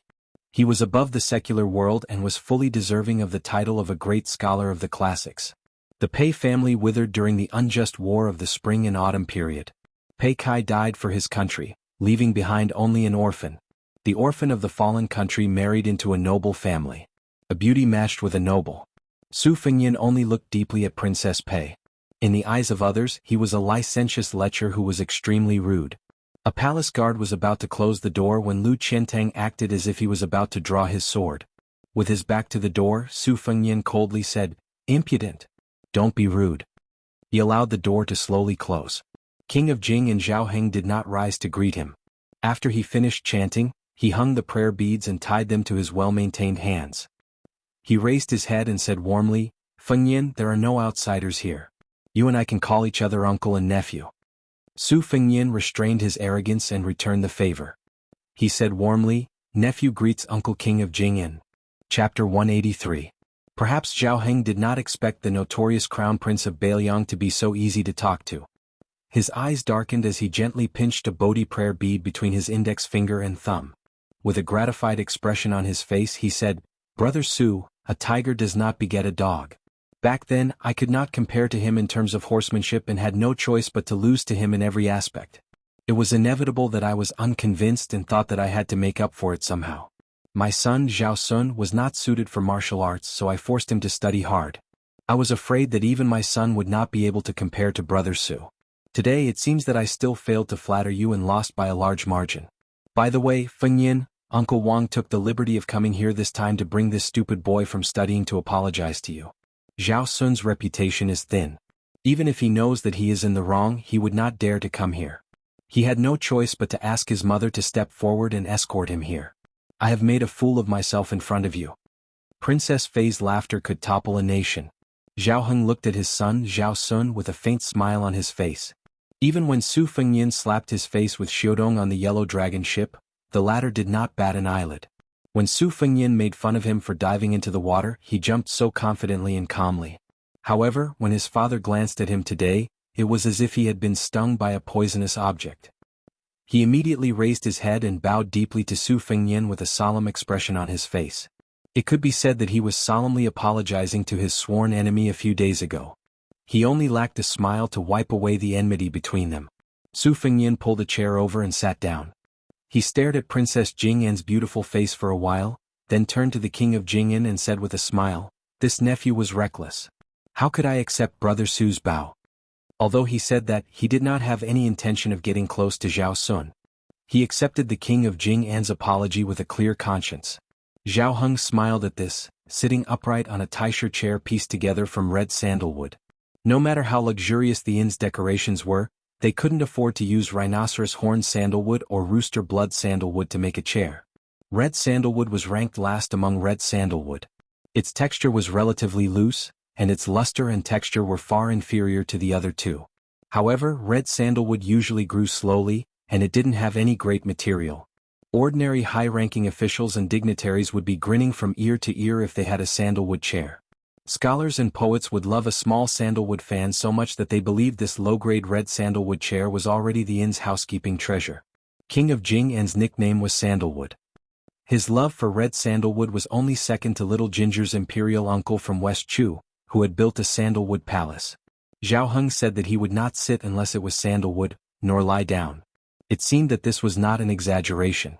Su Fengyin looked at the 108 mani pearls in Zhao Heng's hand and praised, "Uncle Wang is indeed a devout believer of Buddhism." When the Tiantai Bodhi seed was plucked, it was a hard golden yellow.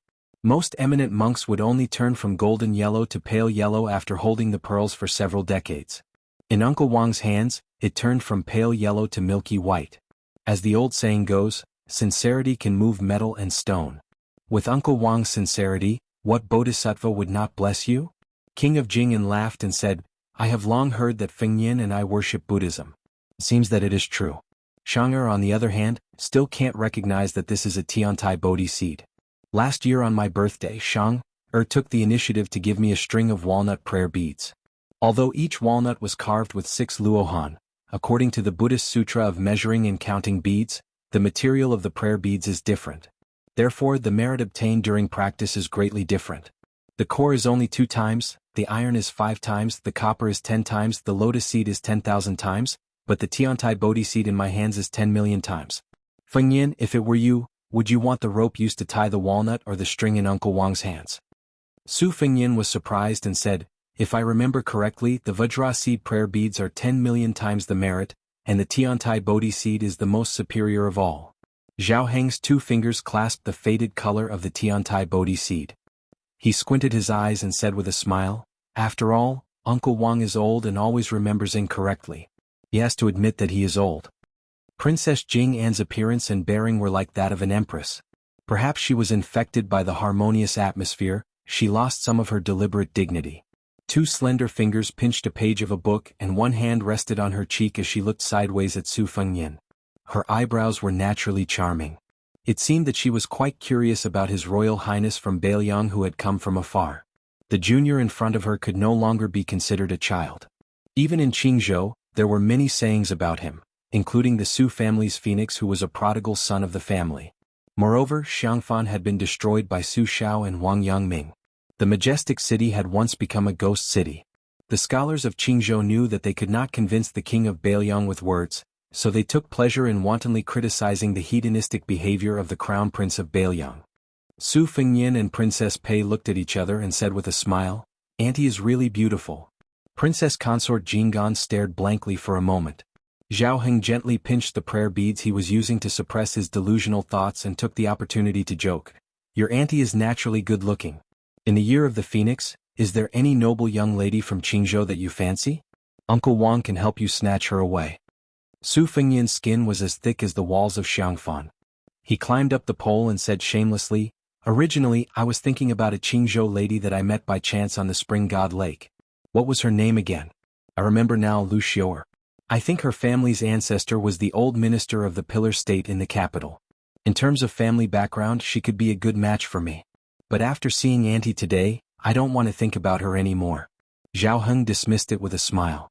Crown Prince Zhao Sun was so angry that his lips were ashen and his entire body was trembling.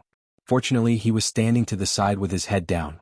Next to the King of Jing and Princess Consort, he was very inconspicuous. What followed next was an even more boring chat. Borrowing the momentum of the civil, military and rouge reviews, there was no lack of topics to talk about. Su Fengyan's eloquence had long been honed by the courtesans of Bailiang to a profound level. It was more than 10 times better than his knife skills. When the King of Jing mentioned that the review this time only lacked a general review, he even spoke up for Su Xiao, who had humiliated him in the past. This time the general review did not appear. The reason was that there were no famous generals after the spring and autumn period, and after the spring and autumn period, there were only blue eyes. Since the general review could not produce anything, why would there be a need for another review? However, anyone with a discerning eye could see that this statement greatly praised the current Chancellor Zhang Julu. It almost pushed him to the height of being able to support the country alone. The King of Jing and Zhao Heng finally stood up. Su Fengyan gently bowed and said goodbye.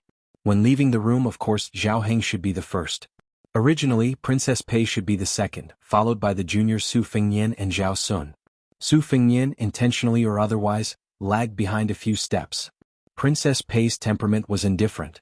In addition, the shameless Zhao Sun was in a hurry to escape. Thus, Su Fengyan and Princess Pei walked side by side. When they crossed the threshold, this beauty from a noble family trembled.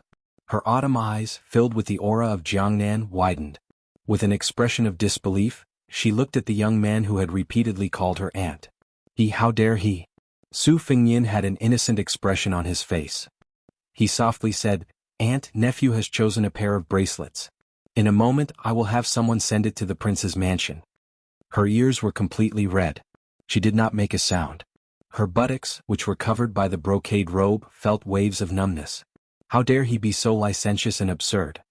Chapter 184. When King of Jing and Zhao Heng heard this, he didn't seem to notice Princess Pei's strange expression. He turned his head and smiled. "Fengyan is very considerate." Su Fengyan laughed and said that it was something he should do. He walked them out of the inn and waited until the three of them got on an ordinary carriage. It was obvious that the carriage was quite narrow. The horses were good horses that even wealthy families could afford. Other than the two strong and sturdy attendants and bodyguards, everything was quite plain. This family of three, who was only one step away from owning the imperial palace in the capital, came and went quietly. On the surface, they were full of the Buddhist aura of a believer in Buddhism, the fairy aura of a beauty, and the friendliness of a distant relative. However, who could understand the murderous intent behind each step? Only Bluebird saw that after leaving the room, His Royal Highness didn't show his back to King of Jing and Zhao Heng. His lapel was already soaked through. The Crown Prince of Bailiang looked at the flying dust at the end of the road and finally turned around peacefully. He ordered Bluebird to buy a copy of Qingying Study House's version of The First Snow. Then he walked back to the room alone and closed the door. He sat on the chair that was still warm and let out a long breath. He looked at the sandalwood chair and murmured, "In just a few hours, Zhao Heng has already pinched the prayer beads 4 times. Su Xiao was right. This sanctimonious King of Jing is as vicious as a woman. Zhao Heng probably doesn't know that I have long known about his secret habit of killing people with each pinch of the prayer beads. The first pinch of the Bodhi beads was because he was surprised that I wasn't as rebellious as the rumors said. He began to suspect that my absurd behavior in Bailiang over the years was because I was pretending to be stupid. Secondly, he was angry that this Shitsi's memory was not bad. He clearly remembered what was written in the Buddhist Sutra of measuring pearls and counting pearls' merit and virtue. He was able to see through his deliberate mistakes. The third pinch was to abhor my undisguised desire for Princess Pei. As for the last pinch, it was interesting. He actually crushed a Tiantai Bodhi seed that was as hard as gold and stone. I originally thought that he was going to shed all pretenses of cordiality, but I didn't expect that Zhao Sun's mental fortitude was already so good. This old man is even more experienced and ruthless. It seems that after pretending to cultivate and pray to Buddha for several decades, there are some results. In terms of acting skills, he is indeed better than me. Su Fengnian's words were teasing, but his tone was terrifyingly gloomy. He shook his uncomfortable clothes and leaned against the chair, repeating scene after scene in his mind. He recalled every detail of King of Jing'an's movements, Princess Pei's subtle frowning and relaxing, Zhao Sun's slight raising and lowering of his head. Finally, Blue Bird entered the room with a set of Wang Dongxiang's The First Snow. Su Fengnian took the book, narrowed his eyes and stood up to change his position. He sat on the chair that Princess Pei had sat on. With a hoodlum smile on his face, he raised his hand and clenched his 5 fingers. He changed his face into a mask and said in an intoxicated manner, "Comfortable. The tip of the lotus flower is raised, but it can't be higher than Xiaonyang's butt." Even though Wen Hua's words are crude, he directly said the great principle that scholars have to spend a lot of money to buy. Blue Bird was confused. She did not see the unrestrained undercurrent at the door. She reckoned that Su Xiao was the only one in the world who dared to think deeply about Su Fengnian's daring feat. Su Fengnian pondered for a moment, then took out one of the books, The First Snow, printed by Qingying's study room, and flipped through a few pages.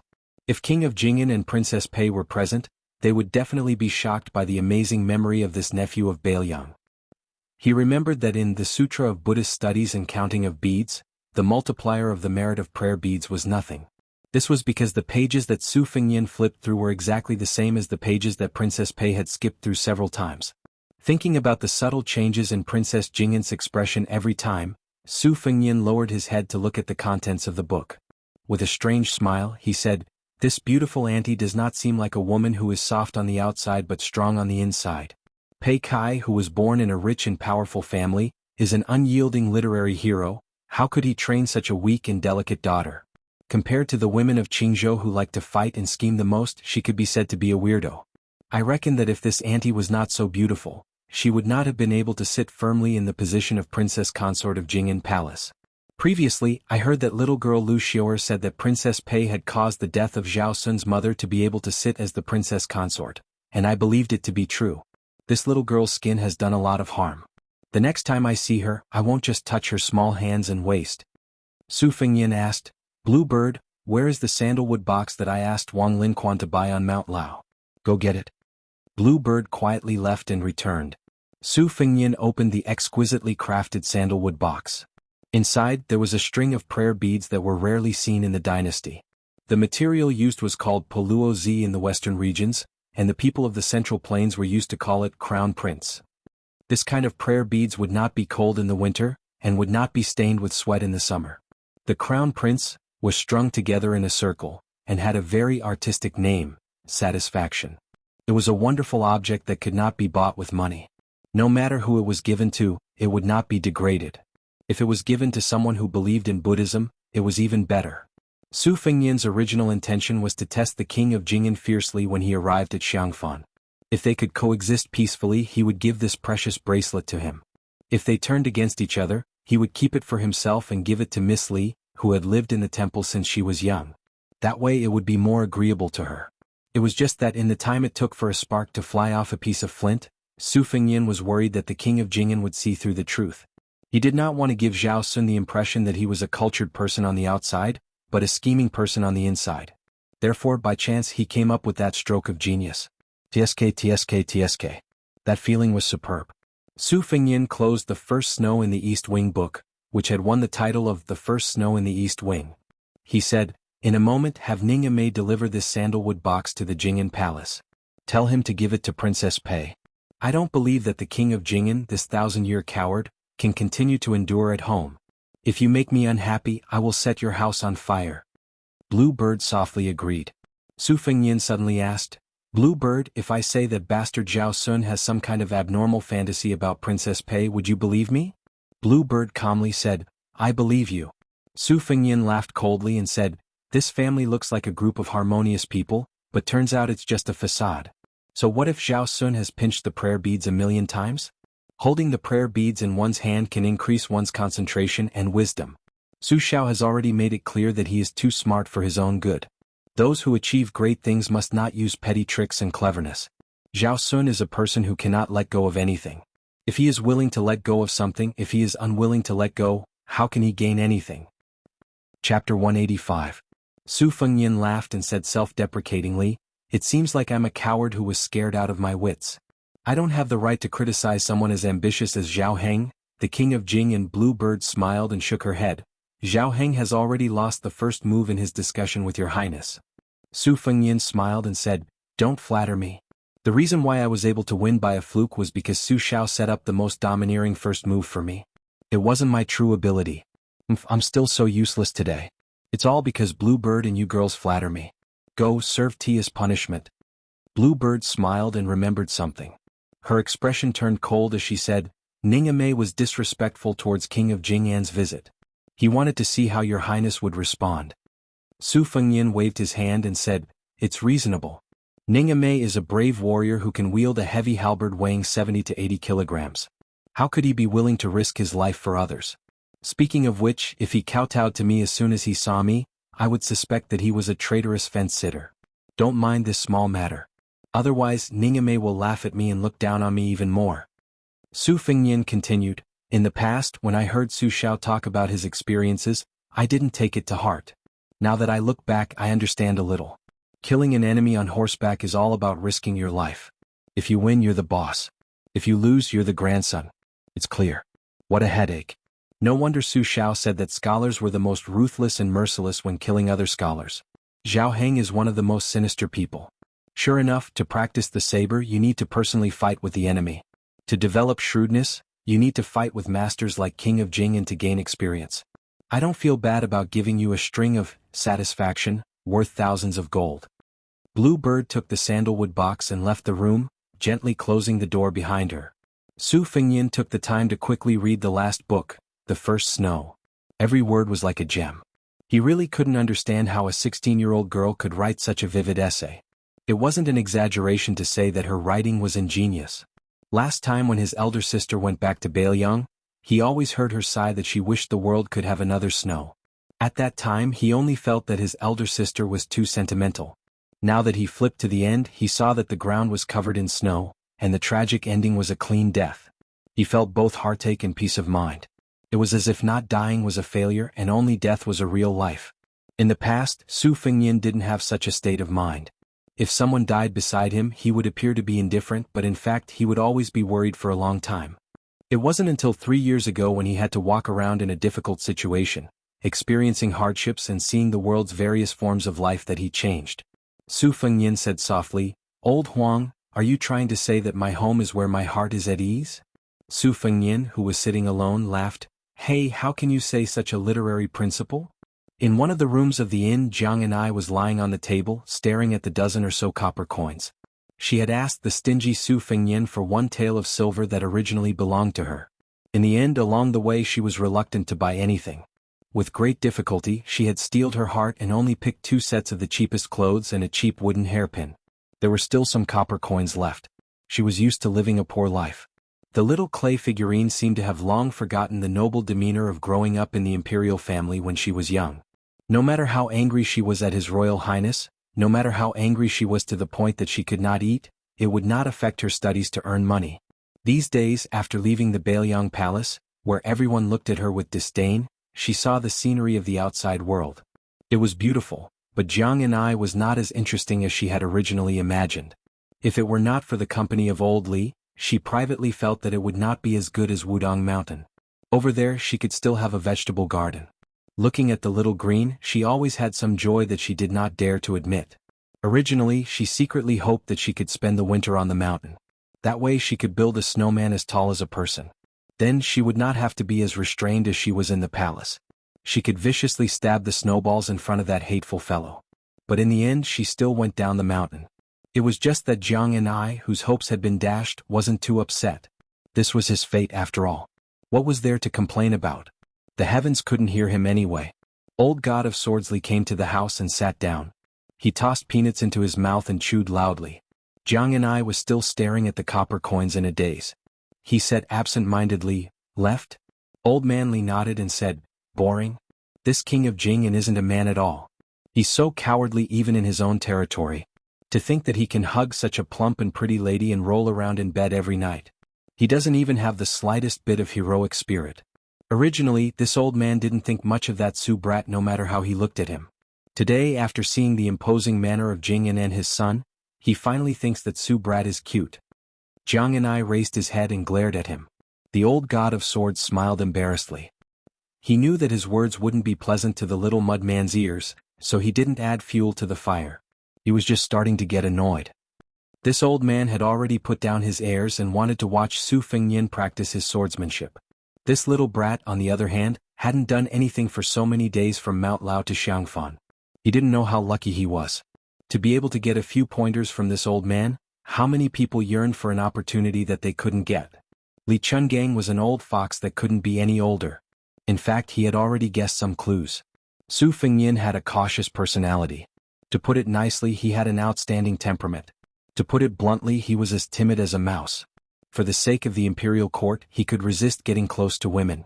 For the sake of secrecy, he wouldn't easily reveal his swordsmanship in public. Occasionally, Li Chungang really wanted to use his finger to fiercely poke that brat's forehead and ask him if he was happy living like this. He was clearly a master who could cross the river no matter where he went, but what difference was there between him and a scoundrel struggling at death's door? Jiang Yan'ai sighed and said, "That Sister Guanyin outside the city is so beautiful. The one today is also very beautiful." The old god of swords laughed and said, "Little Jiang Yan'ai isn't any worse than them. In another 2 years you'll be even more beautiful. It's fine as long as a woman is young. This old man dares to say that they're all jealous of you." Jiang Ni's eyes lit up and asked, "Really?" The old man rolled his eyes and said, "Why would this old man lie to you?" Jiang Yan'ai immediately squinted his eyes and smiled. The 2 little dimples on his cheeks made even the old god of swords want to go drink. The old man was somewhat helpless. Jiang Yan'ai carefully put away the copper coins like a miser. He jogged to the bookcase and picked up a secret manual. Fine, he was obediently reading and earning money again. As a result, the old god of swords felt even more helpless.